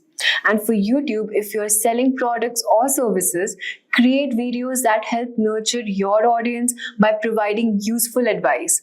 At the same time, use lead generating videos like product reviews or tutorials to attract new viewers. So let's now talk about the phases to build your content. The first phase is starting small. It's very simple. Just start creating and posting content. Don't worry about being perfect. Your goal should be to test the waters and see how your audience responds. Like HubSpot, which started with a small blog, creating content around inbound marketing, and over time, they learned what their audience wanted and adopted. And for YouTube, you can start making new, simple videos. Don't overthink, just get your content out there, listen to your audience feedback, and adjust as you go. The next phase is about scale and consistency. So once you've started, consistency is crucial. Begin posting regularly on multiple platforms to stay top mind with your audience. A content calendar can help you keep organized. HubSpot expanded their efforts to include videos, webinars, ebooks while maintaining a consistent posting schedule. They created a content calendar to ensure regular posting. And for YouTube, you can set a posting schedule. So whether it's once a week or twice a month, and stick to it. Over time, you can expand into different formats like question answer sessions or behind the scenes video. The next step, let's talk about time cost and long-term commitment. Content marketing is a long-term game. You won't see results overnight, but the long-term rewards are worth the wait. Many brands only see results after months or even years of steady work, so stick with it. For example, HubSpot didn't see immediate success. After months of consistent blogging and content creation, their traffic and leads started to grow exponentially. Be prepared for a slow start. You might not see immediate growth, but with patience and consistency, your efforts will pay off. It takes time for content marketing efforts to gain. Keep creating valuable content, and over time, your audience will grow. Don't get discouraged if you don't go viral right away. Stay focused on delivering value and trust that your audiences will come with time. It's tempting to chase every viral trend, but it's important to stay true to your brand and audience. Trends come and go, but valuable, authentic content will stand the rest of the time. So focus on delivering high quality content that aligns with your brand's mission. This will help you build long-term relationships with your audience. So that's how HubSpot used content marketing to grow from small startup to a global leader, and how you can use these steps to grow your business through YouTube. Start small, be consistent, and always focus on delivering value to your audience. If you found this video helpful, don't forget to like, share, and subscribe to more actionable marketing tips by Simplilearn. Did you know that you can easily build a website for free using AI? And that's not a trick. It's completely true. Thanks to the amazing new AI tools, anyone can create a website even without writing a single line of code. Even if you have no technical experience, you can set up a professional website quickly and easily. In this video, I'm going to show you how you can build a website without even writing a single line of code, using the power of AI and no-code tools. In today's video, we have split this video into two parts to make it more simple and easy to follow. So whether you are a complete beginner or a business owner or even a student, this is something anyone can do. In the first part, I'll guide you through how to build a website using Pantheon and WordPress. You don't need any coding skills for this. Plus, we will use Gravity Write, an AI tool that helps you generate content for your website, like About Us page or blog post. AI will take care of everything from writing to saving your time and also giving the maximum effort. In the second part, we look at some of the best AI website builders like Durable, Cleap AI, and Pineapple AI. These tools are actually free of cost and can build your website for you just in few seconds. You don't even have to worry about the design or content. AI will handle everything. It's fast, easy, and perfect for anyone who needs a website but doesn't want to struggle with coding. So if you're looking to create a website quickly and for free, you're in the right place. Stick around and I'll show you step by step how to get your website live using these top-notch code and AI-powered platforms. So let's get started and see how AI is making web design easier than ever. So let's move on to the demo part. Alright, so now that we know what we're going to cover, let's jump into the first part, which is building a website using Pantheon. And this is the Pantheon website we have logged in. And for this, you have to just click on Get Started. And then we will move on to the WordPress part. So here, as you can see, you have to just simply fill up your details. So I've filled up my details here and just click on Continue. Wait for a few seconds till the dashboard is being loaded. And then you have to just simply click on Create a Site. And then we will be selecting WordPress. So now, as you can see, we have successfully logged into our Pantheon account and we have also created our account. Now the next step will be installing this WordPress account and then deploying our website in Pantheon in WordPress. So we will just simply click on WordPress here. Okay, you have to enter your Pantheon site name. Suppose I want to keep my name as Urban Threads India, and then just click on Continue here. So as you can see, the site name already exists, so we have to just change our name. We'll just put new over here. Let's see what it shows.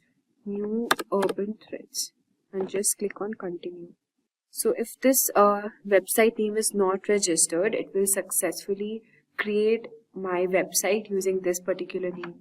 So now the dashboard is being loaded. We just have to wait for a few seconds till it deploys our WordPress.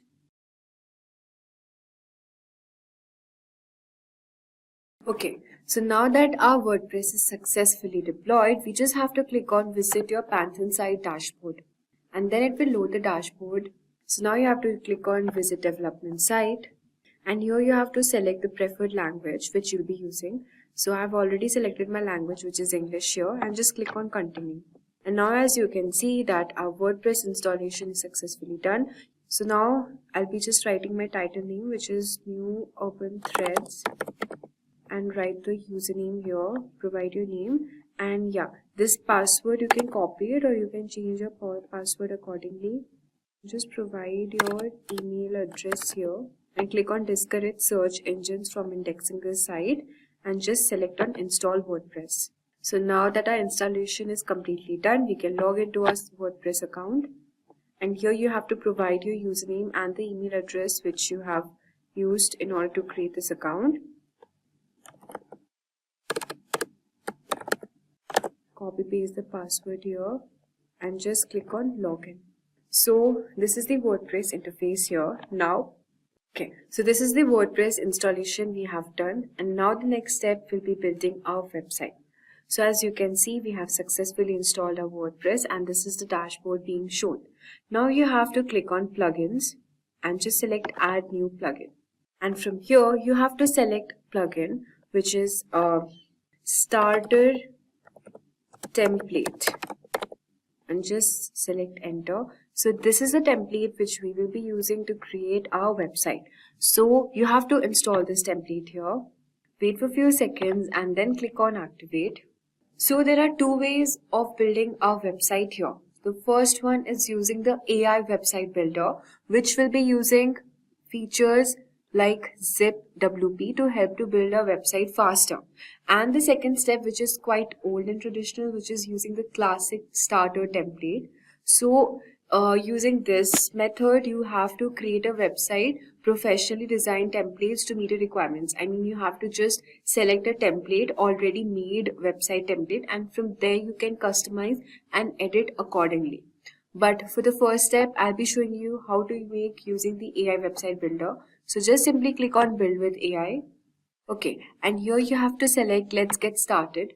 So as you can see, we are building our website using ZipWP, which is an AI tool that can automatically create our website content and layout, and it makes our work super easy. So now, as you can see, we are connecting our ZipWP account with this website, Pantheon website, and then we will click on continue here. Okay, so as now you can see, we have logged into our ZipWP account, and from here you can select as per as your use. So for now, we will be going with the free version and just click on get started here. So this is the verification code it has sent to my email.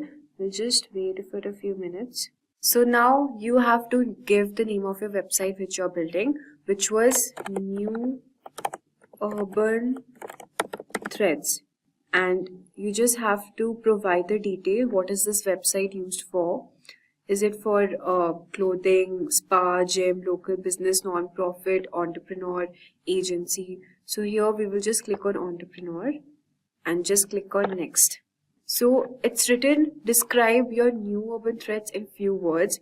So here you have to describe what your website, what your business is about in a few words. Or also here's an option like you can also write using the AI. So you can just simply click here, write using AI. And now you can see it has created a description for your Urban Threads website account. So it has already written what your website will be about. See, it's written it's an innovative fashion brand in San Francisco. Since we are in India, you can all modify here as per as your needs. So just provide Bengaluru and I'll just give here India. Okay. And whatever customization you have to do, you can do it. So it was founded 2001. I'll just put it 2024 and just click on next.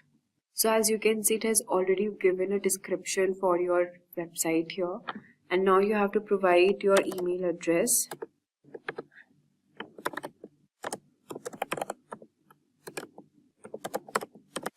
You can also add your social media account if you want to and just click on next here. Okay.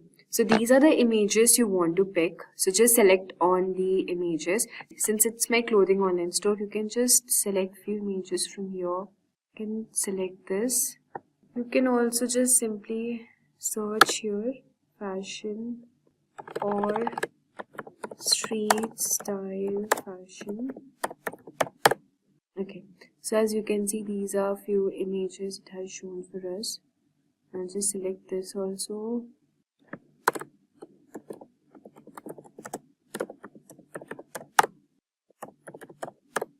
You can also upload your images if you want to, and then we will click on next.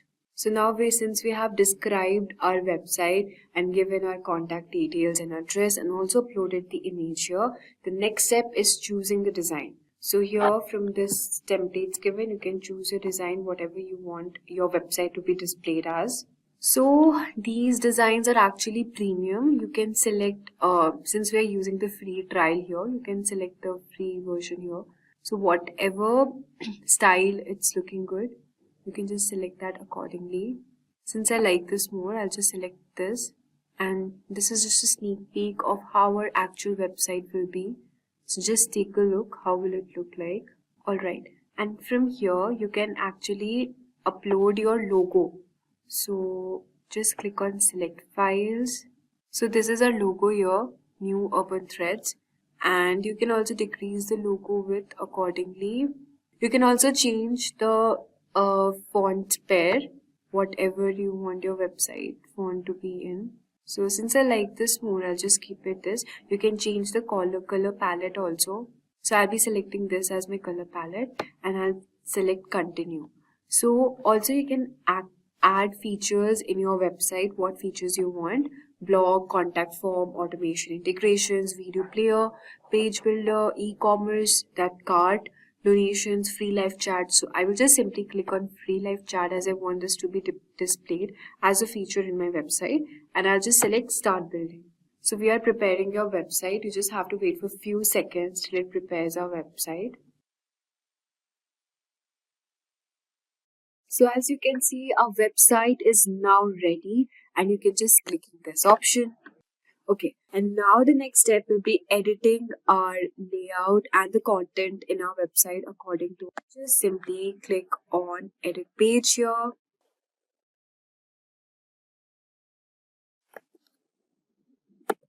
So from here you can just edit the homepage sustainable. Okay, so this is the description here. You can add it accordingly, or you can also ask the AI to write it or make it more shorter here. You can also change the layout of this button, and from here click on content and the image icon you want it to be. So if you want this icon to be enabled, you have to just click on select here, and what style you want in your title plus your description. You can just change it accordingly. Since I want to keep it in white color, I'll just go with it. And okay, Alex turns Jolie to some sustainable fashion. These are the demo post 1 reviews. You can just simply click here and change if you want to. These are the testimonials of what our customers say here. And now if you want to stay in touch, you have to just enter your email address. To continue reading, you can just select here. So see, you can just customize it accordingly and edit your layout if you want to. And the best way I do it is using an AI tool known as Gravity Write. So you can just search your Gravity Write. This AI tool will help you to generate content for your website. I'll just show you how. So you have to just enter your email address here.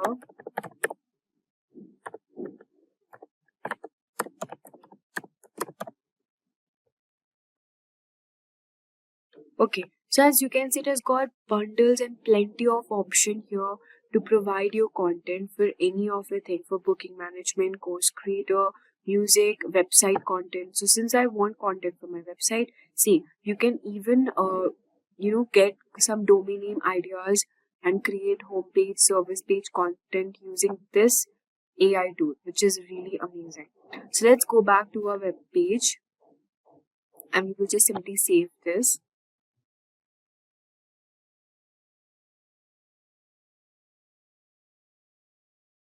So now we have finally viewed our page here. So this is how our actual page will look like.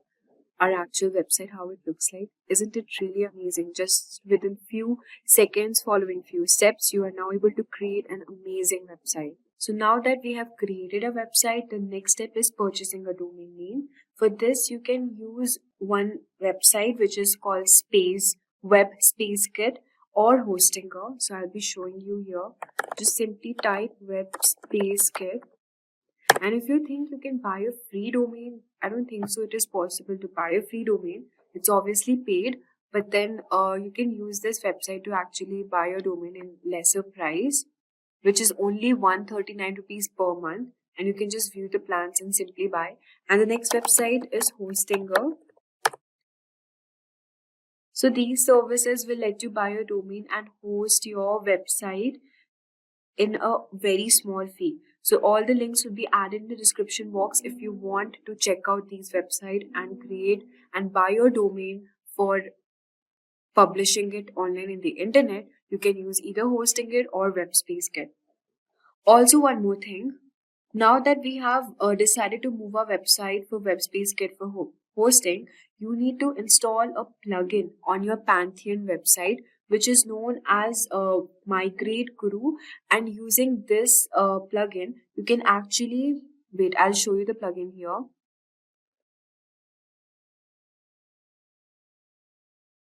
So you have to just simply click on add new plugin, and the plugin name is Migrate Guru.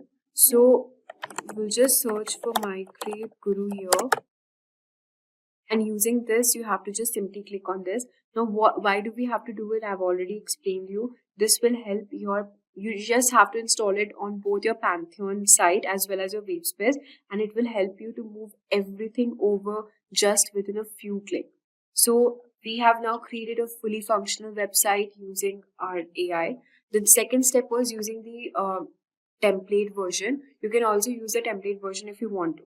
So now that we have covered how to build a website using Pantheon, WordPress, so now we will discuss quickly the free AI tools which you can use to make your website even more faster. The first one on the list is Hookos AI. So you just have to simply click on Hookos AI Builder and it will create your website within just 5 minutes. So you have to just simply enter your email address and just click on Get Your AI Website here. As you can see, within just few steps, you have to just provide the details and the description of your website purpose. So suppose it's for travel, just simply write travel here and select categories like travel agent, equipment store. So it's a travel blog, so I'll just simply click on travel blog here. So you just can provide it accordingly what features you want to be included in your website here. So if I want to create a blog website for travel, just simply click on write a blog and just create a website. So as you can see, these are the steps here involved. So it's for my online business only. You can just simply provide business name here. Wander with me is my website name. So now you can see we're almost finished. So select the 3 unique aspects of your business, which is affordable prices, friendly, easy navigation, and just select on continue here. Just one more step and we will be done building our website. The second step is you can either what website visitors, how you want your website visitors to connect with you. So if you want your website visitors to connect via phone or contact form, I want them to connect via contact form, and I'll just simply click on continue. So this is the layout they have generated for us for my travel blog website. Select the template you wanted. I like this one, so I'll just quickly click on this and select continue. So see, this is the website it has created for me here, and it's really good. So I really like the layout it has generated for me here, and also the font. You can just change, customize and edit your blog accordingly. If you want to keep it in pink color, you can also choose that, and also edit the images if you want to. See, you can add your touch here, and I like it in this font. If you like it in this font, you can just simply click here and create my website. So as you can see, our site is now created here, and this is really amazing. I mean, within just a few steps, you can create a fully functional website using this AI tool.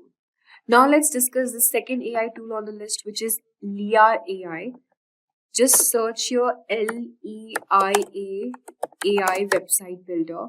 And this is also one of the amazing website builder you can create within just few seconds.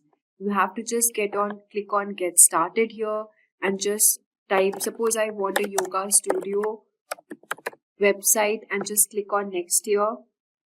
Just build my site and click on continue.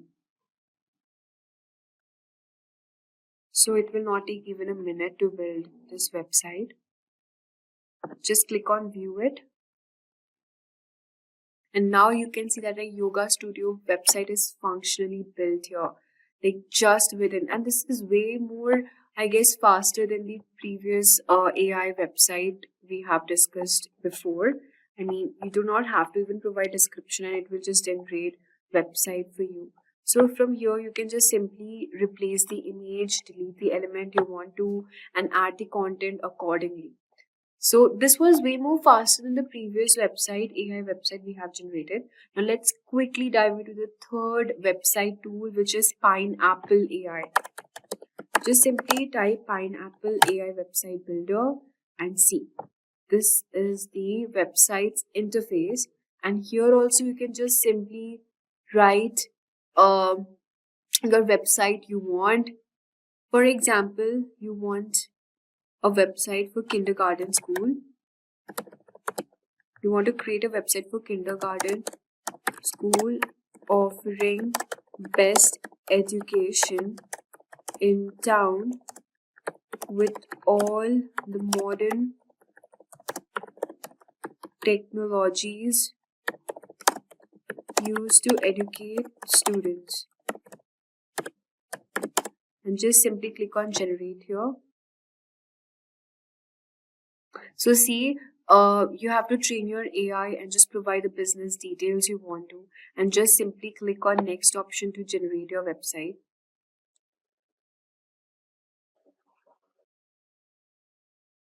So you can just simply click on the website template you want to. So if I like this one, I'll just simply click here and just click on AI customize and see, it will generate a website for you. And from here, you can add details to start generation. And like this, you can create a website. I mean, it is good, but I like the previous two AI tools more, which could create really amazing website within just a few seconds. This was the template we had selected. And from here, you have to just simply click on each of the content you want to edit and just pick your design here. All right. So let's move on to the next website, which is Cleep AI. Just simply search Cleep AI website builder and let's see how this website is. So you can just simply click on try for free option here and search for business. If your business is related to health and beauty, just select that. If you're an entrepreneur, select entrepreneur. What name it should be? Fit India. What's your goal to make money online? Location you can set accordingly. With AI, add some information. For information, you can use either Chatgpt or your Gravity to generate content.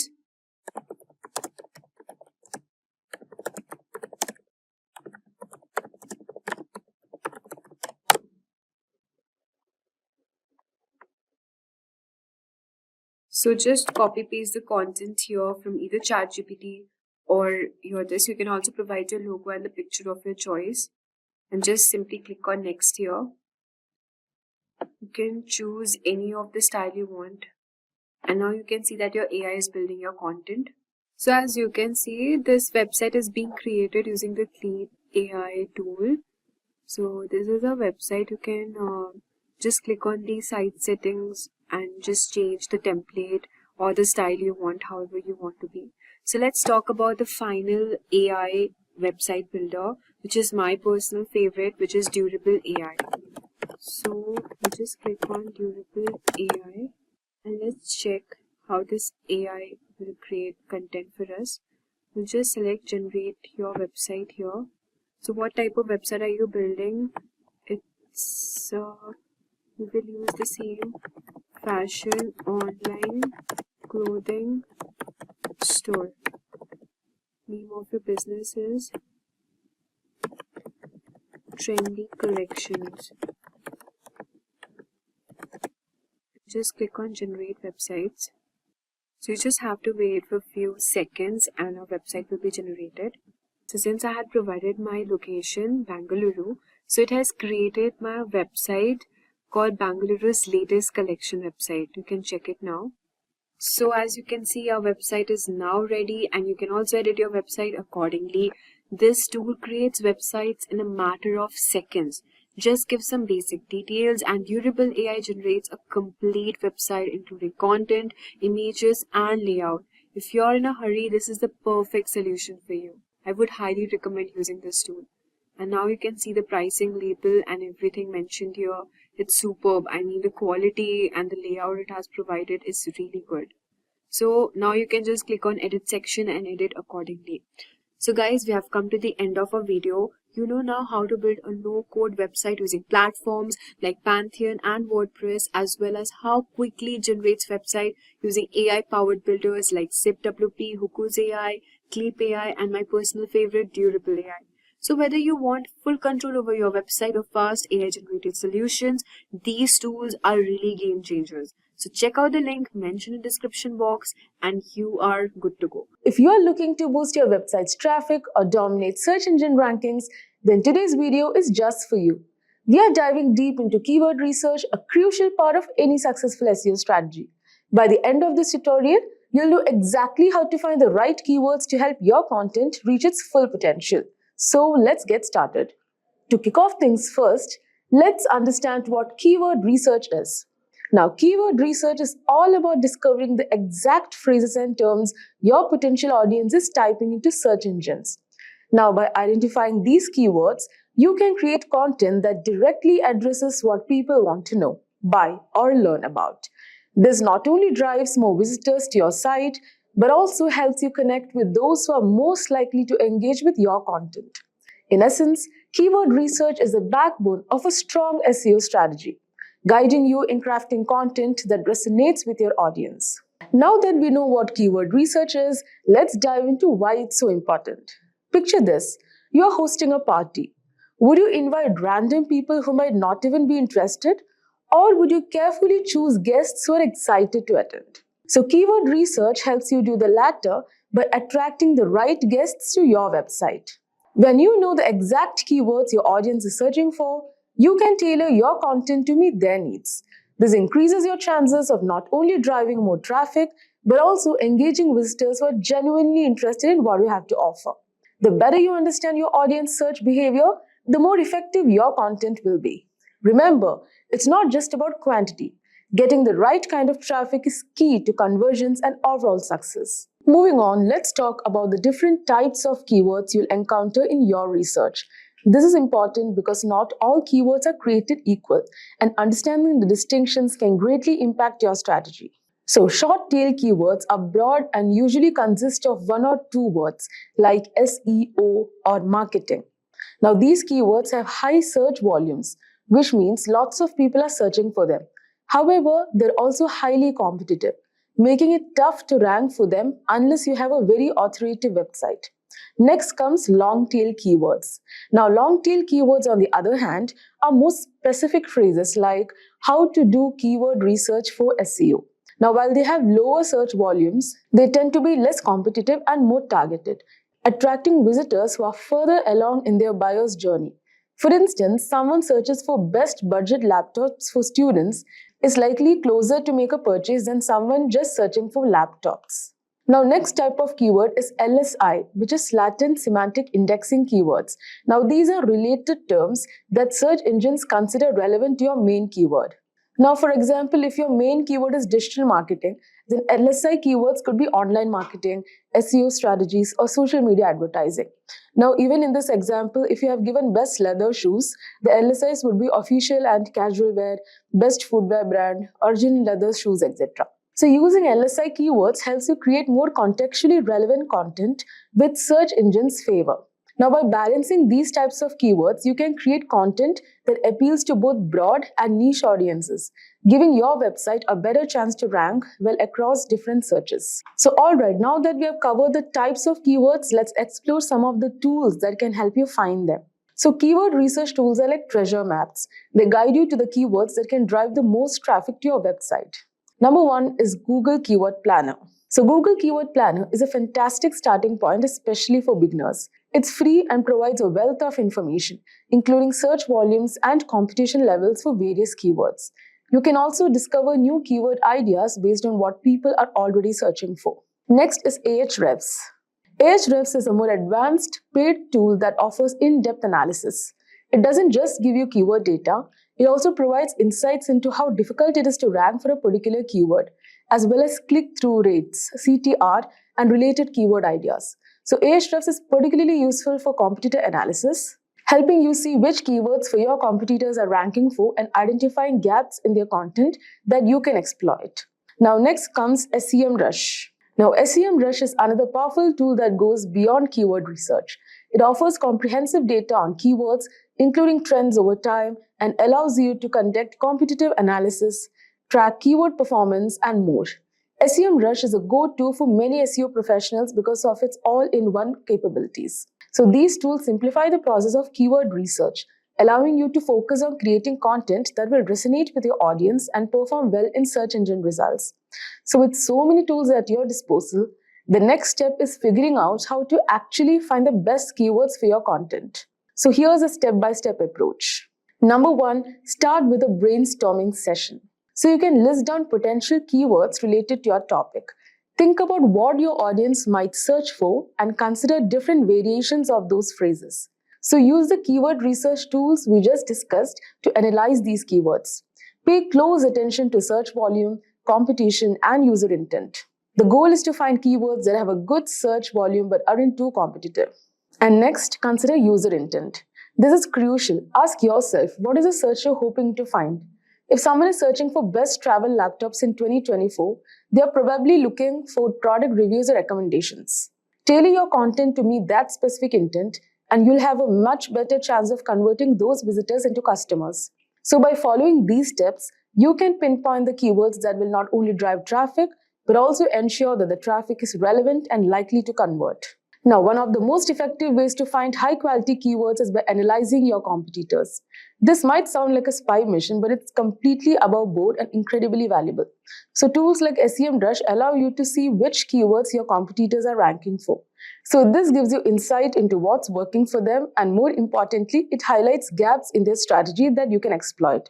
For instance, if you notice that a competitor is ranking well for a keyword like affordable SEO tools, but their content is outdated or lacking in detail, you can create a more comprehensive and up-to-date piece to outrank them. So by leveraging competitor insights, you can stay ahead in the SEO game, ensuring that your content is always relevant and competitive. Now, finding the right keywords is only half the battle. The next challenge is using them effectively in your content. So here's how you can do that. Number 1, place your primary keywords in strategic locations such as title, meta description, headers, and throughout the content. This signals to search engines that your content is about, helping you rank for that keyword. Number 2, avoid keyword stuffing. This old school tactic doesn't work anymore and can actually hurt your rankings. Instead, focus on naturally integrating keywords and using variations. For example, if your primary keyword is digital marketing strategy, you could also use online marketing strategy or effective digital marketing tactics to make your content more readable and engaging. Now, the third one is using LSI keywords to add depth and context to your content. This not only improves readability, but also helps search engines understand the broader topic of your content, which can positively impact your rankings.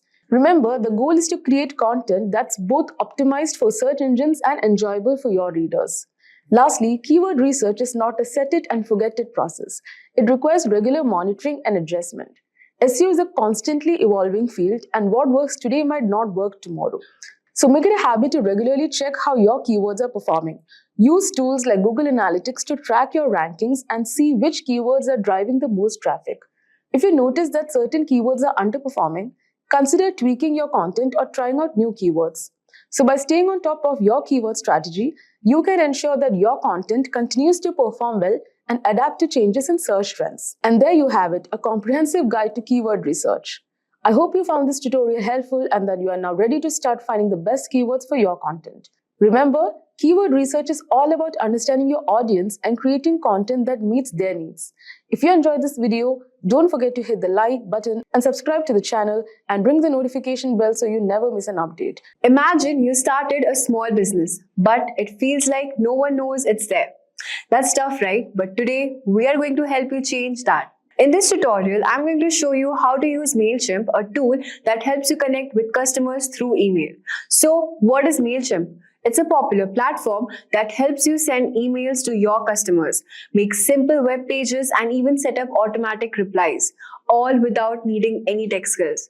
MailChimp is used by many businesses around the world because it's easy to use and help you reach more customers. Today, I'll take you step by step through how to use MailChimp, how to get customer contacts, create an email campaign, and set up automatic emails to keep your customers interested. And by the end of this video, you'll know how to use MailChimp to grow your business and make sure your customers always remember you. So, let's dive in. You'll find the link to get started with MailChimp in the description below. So let's get started with our MailChimp tutorial. First, just go to the Google and type MailChimp.com login and just simply click on login from here. If you have an account, it's good. If you don't, then you have to sign up. Since I already have an account, I just need to log in here. Enter your username and password as well. And just click on login from here.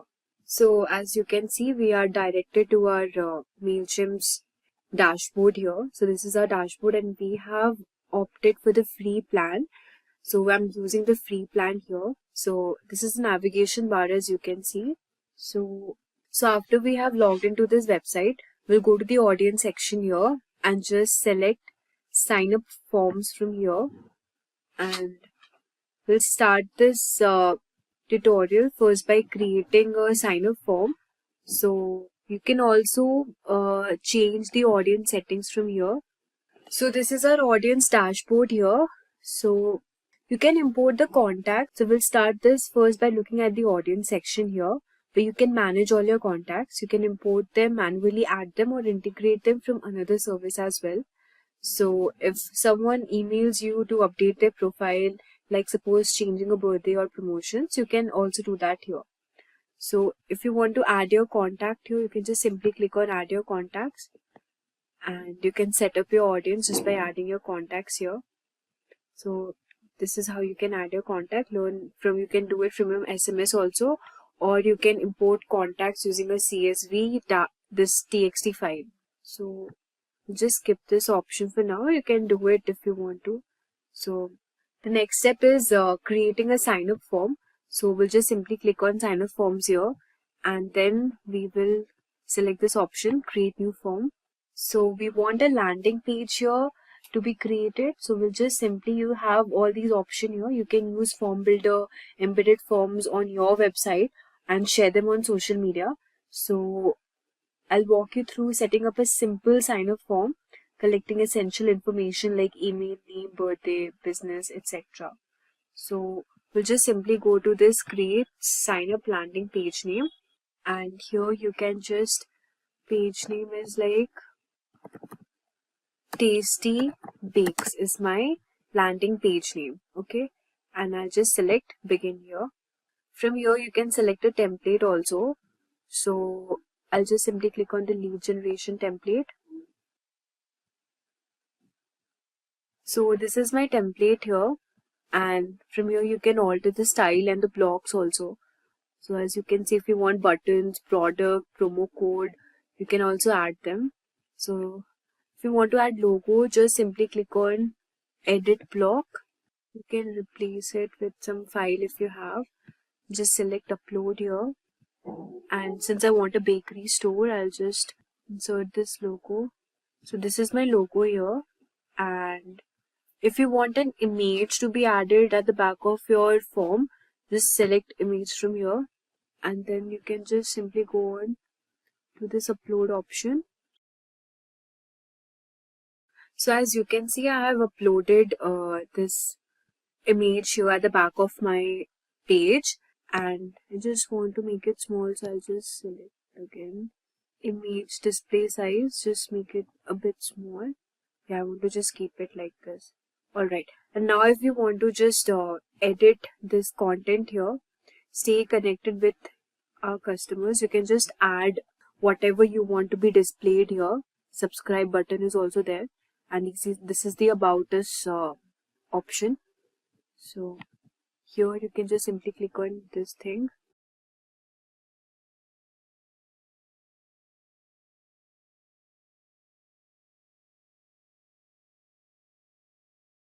So from here you can just simply write something like sign up today with and indulge in the world of delightful tasty bakes. And this is my heading here. Okay, just want to edit the style. So you can just simply click on style here and select color as well. This color is not visible, so the text style also you can change it accordingly. And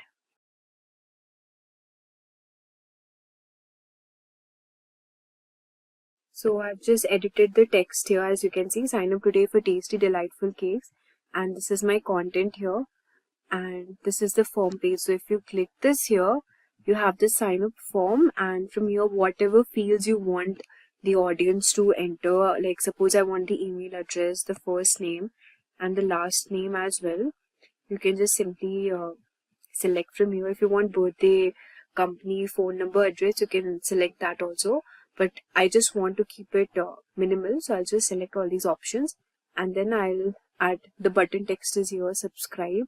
You can also write something like sign up now, hurry up or something.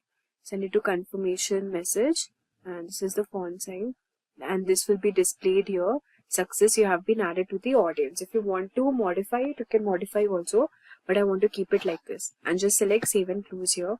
So as you can see, the page is being created. Now I'll just select save and close. So as you can see that our landing page is now ready.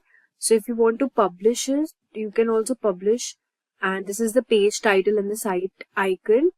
And if you want to edit the social share preview, you can edit here also. And this is the URL for our page, and the audience and the tag also. If you want to edit the audience, you can keep it the audience bakery store, or if you want whatever audience. These are the tags. Contacts who sign up will be tagged automatically, and this is the content of our website and the settings and tracking. So I think it's good to go, so I'll just click on publish here. So as you can see that our landing page is now ready. So we can share a page also. We can just simply click here to our page, and we will be redirected to our page. So as you can see, this is the page we have created.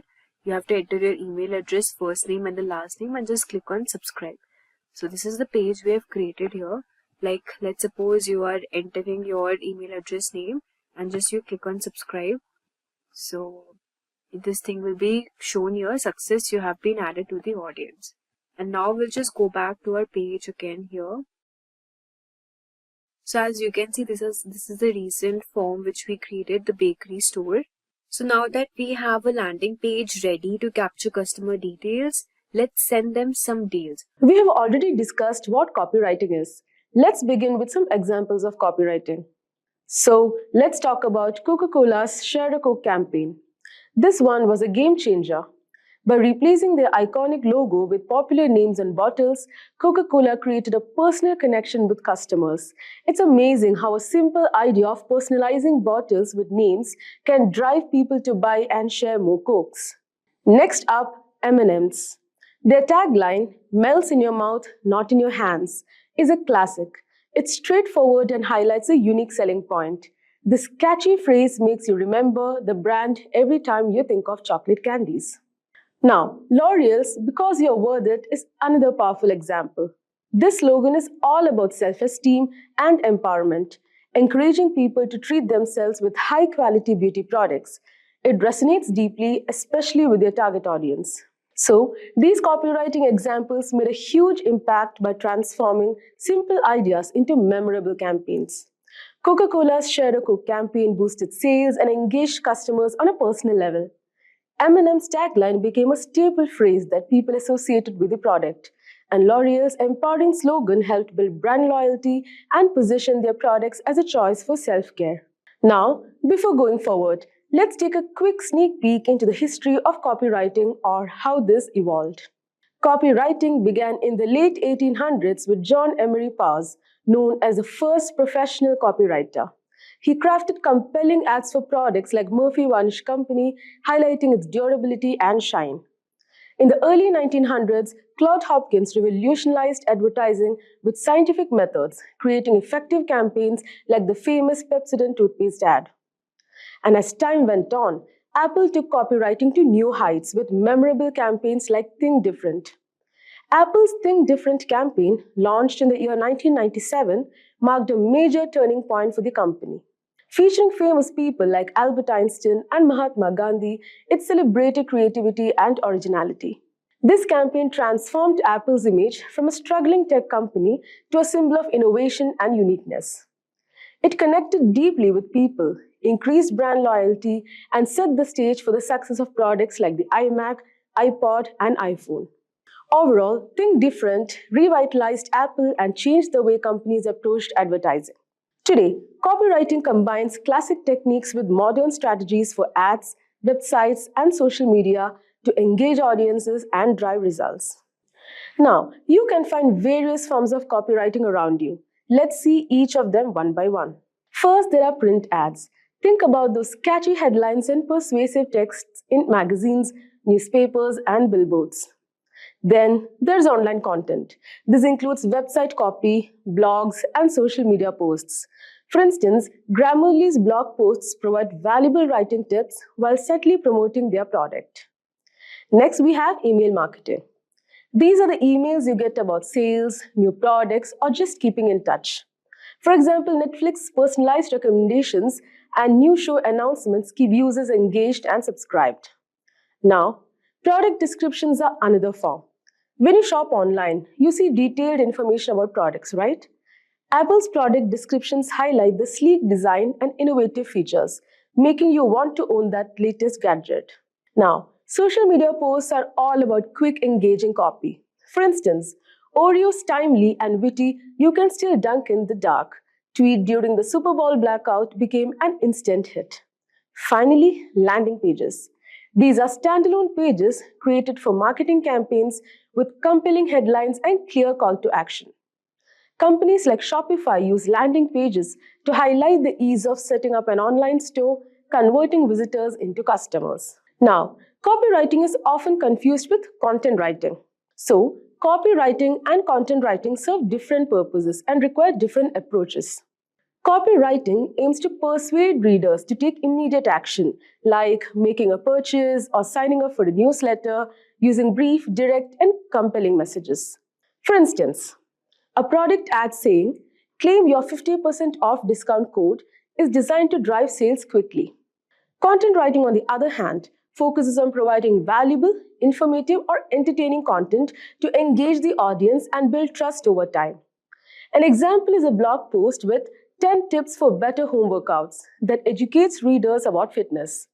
While copywriting is short and action-oriented, content writing is longer, detailed, and aimed at offering useful information.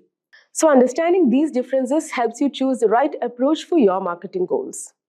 Now that you have got a clear idea on what copywriting is all about, let's break down the steps you need to take to become a successful copywriter, from understanding what copywriting is to finding your first job.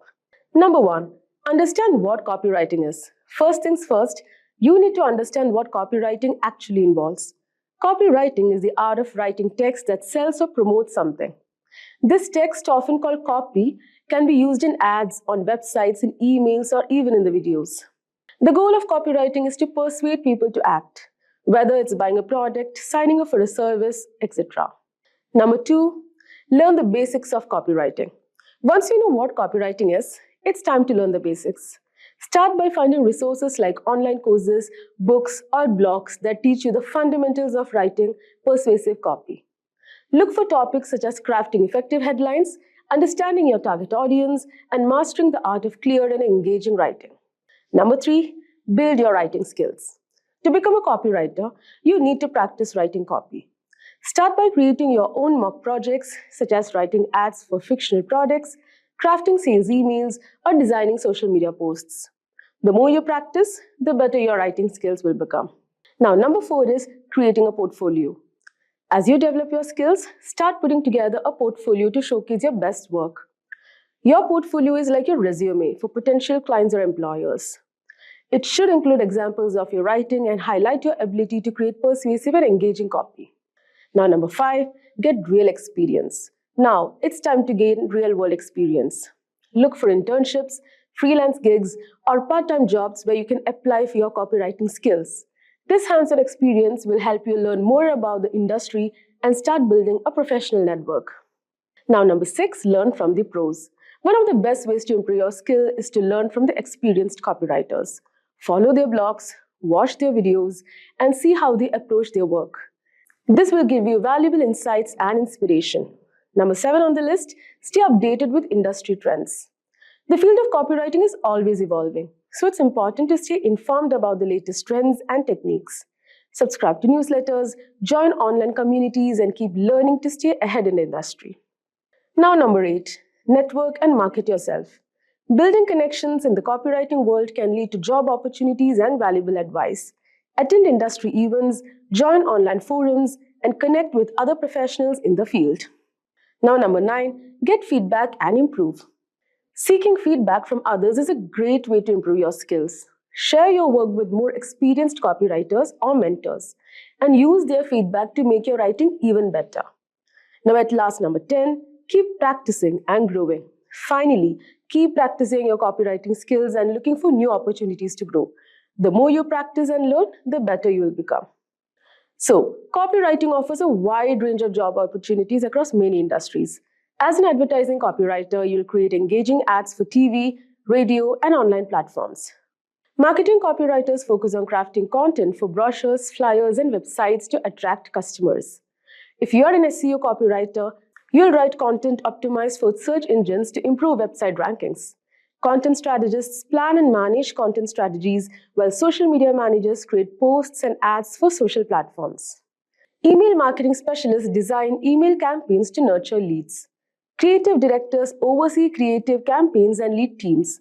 Product copywriters develop appealing product descriptions for e-commerce websites.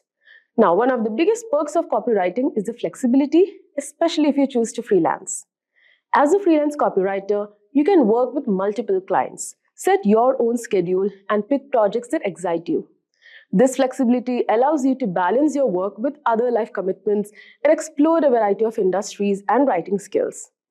Whether you prefer the stability of a corporate job or the freedom of freelancing, copywriting offers diverse career paths. It's a field where you can continuously learn and grow, finding the right fit for your skills and interests.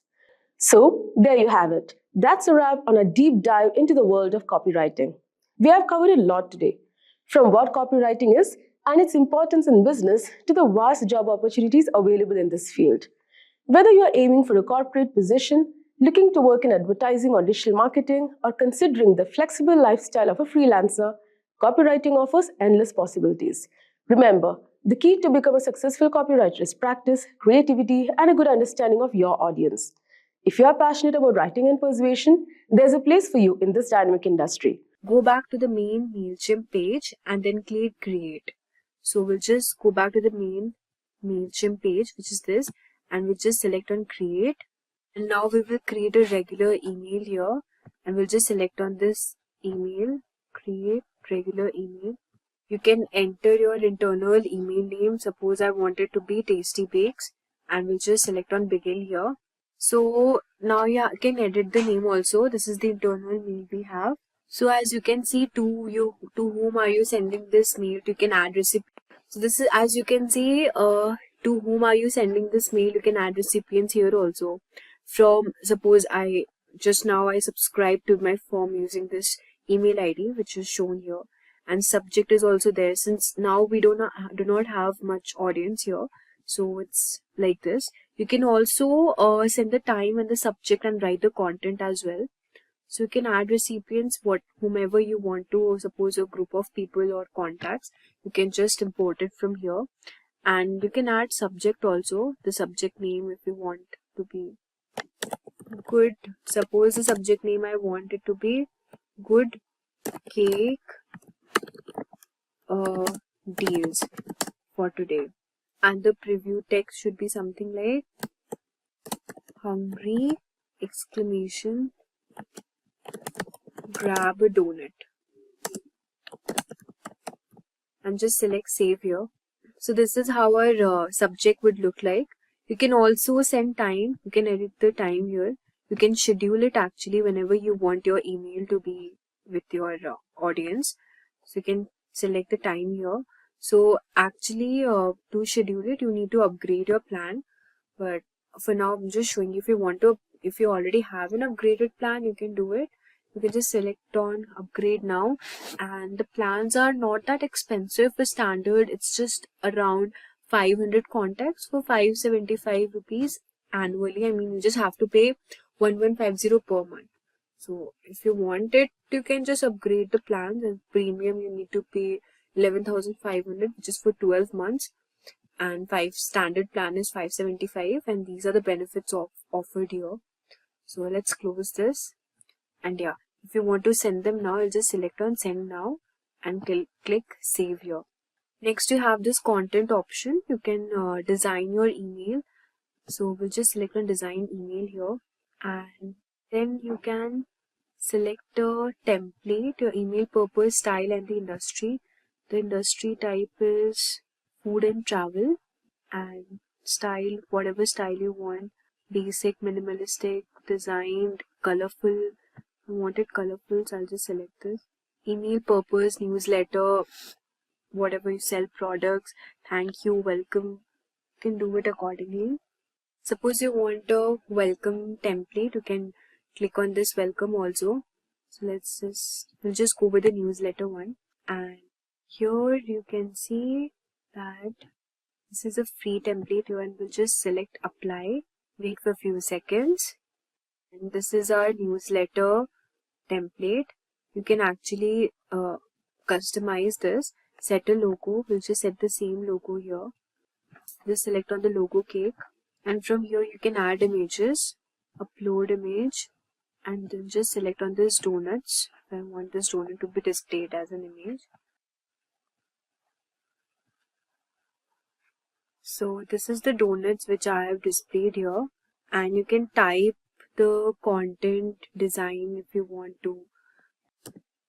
Tasty donuts,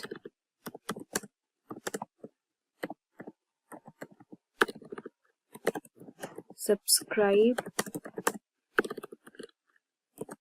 and check out the check out for more discounts.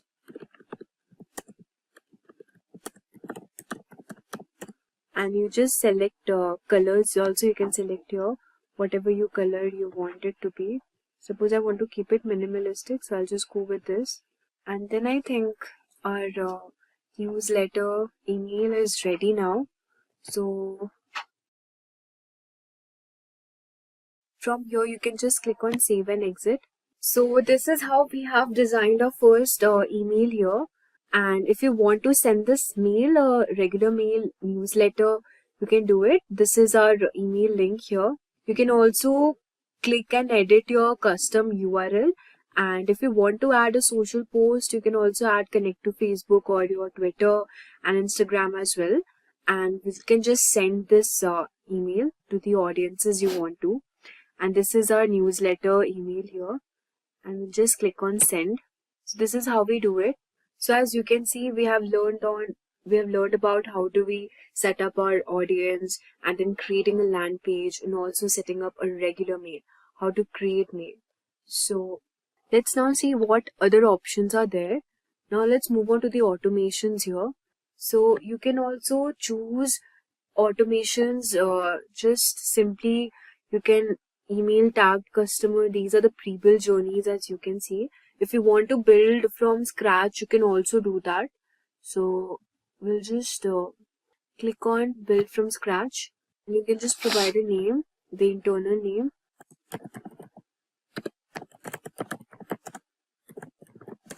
Good donuts, and just click on start building. So we are creating a map of our contacts journey. So this is how we will automate it. We can just choose a starting point here. So as you can see, these are the starting points which are popular with other MailChimp customers. The tag added, sent a mail, sign up for emails, birthday. So if you want to send a special discount, offer a gift, just say happy birthday. We can do that also. We'll just select on this. And as you can see, number of days before the date is reached. Suppose I want it to be 30 days and the field is birthday. You can save the starting point from how you want to automate your page. And you can add a journey point here. You can send a mail and you can also send an SMS here. And survey also, these are the options. Unsubscribe, update contact. So we'll just select on send mail here. So this is our journey. And yeah, if we want, we can just do for test, send test emails for now. Now if you want to upgrade your plan, you can do it and then you can send this mails. So this is how we use tags to segment our audience. And let's go back to our homepage. We have learned on how to start a campaign, automate a page, learn how to create a mail and send it to your audience. Also, we have learned how to create a landing page. Now, this is the audience dashboard. You can see we have also created a sign up form as well. And this is the analytics. Let's move on to the analytics option and check what is there. So this is the analytics option here. And this is the date range. This is the marketing dashboard basically. So you can see the performance and you can also compare the message performance here. This is the performance all over the time, how your web page is performing, and the conversions as well. The delivery, total number of deliveries. So it's pretty good. But if you want to access this dashboard, you need to upgrade to standard plans. Let's move on and see how we can create reports also. So just select on report here. So see, this is a report here and the bakery store, 1 total contact, 1 email subscriber. Since we do not have much number of subscribers and contacts here, it's just showing this much. And view by status, ongoing, completed, types. These are the types: ads, postcards, surveys. You can check it by emails. You haven't sent an email. We haven't sent an email yet. So this is how it's showing. So this is our landing page. As you can see, we can check and view the report also of our page. So as you can see, this is the page, this is the URL, it was published on this much, the audience and the tags here. So 1 visit, 1 click, 1 subscribe. Since we just made this website now, we won't be getting much audience here. So let's go back again. You can also send emails here. Let's see, we haven't sure we can create an email. Tasty Bakes and just click on begin here. So we had already learned about this. Let's go back to the main page. How do we send an email? I think I already told you before. I think that's it for this. We have this audience. We have already gone through this audience section here. Analytics as well. Let's check on the website. What do we have in website? So you can also create your website or you can connect existing Wix website as well. So if you want to create your website, you can set up your site here. You can also start selling products and offering services. But for this, you need to connect it to your store. So let's see what do we have if we want to set up a site. Just simply click on this option. So this is the name I would like to use for my website here. And just click on edit my site. As you can see, this is a logo for our website. And you can just simply edit from here. You can add pages also. So let's look at the number of pages here. If you want to add page, you can also add link as well, website address and the name.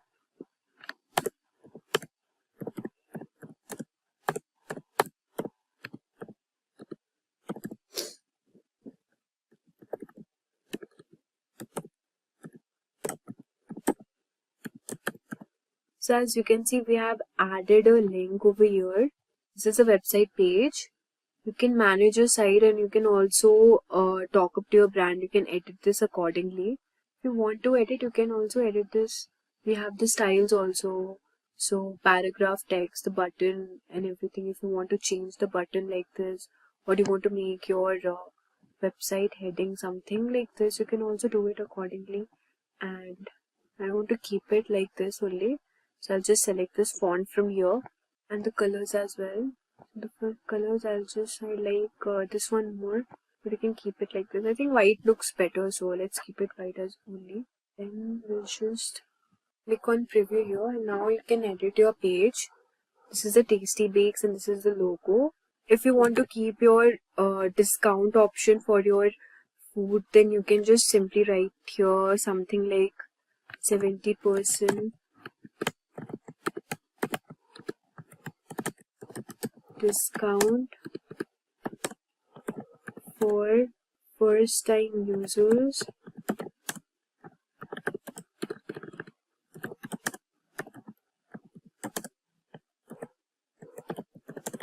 Grab a donut. Delicious cakes. So whatever you wanted your content to be displayed, you can just write here. I think the spelling is wrong. And you can just edit this also if you want it to be like this color. You can, if you want to apply a link, you can also apply a link here.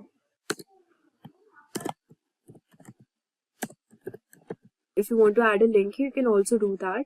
So this is how we can make a website using MailChimp as well. Like, I think it's really amazing. You can do a lot of stuff using this tool.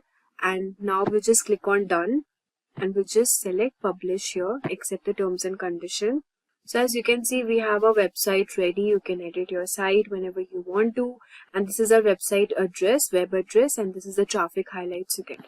So we have learned everything now, how to create a page, write an email, organize campaigns, automations, audience, surveys, analytics, website as well. Let's check out what is there in Content Assistant. So from here, custom designs in just a few clicks. You can just enter your website URL. And if you want to import a brand, you can just do it. Or if you want to set up your own brand, you can also do that. For this, you have to just simply click on set it up. And let's see what we have got. You can upload your logos. Just simply click on add logo. And now you can just select on continue. You can add your colors. Just click on next. You can choose your fonts also. Just click next here. Your brand kit is complete. So this is how we can also create a brand kit. These are the email templates here. And then we also have the integrations at last. So you can connect your apps and integrate it. So you can create, we have already learned how to create a website here. Also you can do a lot of stuff using this, and you can also import your site by using the Shopify store if you want to sync Shopify customers' products to MailChimp and create highly targeted campaigns. You can also do this. You can connect your store with MailChimp as well. Just simply you have to click on get started, and if you want to do it, you can just do it accordingly. So yeah.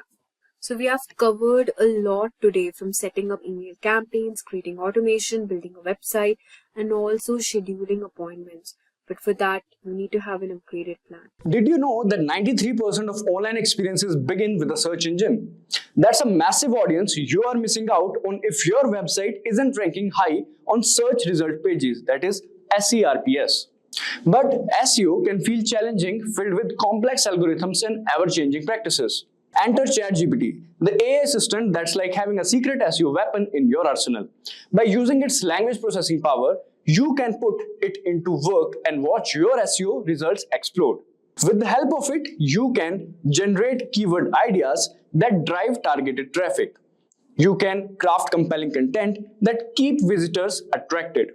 And you can also optimize your meta descriptions and titles for maximum clicks. So in this video, we will understand how using ChatGPT, you can boost your SEO strategy backed by actionable insights and metrics that matter. So in this tutorial, we will cover finding a title, generating the content, how to modify the content according to you. Then we will understand SEO prompts for statistics and FAQs.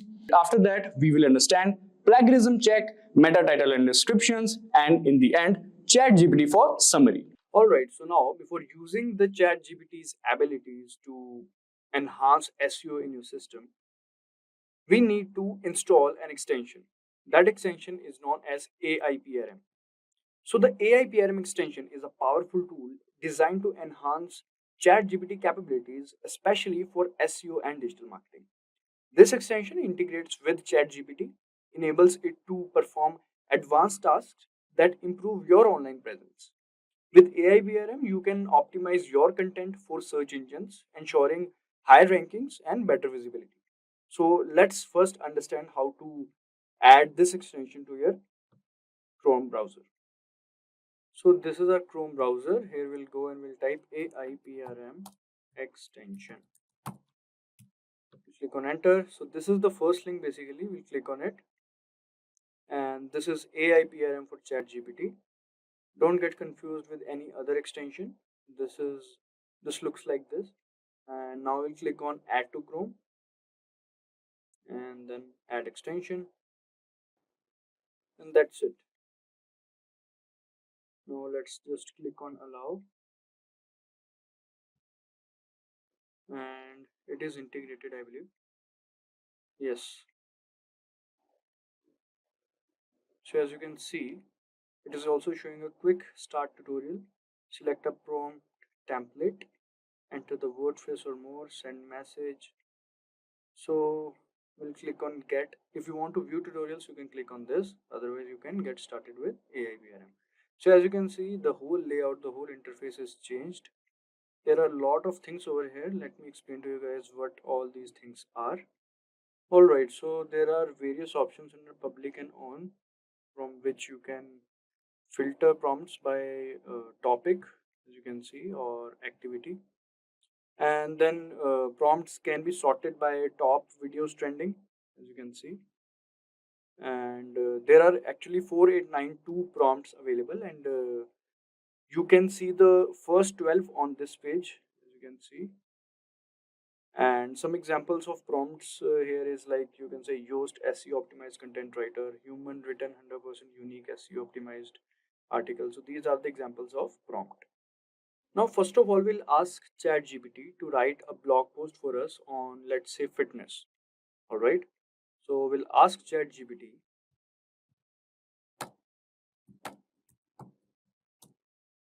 fitness in everyday lifestyle. All right. Let's click on this. So we haven't used any prompt till yet. So let's just first put this input and let's see what ChatGPT gives us. All right. So as you can see, this is the topic name, importance of everyday fitness, simple strategies to incorporate fitness. Then we can see subtopics are also there. All right. And here's the conclusion. All right. So this is basically our blog post. So now let's say we want to optimize this blog post and we want to do SEO on this one itself. So let's first just copy this. We'll copy this and paste in our document. Alright, so this is our document and we have pasted this. Alright, now let's go back over here and let's say we want to write it in a more familiar, or you can say friendly tone, and in a more explanatory tone you can also use. So let's just write this.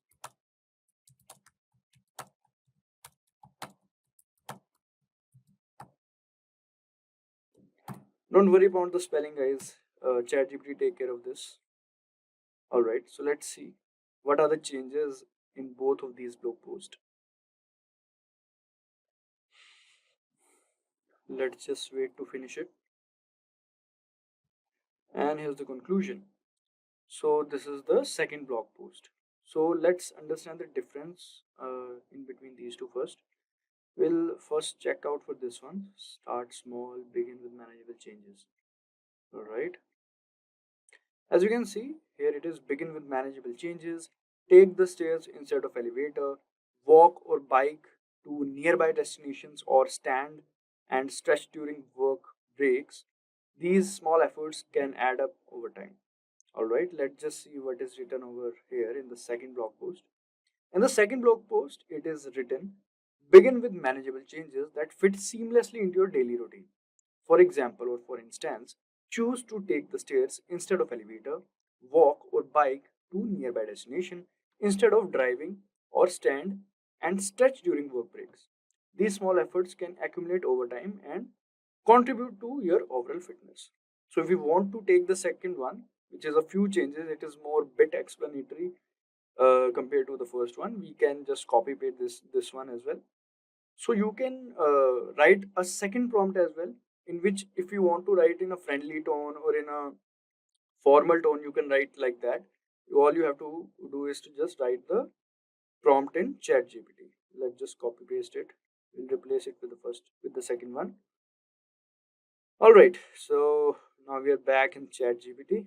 So now basically we have the blog post content. Basically we have the content of it. Now we want to polish it. We want to select the best title out of it and many more things. So for that, let's just make use of prompts. Instead of writing all these prompts by yourself, you can make use of the prompts that comes with AI PRM ChatGPT prompts. All right. So let's just say we want to write about the title. We want to select a perfect title for this blog post. So what we can do is we'll go over here and first of all we'll select in topics. We'll go and we'll select copywriting because we want to write about the SEO optimized title. We want the best title. We'll select copywriting. Confirm. All right. Now after this you can just go for prompts, but whichever you like. I'm gonna go for this one, blog post title generator, as you can see. Also, if you didn't get what you wanted, then you can go for the search engine over here. You can just type. Let's just say if you if you're writing a script basically and you want a perfect title for it, then you can write a script generator or something like that over here. Automatically, whichever prompt that are relevant to it will come. All right. So we have selected this one, blog post title generator, because we have to create a title for our blog post. We'll click on this. And now all we have to do is to write the name of our blog post. The name of our blog post is, we'll select everyday lifestyle, fitness in everyday lifestyle. Let's just select this one. All right. Now, as you can see, you can select the titles to write. It is 5. Let's just select 10. All right. Now the language you can select English, and many more languages are there. We'll keep it in English itself. Tone, emotional or default. Let's just be default itself. Poetic, default itself. We'll keep it like this. All right. Now click on this. Let's just see. So according to ChatGPT APRM prompt, these are the 10 best titles that we can implement in our blog post. Now what we want to do is select one best title out of it. All right, so these are 10. We have to select one out of it. So for that, we'll go to Google Keyword Planner. So this is Google Keyword Planner. We'll click on this, find your campaign and keywords. We'll click on this, visit Keyword Planner. Now you guys might be thinking, what is Google Keyword Planner? So let me explain to you guys. So this Google Keyword Planner is a free tool that helps you find keywords for your online content. It shows you how often people search for certain words and phrases and how much competition there is to rank for those keywords. This way you can choose the best keywords to target in your ads or blog post or website to attract more visitors and potential customers. So it will give you the numbers basically which are mostly ranking and having the competition. Alright, so we'll click on discover new keywords and let's select where it is. We'll select the first 10. Go to Google Keyword Planner and now here we will paste it. So all 10 of them are pasted. Now what we'll do is we'll click on get results. So after clicking on get results, as you can see, so this is average monthly searches. This is competition. We want the maximum monthly searches, fitness, healthy lifestyle, and low in competition.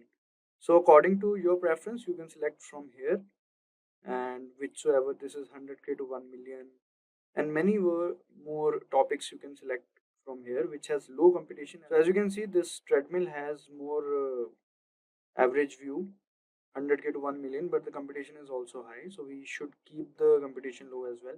So we should keep in mind, so we can select our best title from it, so whichever suits. All right, after selecting the best title, we can go to our what we call this blog post to change the title. So this is the new title. Let's keep it like this. Alright, so now our title is done. Now let's go back to ChatGPT.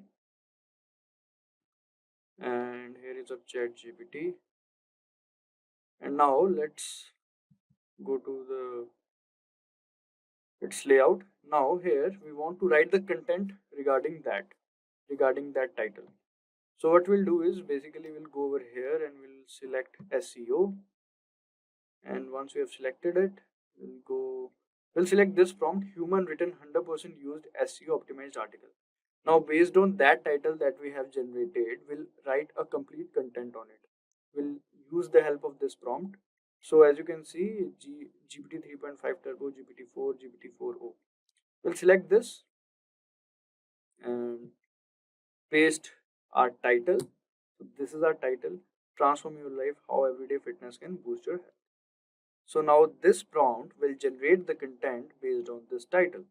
Alright, now let's see. So as you can see, transform your life, how everyday fitness can boost your health. This is the content outline, the article outline you can say.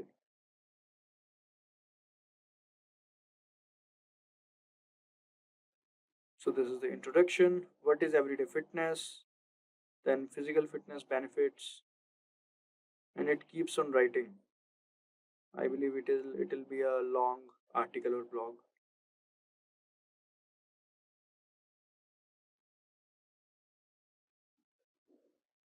So you don't have to write too many prompts for this. You can just do this and the whole thing will take care of it on.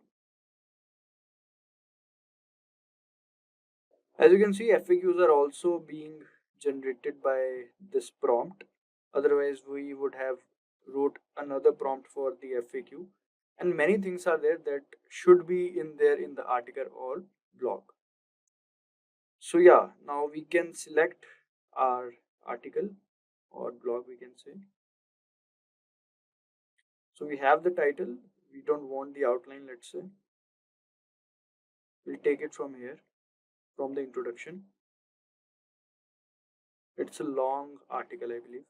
As you can see, this last question is not completed, but you can click on continue generating and it will complete that. We don't want the last question. I think 3 questions or 4 questions are sufficient for us. So now as we have copied it, first of all, we need to make sure that our content is unique. It is not plagiarized, because we can't publish or use the plagiarized content. So we have to be sure that we are using the unique content. For that, we'll have to go to this site known as Dupli Checker. We'll click on this first link, and now as you can see here, we can copy and paste it. We can just exclude this last question as I told you. Alright, now our content, our article is pasted. Now we will check the plagiarism.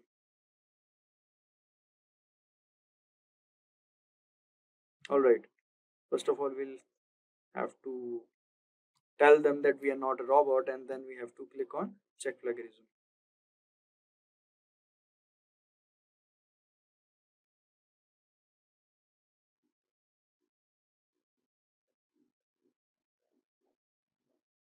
Alright, so it is showing maximum 1000 words allowed per search. Alright, so let's just do one thing.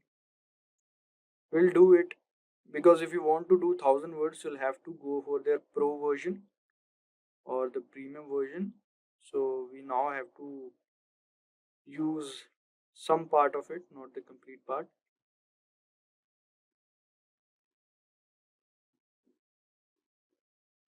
It's actually a long article. So from the role we'll take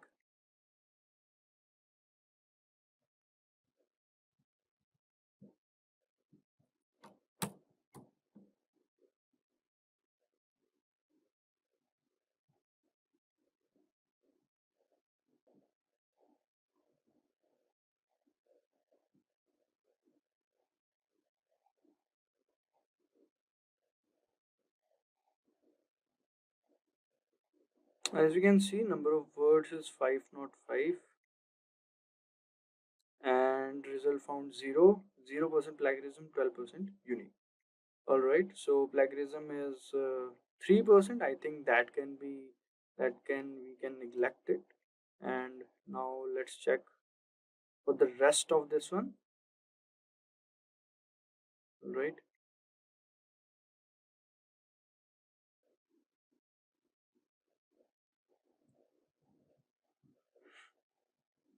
Alright, here we'll copy and paste it.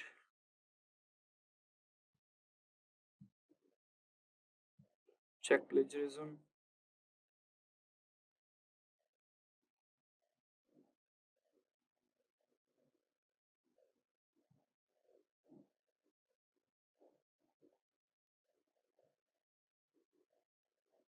As you can see, number of words 671, 0% plagiarism, 12% unique. So I don't think it will be a problem.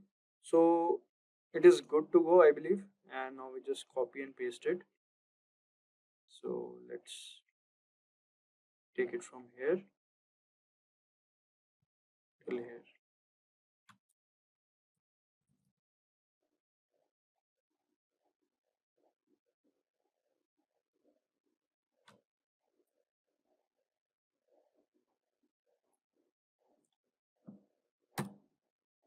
Alright, so this is our content now. So our content was not plagiarized, but let's just say if it is plagiarized and is not unique. So what should we do? Then we can simply put a prompt in ChatGPT that make it non-plagiarized or make it unique or rephrase it. But let's say that plagiarized checker, the duplicate checker, mentions the particular lines or where there is plagiarism. So you can select that line, put into ChatGPT, and ask them to rephrase or make it plagiarism free. By doing this, you can make the complete content plagiarism free. It is very easy. Or else you can use a prompt from AIPRM. As I told you, all you have to do is to just type plagiarism free content writer and a particular prompt will come. You can just put your content in that prompt and the rest ChatGPT will take care of. All right. Now to boost your SEO strategy, you must focus on EEAT, that is expertise, authoritativeness, and trustworthiness, and keep that human element strong. Use ChatGPT to improve your content with interesting verified facts and relevant examples. Create a FAQ section to answer common questions and look for any missing information to fill in. These steps will help you make high quality content that connects with your audience and ranks better in search engines. So for that, we'll write a prompt to ChatGPT to include the what we call FAQs and the statistics. If you want to make use of statistics and FAQs and include it in our content, so how should we do that? Let's just understand it. Let's come to our ChatGPT again. Now here what we'll do is we'll write a simple prompt saying no. First we'll go to the new topic. Now here, because otherwise it will keep on writing in that prompt itself. Alright, we'll write please add to what we call stats, or you can write statistics, and one analogy and a FAQ section with answers to this content draft to increase engagement. Alright, now you want to if you want to paste a particular section of your content, you can also do that, or else you can paste the entire content. It's as per your choice. So let me just paste a particular section. Let's just paste this one, and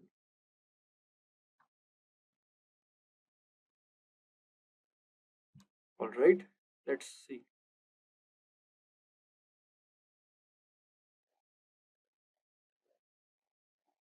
All right, so as you can see, statistics studies show that engaging in just 30 minutes of moderate physical activity each day can reduce the risk of chronic disease like heart disease. So these are the statistics and these are the analogies, and this is the FAQ section that you can include in your content or a particular section of the content. Usually these statistics are included in the introduction part to make it more interesting, so you can make use of it and do that. Alright, moving forward, let's understand the ChatGPT prompts for meta titles and descriptions. So crafting meta titles and descriptions is essential for drawing readers' attention. So it is necessary that we should use that. Alright, so now we'll be writing a particular prompt for it. For that, for the content part, I'll be leaving the space content here and create a meta description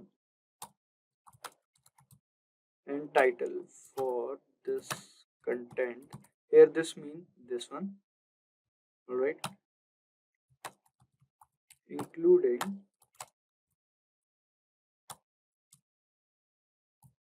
the keyword. Now here we'll mention the keyword. Alright, so whatever is the focus keyword or the primary keyword you want to include it in. Alright, and make it easy to read and add a CTA. So let's just paste our content over here. So where is our content? This is our content, and let's just use this one again. You have to use the entire content, but I'm just showing you, so you can use this one itself. It will be more than enough. You don't have to worry about it.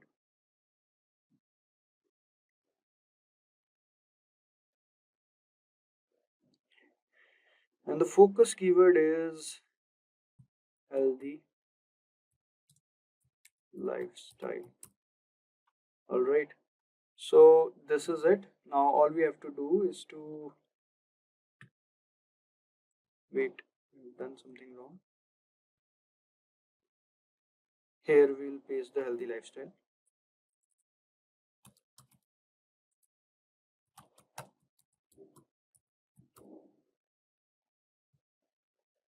And as we can see, title, transform your health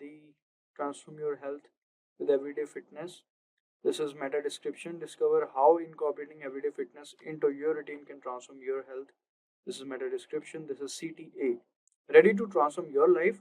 Start incorporating everyday fitness into your routine today. So you can make use of it using this prompt. And yes, now let's understand the ChatGPT prompt for writing summaries. So now, like, writing blog summaries and posting them on LinkedIn and Twitter helps you reach a wider audience. By sharing engaging snippets, you can attract more visitors to your blog, increasing traffic to your website. This practice also establishes you as an expert in your field, building your brand and reputation. So social media platforms facilitate interaction through likes, shares, and comments, boosting engagement with your content. So posting a blog summary in your social media like Twitter, LinkedIn, etc., will be helpful for you. So now let's just write a particular prompt in ChatGPT for creating that blog summary for us. All right. So let's make use of it. We'll write, please create 100-word summary of this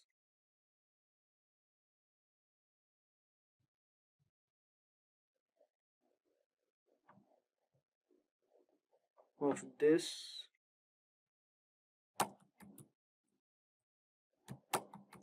post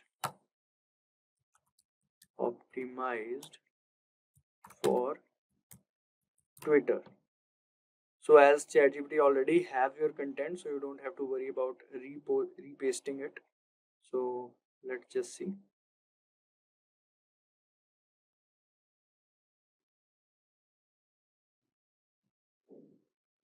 Alright, as we can see, looking to improve your health without spending hours at gym, everyday fitness is the key. Incorporate physical activity into your daily routine for profound effects on your physical and mental well-being. Just 30 minutes of daily activity can reduce chronic disease risk by 30% and boost mental health. So yeah, it has included all the things that we wanted from our content or blog to this. And it also has mentioned the hashtags, hashtag lifestyle, hashtag everyday fitness, hashtag wellness.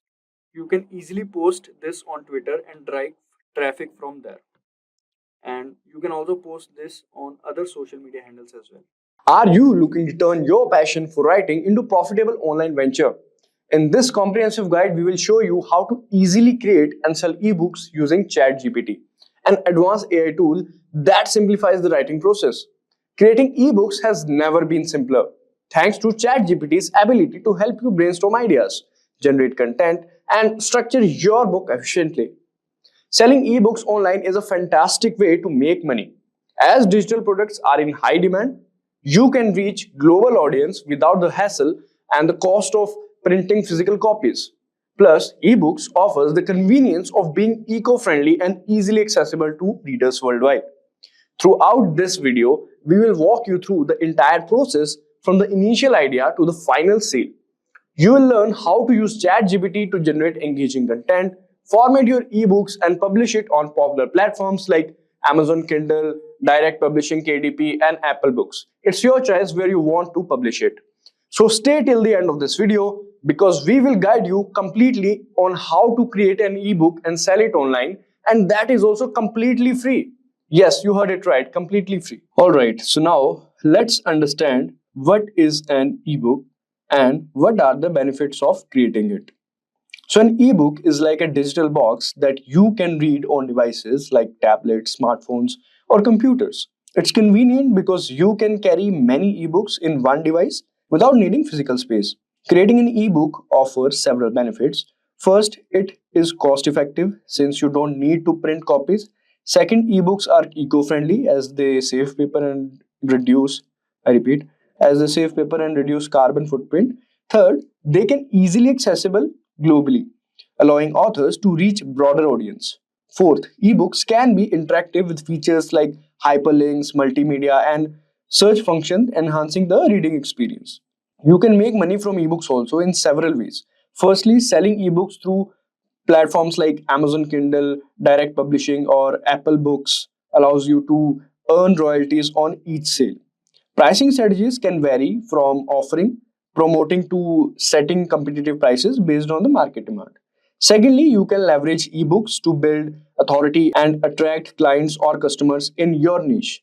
For instance, an ebook on digital marketing strategies can showcase your expertise and lead to a consulting opportunities. Thirdly, offering premium content or bonus material alongside your ebooks can justify higher prices or subscription models. This approach enhances the value proposition for readers.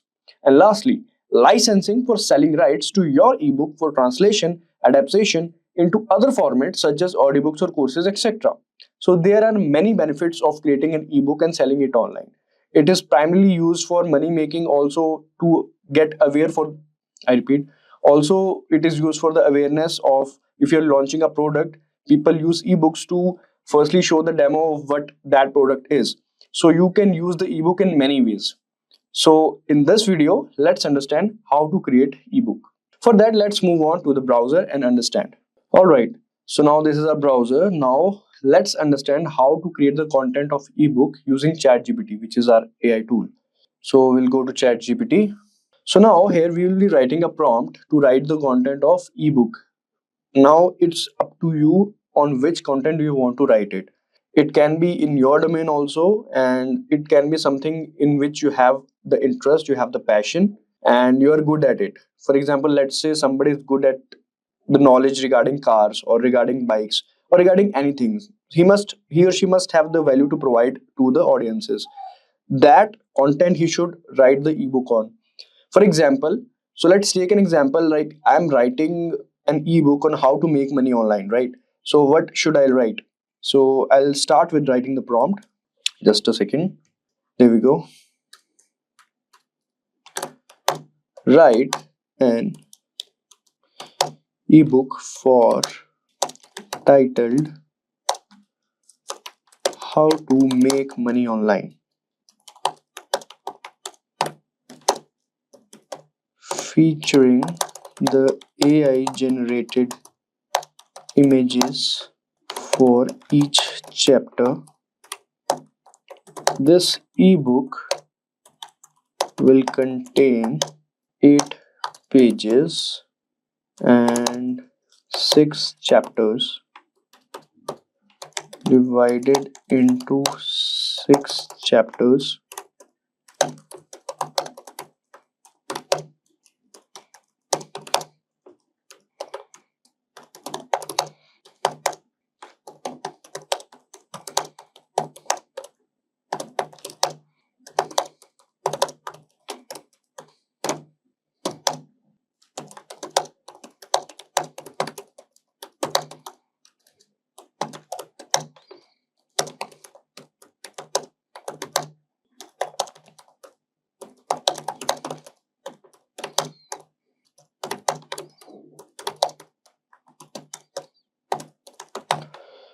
Alright, so let's have a look what we have written. We have written is write an ebook for people out there titled How to Make Money Online, in which we are featuring the AI generated images of each chapter for each chapter so that it will be easy for people to understand it.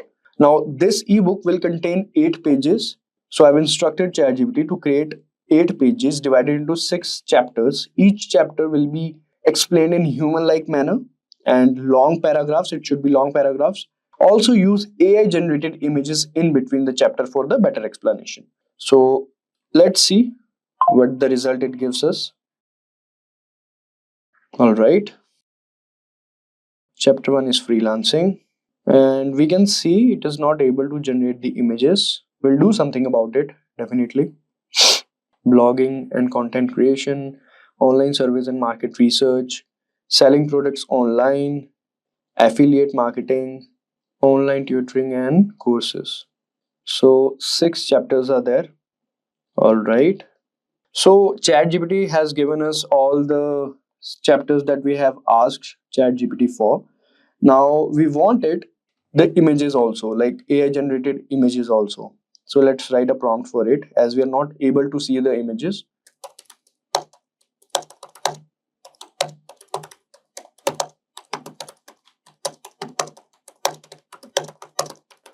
So I'm writing where are the AI generated images that I asked for. I'm not able to see those images. All right, now let's see. So here ChatGPT is giving us, I believe it gives us chapter wise images. All right, so it is giving us chapter wise images. Here is the AI generated image for chapter 1, freelancing. Let's proceed with generate image for the remaining chapters. So all right, so it is showcasing the freelancing, people are doing freelancing, and online service and market research. Okay, though these people are doing online research and market research, online service. And this is blogging and content creation. As we can see, these all are AI generated images that we asked for. And now we can use each of these images in between the ebooks. Selling products online, affiliate products, and online tutoring and courses. The images, what I think the images is pretty well that I expected. Now your ebook How to Make Online includes AI generated images for each chapter. All right, so what we asked for ChatGPT, it gave us. Sometimes it happens that what you ask it doesn't give at the first time. Then you'll have to write the another prompt for it, as we did right now. All right, now the thing is we want all these images to be inside this one, in this doc, not this doc but this what we call ebook that we have written. So let's ask ChatGPT if it can include it in between. Can you include these images in between the chapters above, and then show it to me. Let's see if it can do that. Otherwise we can also do that, but let's ask ChatGPT first. All right, I don't think it is able to do that. We might have to write another prompt for it, but rather than that, let's just use this also. This only we'll use. Anyways, we have got the photos for each chapter, so we don't need to worry about that. So without worrying about this, we'll move on to the next step, which is compile all the tables, chapters, and images into a file that we want. So this file can be PDF file also, can be doc file also, or in any other format. So let's just write compile the tables, chapters properly, images properly into a document file. All right. I think ChatGPT is saying I'll convert all the images to PNG format and then add them to the document. So let's just add another prompt. Let's just stop it and just copy paste this one, and we'll be adding another prompt so that we can tell ChatGPT that use this format instead of that one that it is suggesting. We can write that convert the images into a specified format. Like we can write convert the images into JPEG format. Now let's see. All right, so as we can see, ChatGPT has given us the answer. I have compiled the document with converted JPEGs image properly integrated. You can download the ebook using the link below. So we'll click on this file to download it. And as we can see, it is getting downloaded, and let's just open this file. As we go, Word automatically saved images to the normal document template. Do you want to load it? Yes. Let's see. Okay. So this is the ebook that ChatGPT has created. You guys must know that anything that we have written inside it is not on our own. ChatGPT helped us in writing all of this content, and we can see how properly it is written, the color scheme and all. And this is how to make money online. So now we can also make the changes in between. The profit of writing the document in Word is that only. We can always convert this document into PDF by going to various sites. But let's just create first in the document file so that you can also do editing and changes. And if you want to add something, then also you can easily do that. So that's why we have created into the document format. So as we can see, freelancing, then there is the image. As we can see, we can also resize it. All right, as you can see, we have resized it. So this way you can also edit it and whatever you like. I mean, it's up to you. It's very subjective to people what they want to do for their ebook. So it's up to them. If they want to add something in more detail, or they can also showcase with the help of an example, then they can definitely do that. And after all the editing is done, then they can, go for the PDF format. It is very easy to convert doc into PDF by going to various sites. So as you can see, we are resizing the images, and according to me, the images are well. I mean, what I expected is it is better than that, and it is also showcasing what we want, what we are explaining over there. So yeah, as you can see, conclusion is also there, introduction is also there, so you don't need to worry about that as well. And another thing is, let's say I want to change it a bit. Like let's say online service and market research is there, then there is blogging and content creation is there. But I think this blogging and content creation content is bit like not that explainable. I want it to elaborate more. Then what will I do is, we'll simply copy paste it, or you can use from ChatGPT also. We have copied it, and now we'll go to ChatGPT. All right, now I'll write the prompt. I want you to explain it in more detail so that people can easily understand it. Now I'll paste the content that I want ChatGPT to more explain it in an elaborated way. So here it is: blogging, a path to sharing, earning, choosing your niche, setting up your blog, creating high quality content, monetize your blog, and advertising, sponsored post, everything. There are various points. There are 5 points that ChatGPT has written. And now what I'll do is, I'll just simply copy it. Let's say I've copied it. Now I'll go back to the doc. This is the doc, and I'm just showing the example, right? I'll just paste it. Now let's see. Alright, online surveys, and this is blogging and content creation. So automatically, as we can see, number of points we have written, and this is the link that it has added, and basically we got the format. Basically all these things are done, so we don't need to worry about that. Even we want to make any changes, it is very easy to do that, as we have just saw. Now the next thing that we want to focus on is the mockup or the cover photo or the mockup photos.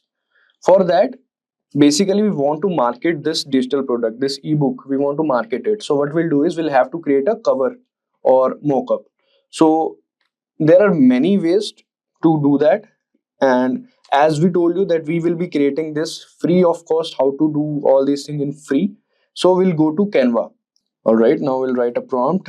What prompt should we write? We'll write create a AI generated poster image. Let's write create an AI generated poster image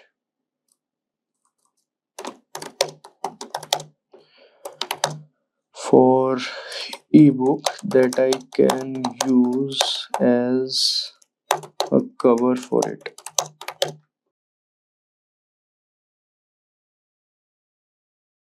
All right, this is how to make money online.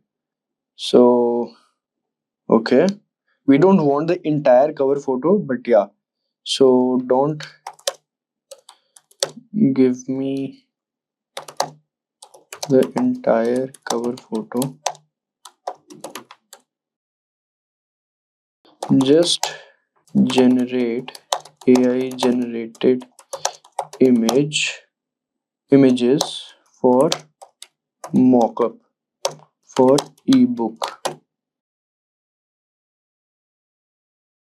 No, we already have this kind of a thing over here. Create few more.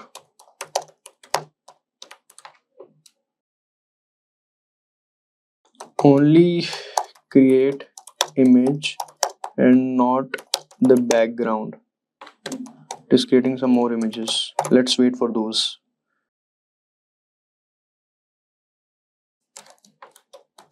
Give me the inside image for the last photo. So basically you have to manipulate Chatgpt to give you the exact thing that you are asking for. So for that you have to write multiple times the prompt. Sometimes it happens, so it's pretty normal.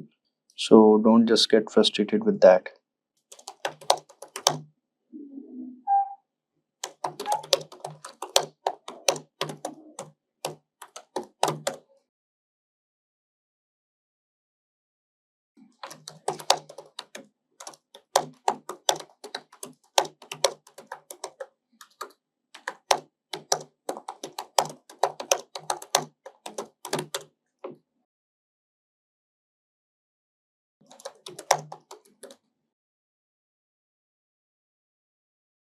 I think this one is better.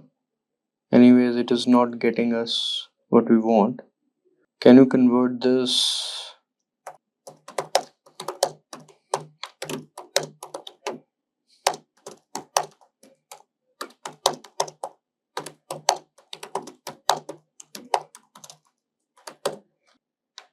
By mistake I wrote something else. Downloadable I want to write.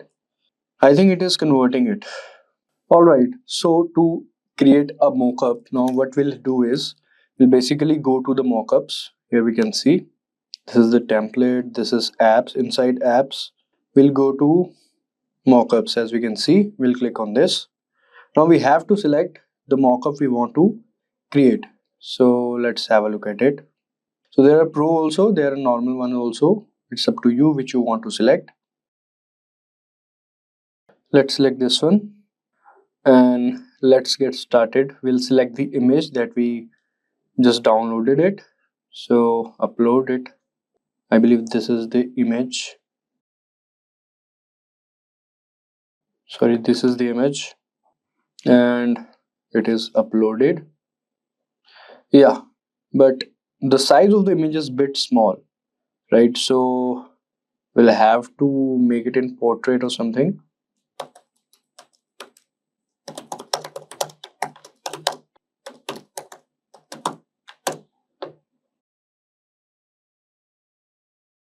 Let's see if something is there. Code interpreter session expired. I believe we'll have to create another one.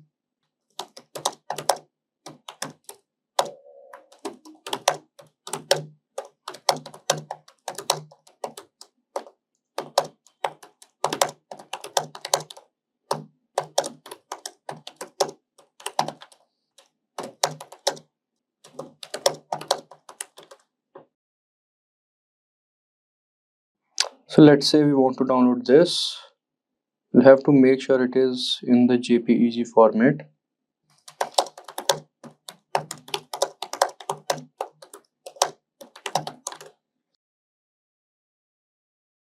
So it is downloaded. Now we'll go over here and delete this one. Select, upload. I believe this will fit. Let's see. Yeah, it is looking bit good than the previous one. And let's see, save mockup. So this is how you can create a mockup for your digital product, your digital ebook, and then you can easily download it. So once you have downloaded it, you can put it into use. Now the next thing is how you can market it. That is the next challenge. For that, you have to go to the free websites that lets you to upload all your ebooks and sell it. There are many websites, some are paid and some are free also. But before moving there, let me tell you guys, the version of ChatGPT that I'm using is ChatGPT 4. You can also do the same thing with ChatGPT 3.5 also, but it doesn't give you the feature of downloading all these images or whatsoever you want. So for that, you don't have to worry. All you have to go is to go on Canva and you click on it. And now here you can see there are many things. Now the first thing you'll do is you have to get the ebook template. So you'll search for ebook and you can select the ebook template whatsoever you want. You can select as per your choice. For example, let's see this one. This one is free. So you can customize this template and then you can copy paste from ChatGPT, as ChatGPT 3.5 doesn't give you the feature to download all these things. So all you have to do is just copy all the content that we previously done and just paste it over here. And you can also add page or something like that. So it is very easy. You can edit this. So it will be easy for you and then you can download it. So you don't have to worry if you don't have the paid version of ChatGPT. You can easily do that with the help of Canva. So you don't have to worry about that. Now coming to the part where we were explaining how to market it, how to sell it and where to sell it basically. So for that, we'll go to a site, InstaMojo. So it allows you to create your own digital product and sell it free of cost. So for that, we'll log in. It's pretty simple. And so once we have logged in, so we have to fill up the details. So basic detail, it is very easy. You can easily fill up the details. As it is showing, payment collection is not enabled on your account. So I'm showing you the demo of it. So that's why I have not done that. But it is very easy and it's free of cost. So it is very easy for you guys as well.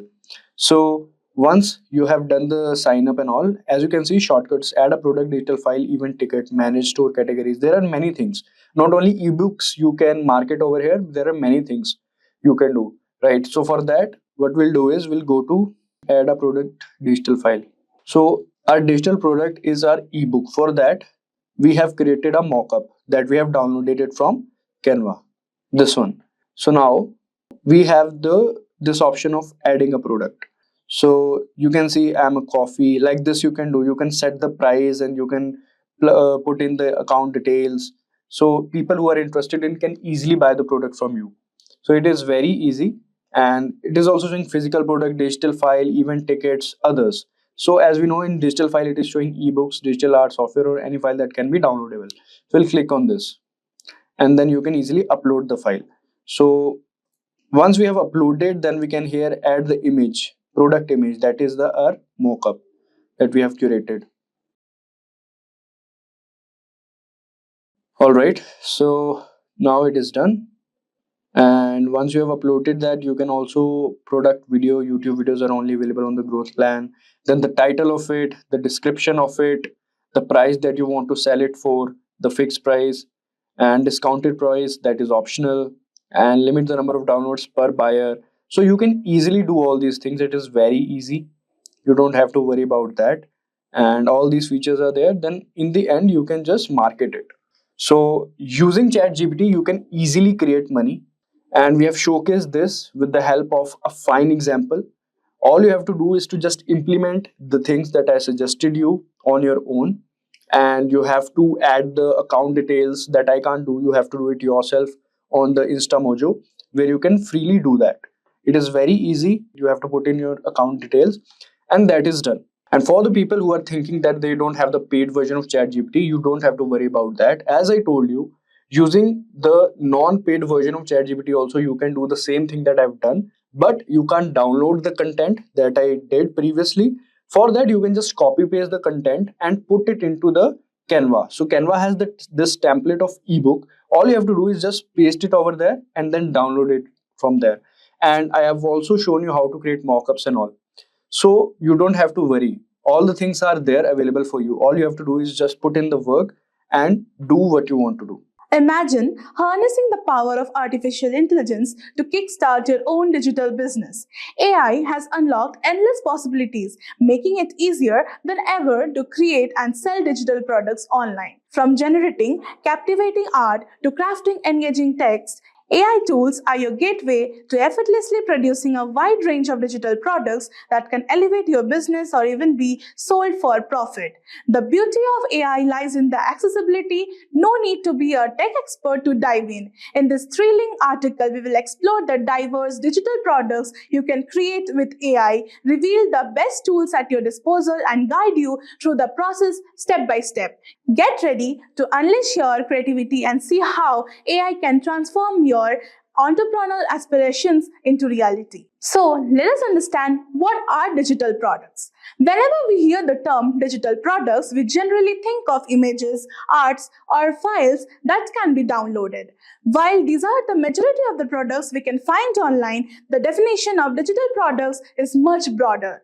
Digital products include paintings, illustrations, graphic designs, photographs, or other forms of visual and multimedia content, and other web-based services. And these are intangible items that are created, sold, and distributed online. Unlike physical goods, digital products exist in a digital format, meaning they don't require inventory, shipping, or storage. Examples of digital products like software, ebooks, online courses, memberships, digital music, and other web-based services. Now let us understand why sell digital products. Selling digital products using AI offers numerous advantages that can significantly enhance your business's efficiency, creativity, and profitability. AI is a game changer for selling digital products online. Whether it's generating stunning artwork, composing music, or writing compelling text, AI expands your creative possibilities, allowing you to produce high-quality digital products quickly.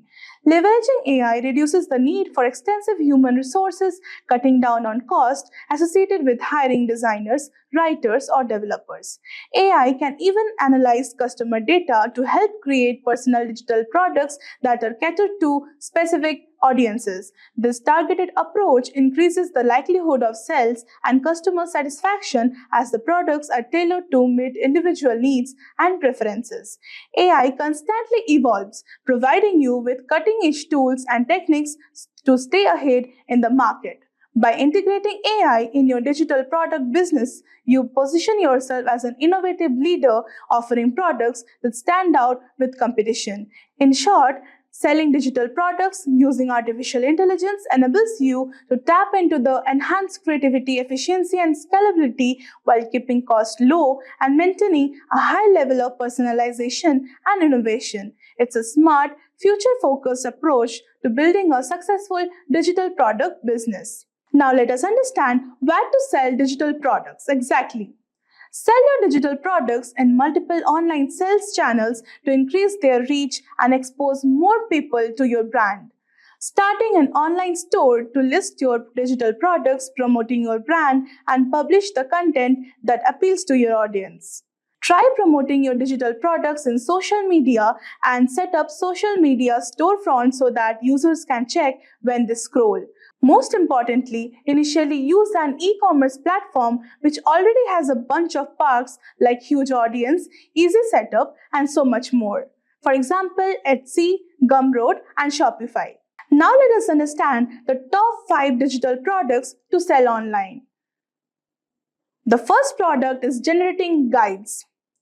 There are some famous shops in Etsy that have guides for everything, including the real estate guides, Airbnb cleaning checklists, cooking guides, and so much more templates. Basically, they have good templates with attractive fonts.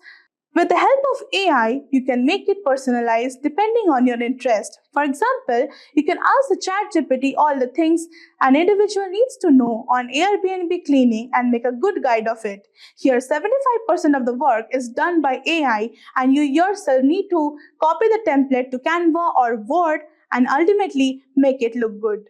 The next product is logo design. Let me tell you, one doesn't need to be a graphic designer to design logos, as Midjourney has the ability to create logos for almost everything. Take up the list from the Chatgpt on which business you can create logos for, and you're halfway there. Finally, you need to utilize your idea and write your prompt in the Midjourney, and the result will shock you for sure.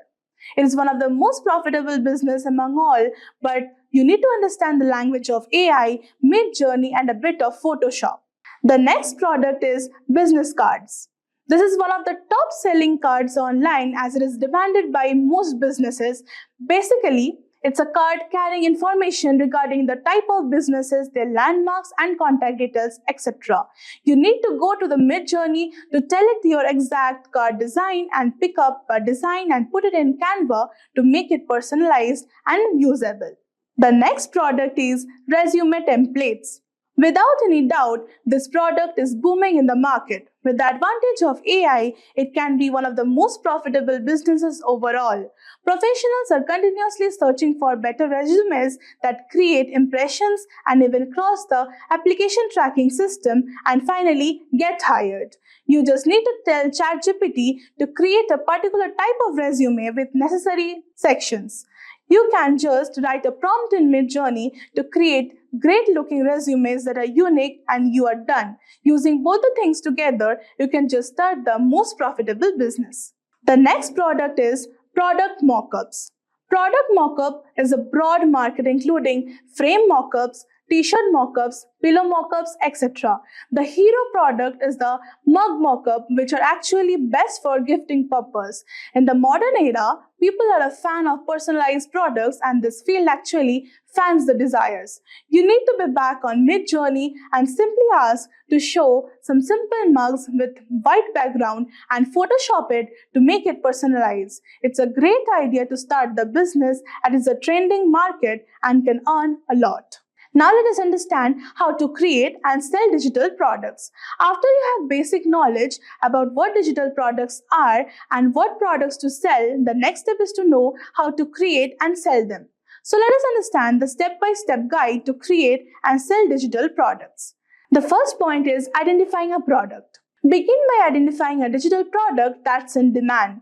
Kate's research led her to gallery wall art. Kate identified a potential product by conducting market research on Etsy, a popular online platform for selling homemade goods. She spotted a demand for a specific type of product: gallery wall art sets, bundles of printable art images. She analyzed the listings using the Ebooks Chrome extension to estimate the potential revenue and total sales. Seeing the demand for this type of product and its high earning potential, Kate decided to utilize AI technology to simplify the creation process. Follow the same process and you can identify the real diamond pretty soon. The next point is the website to generate designs. Use websites like Midjourney to generate designs, images, text, anything and everything in just a few steps. Midjourney uses text prompts to generate the search. The next point is download the design. After you select a particular type of design of the product, download it in your system for further process. The next point is use of AI tool. Chatgpt is the next wonder of AI.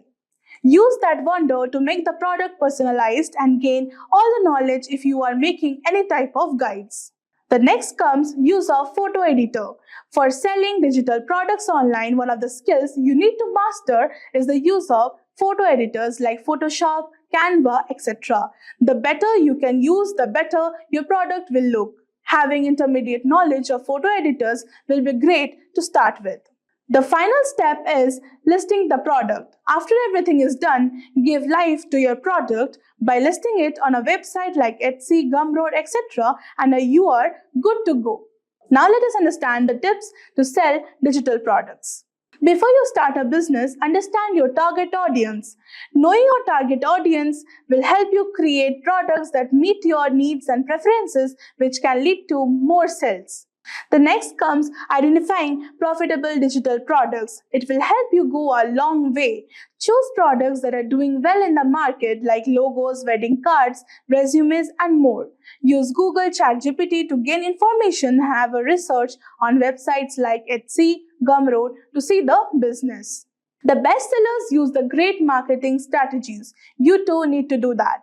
AI can help you market your digital products. You can use AI-powered chatbots to answer customers' inquiries and send automatic generated mail, marketing campaigns, and create an audience. The last but not the least, the most important step is to have a competitor analysis. Research on competitors' products, their pricing strategies, their audience, etc. can help you a lot in formulating your marketing. To make $1,000 a month with digital products using AI, you must create valuable products that solve your customers' problems and market them effectively. Pricing your products correctly, creating an automated sales funnel, and scaling up your business and all are critical components of a successful digital product business. With this, we have come to the end of the video. Hope you have liked it. For any queries, do comment and one of our experts will definitely help you out. With this, we have come to the end of this video. If you have any question or doubt, please feel free to ask in the comment section below. A team of experts will help you as soon as possible. Thank you and keep learning with Simplilearn. Staying ahead in your career requires continuous learning and upskilling. Whether you're a student aiming to learn today's top skills or a working professional looking to advance your career, we've got you covered. Explore our impressive catalog of certification programs in cutting-edge domains, including data science, cloud computing, cybersecurity, AI, machine learning, or digital marketing. Designed in collaboration with leading universities and top corporations, and delivered by industry experts. Choose any of our programs and set yourself on the path to career success. Click the link in the description to know more.